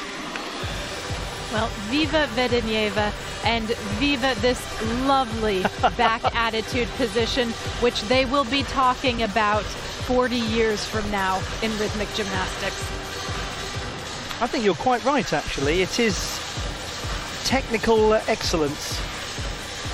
It really is, and this whole exercise, her whole day, really has been full of technical excellence. 28.4 for Andrea Verdej. She's in 13th position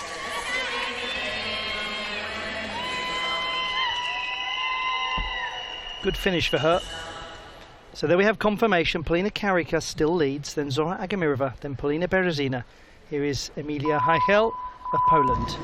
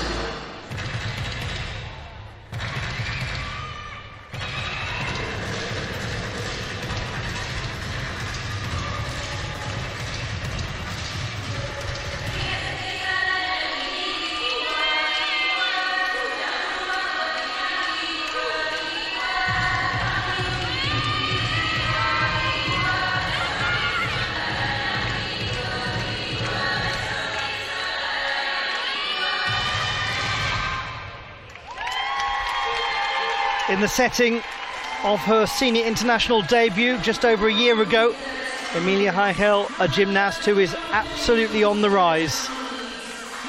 30.62 for Yekaterina Vedenyeva. She goes into the silver medal position. Polina Karika still leads. But this is an athlete who was 32nd last year. Now she's made it into the final. She's just won her first all-around national championship. Bring on next year.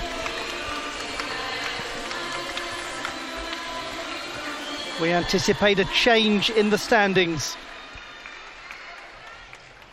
Competing with the ribbon, Stiliana Nikolova. She scored 30.4 in qualification. She's having a superb competition so far.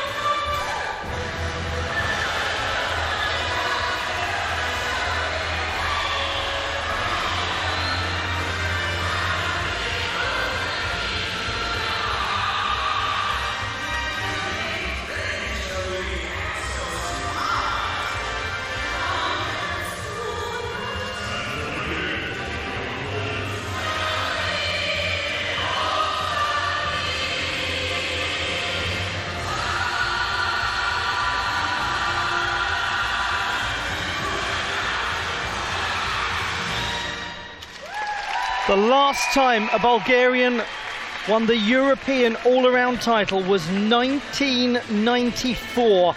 Will that be enough? There certainly were some nervy moments, but her score overall is going to be very high. And there were some nervy moments with this apparatus in the qualification as well. She still scored above 30 points. The problems today, however, were different. And it will be very interesting to see what the judges do with this. 27.85 is the score for Emilia Heichel. She goes into 14th position. Let's just take a look at the leaderboard. It's Polina Karika, then Yekaterina Vedenieva, then Zora Agamirova. Polina Berezina has moved into 4th position.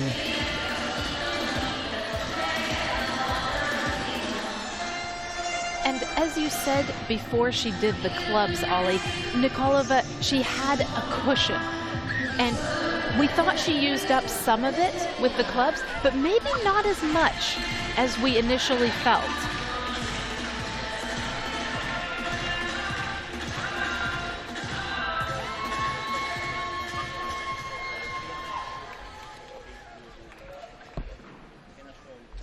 The final performance of this competition for Esther Kreitzmann of Estonia. She scored 27.95 in the preliminary round.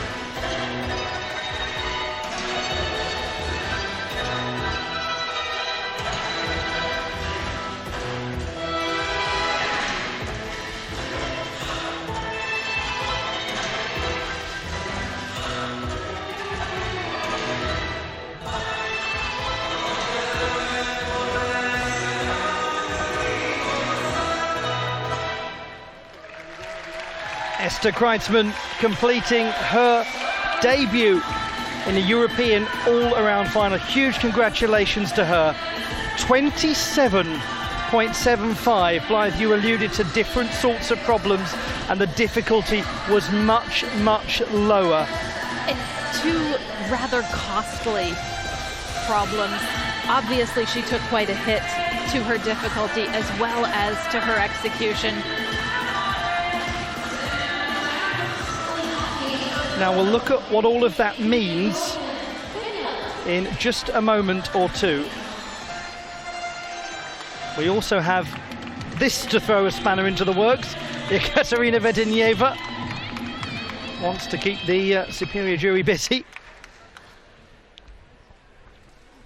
Emi Piironen of Finland will now compete with the ball.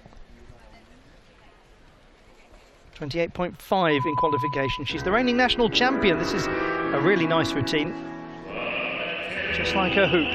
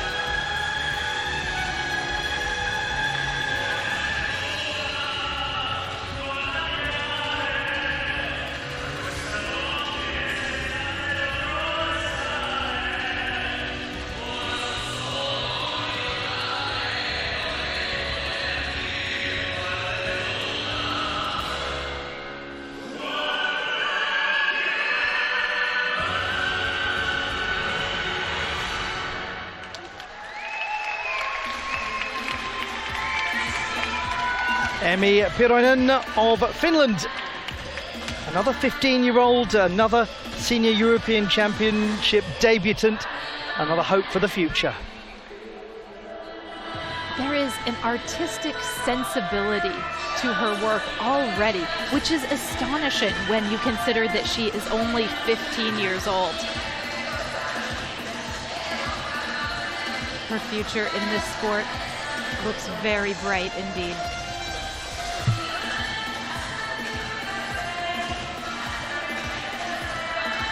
Now, while we are enjoying this performance of Emmy Pyronen, I just want to give you a quick sense of the lay of the land, because I think it is rather important.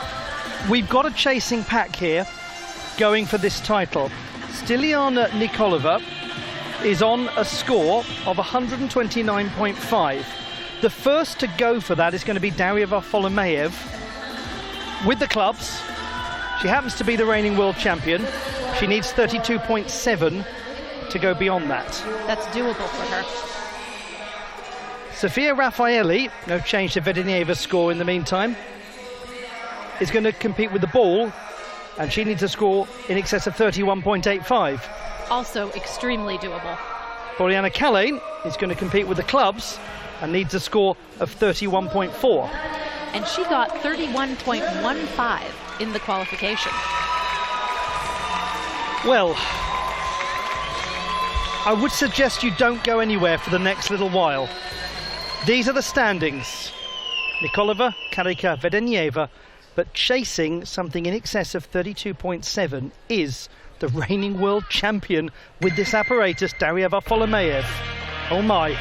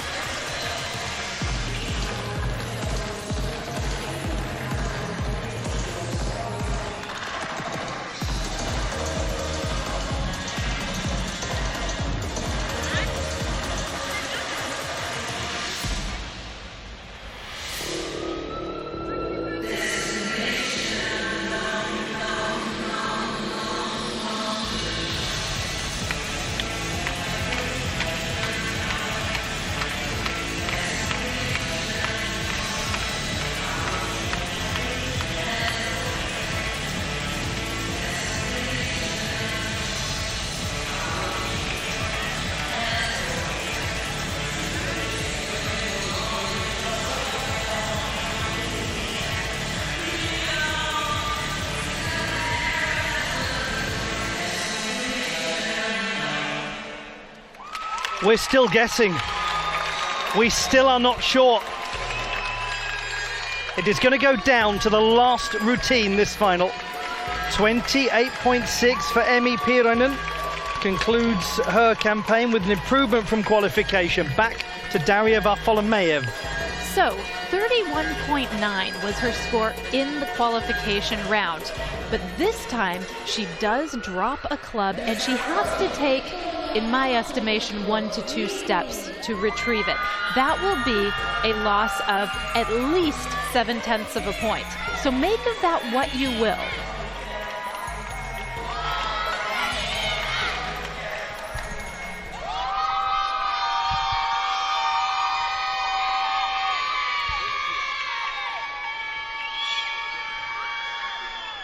Victoria Onoprienko of Ukraine with her final performance. This was a very strong display in qualification.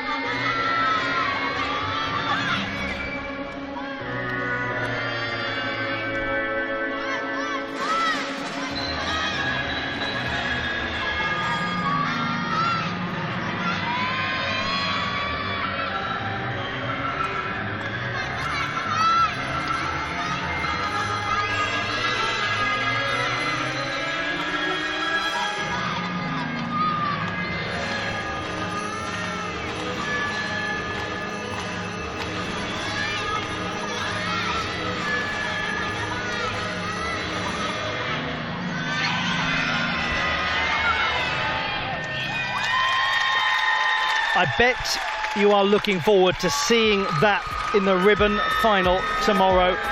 The top qualifier for what will be the last apparatus final for individuals, Victoria Onoprienko. It's so original. It's such a departure from so much that we usually see with the ribbon. And speaking of artistic sensibilities, she's someone who has clearly come into her own as an artist, as a performer during the past few years. The technical elements, they were always there, just like you said, but now we have something extraordinary. Esther Kreitzmann scores 29. What about Daria Varfolomeev? She goes into the silver medal position, 32.25 by less than 4/10. Nikolova holds on. It's Nikolova, Varfolomeev, Karika. Next, we have Daniela Munitz of Israel.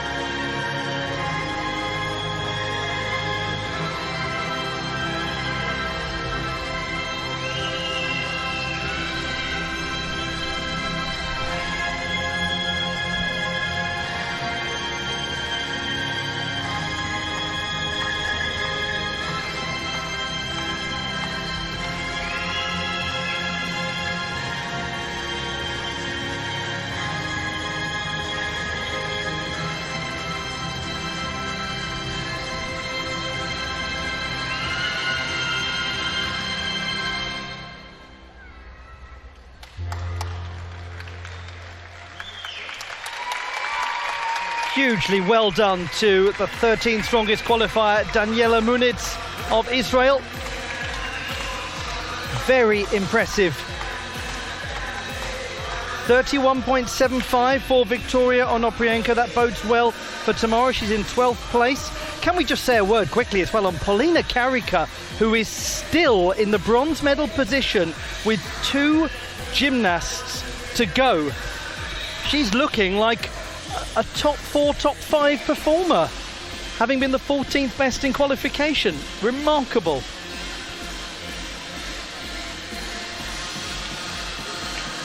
It's an astonishing ascent for Karika.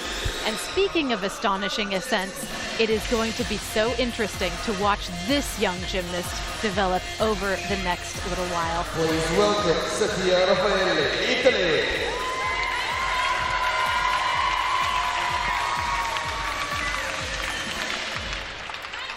Two performances left. The reigning all-around champion of the world, Sofia Raffaelli of Italy. She needs a score in excess of 31.85 to go into the lead. She scored 33 in qualification. She came in as the 6th best qualifier. A lot has changed.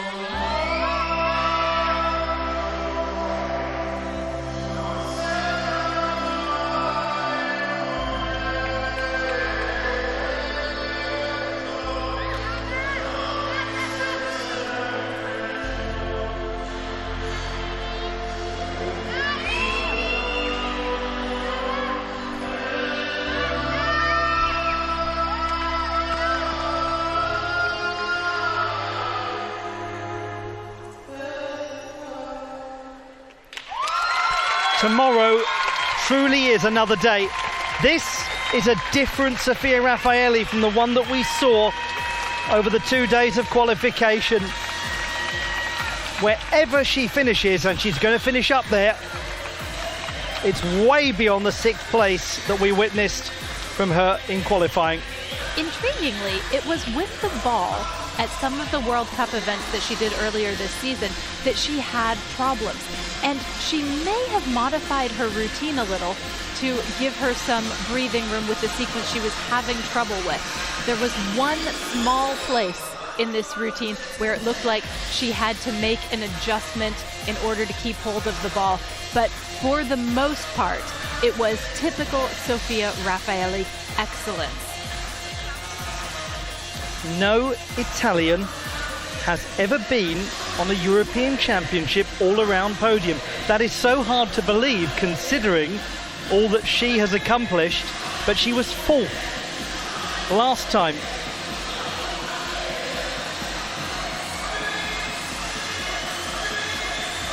Just to remind you, in excess of 31.85 to surpass Stiliana Nikolova. It could well be extremely tight, this. Daniela Muniz 31.7, and that means that Stiliana Nikolova is guaranteed a medal. She will win at least bronze. Now to Boriana Kalin. All around silver last year and the year before. What will she produce here?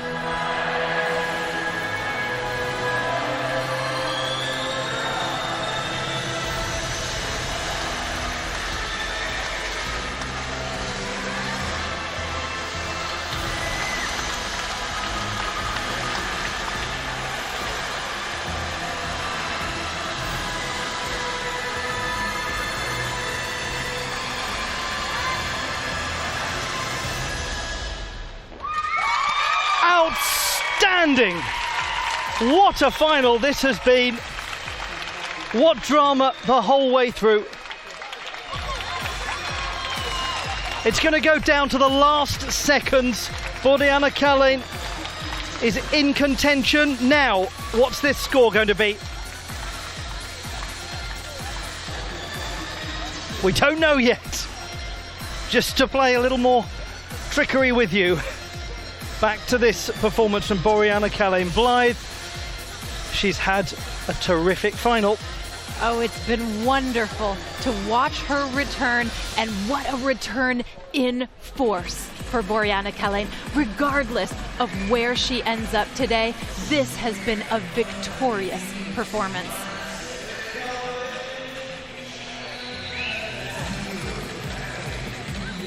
We've still got to discover whether Sofia Raffaelli has gone ahead of Stiliana Nikolova or not, but it could be incredibly tight, this.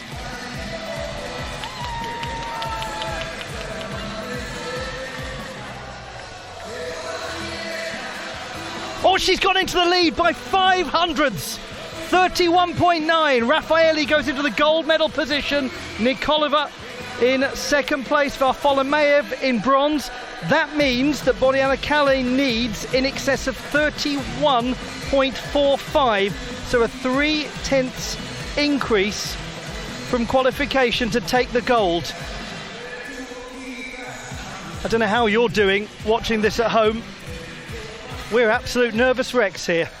It was good. It was very, very good. But was it good enough?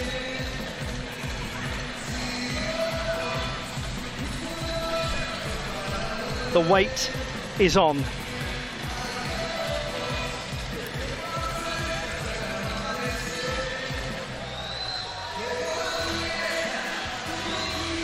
An empty competition floor, for competition has concluded.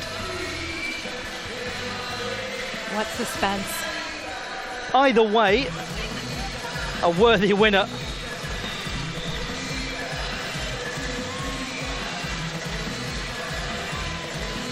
For Bordiana Kalane, gold!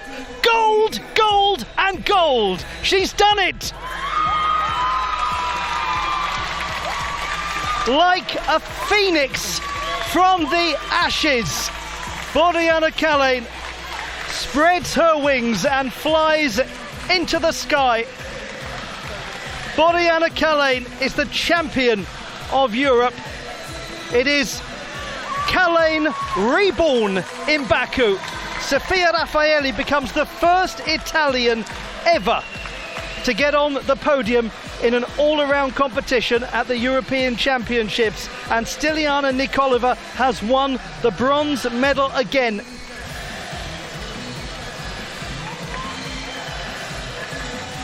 Absolutely extraordinary.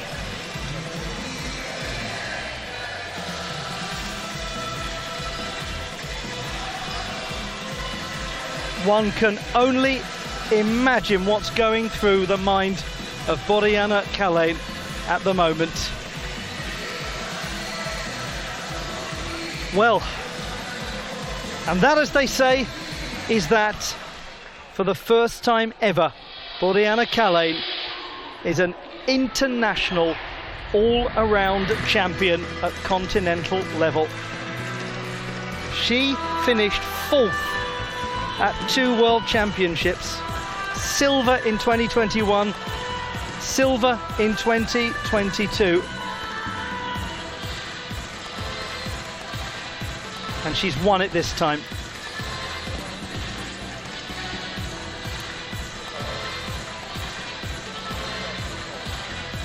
And we haven't even seen her yet. Let's have a look at how the medals were won, starting with the bronze medal for Stiliana Nikolova of Bulgaria.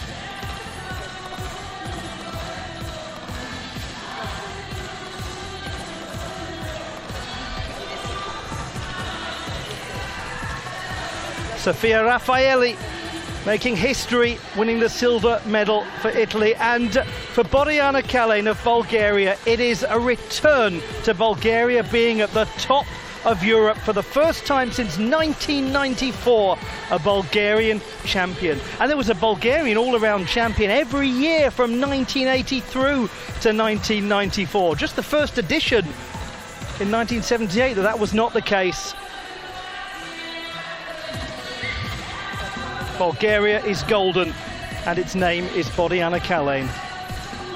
We'll bring you the ceremony in just a short while.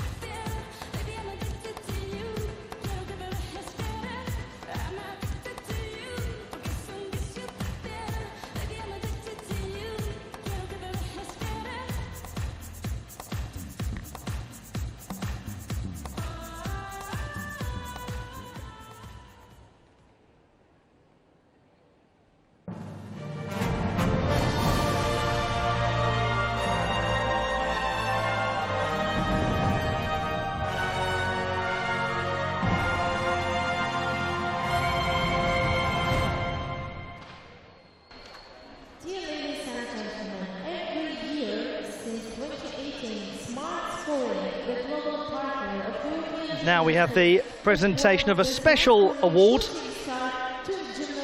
It is the Smart Scoring Shooting Star Award. for the future generation. And this is a most worthy winner. Smart scoring shooting star award goes to Fanny Pigniski from Hungary. For the presentation of the award, we now invite on the stage the CEO of Smart Scoring, Mr. Kamran Ramazan and Fanny Pigniski. Fanny started doing rhythmic gymnastics at the age of 5. It simply was the love of the first time. At 12, she joined the Hungarian national team, competing with the German group at her first European Championships in Vienna. Later on, she moved on to competing as an individual gymnast. She's the first Hungarian gymnast who competed at 3 German European Championships. Her first European Championships as a senior was at home in Hungary. Since then, she participated as an individual all-around European Championships with Baku, marking her 10th participation. Fanny's continuous trip for excellence has earned her many accolades. In 2021, she qualified to the Tokyo Olympics by taking the continental sport, becoming the first Hungarian in over 20 years to earn an Olympic berth. Last year, Fanny became the first Hungarian rhythmic gymnast to win a medal at the World Games when she won the bronze medal, adding to that collection this year as well. Her motto is, I almost never focus on medals or who I want to be. I just want to get better. And she's just getting better and better. Please welcome Fanny Pigniski. That's been really well put by the in-venue announcer. She did an excellent job summarising the career of the extraordinary Fanny Pigniski, the winner of the Shooting Star Award. Scoring rehberi Kamran Ramazanov. Turançlarınız Fanny Pigniski'ye. Tebrik Clive, ederiz. that is truly a worthy winner of the Shooting Star Award, isn't it? Oh, absolutely. She is an inspiration to young gymnasts everywhere. The course of her career, the way that she has never given up, and the things that she has accomplished, and the things that she is potentially going to accomplish in the future, all of that makes her a most worthy winner of this prize.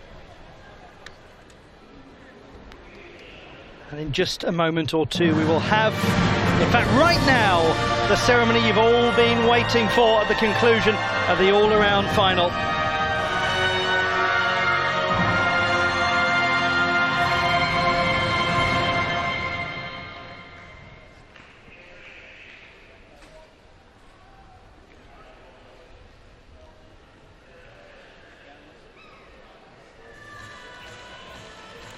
Well, nearly anyway. Probably trying to find Boriana Kalin. She's just running round and round in circles. It must be absolutely beside herself with joy.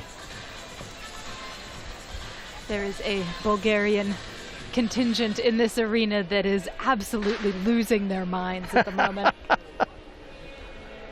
I'm sure many of you are watching at home as well. Evet dostlar, bir iki saniyeden sonra biz tempenin çalkanlar arasında başlayacağız.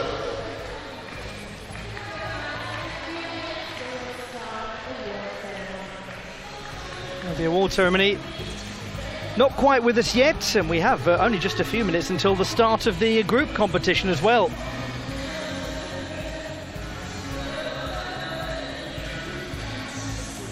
We'll be back in just a moment or two. Hanımlar ve canımlar, mükafatlandıran merasime başlayalım. Ladies and gentlemen, we proceed to a award ceremony. Please welcome the medalists.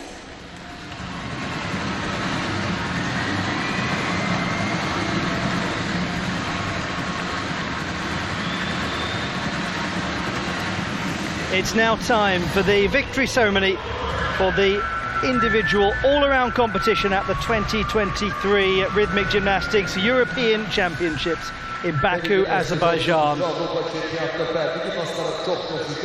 This is a moment that I bet many of you never saw coming. You may have dreamed of it,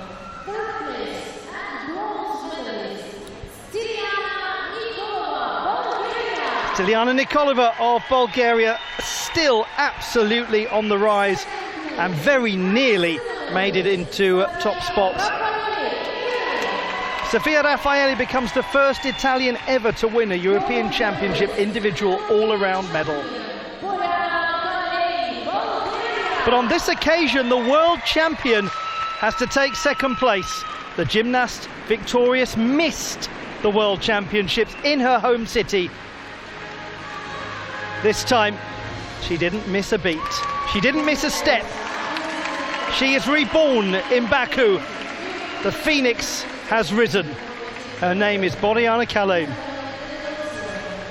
And she's your European champion.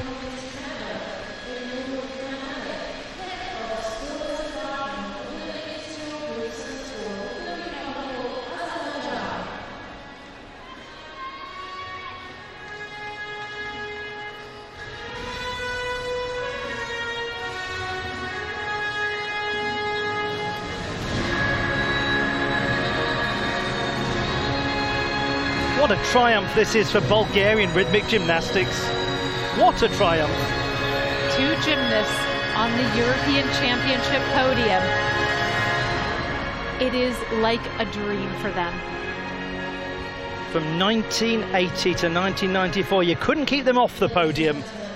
They called them the Golden Girls, that generation. Well, a new generation of Golden Girls has risen.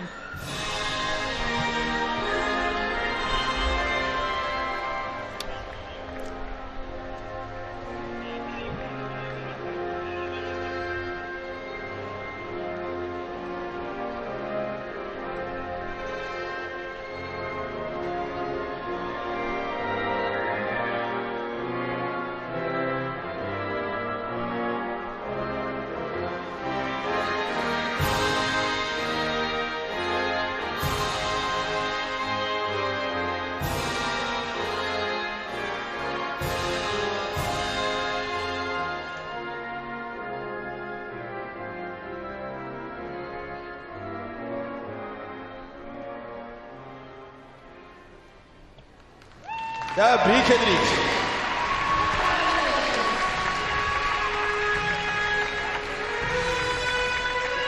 And there they are, your medalists in the individual all-around competition at the Baku 2023 European Championships of Rhythmic Gymnastics.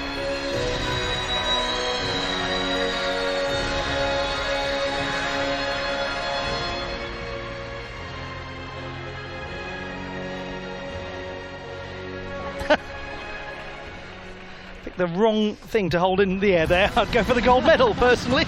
There we go.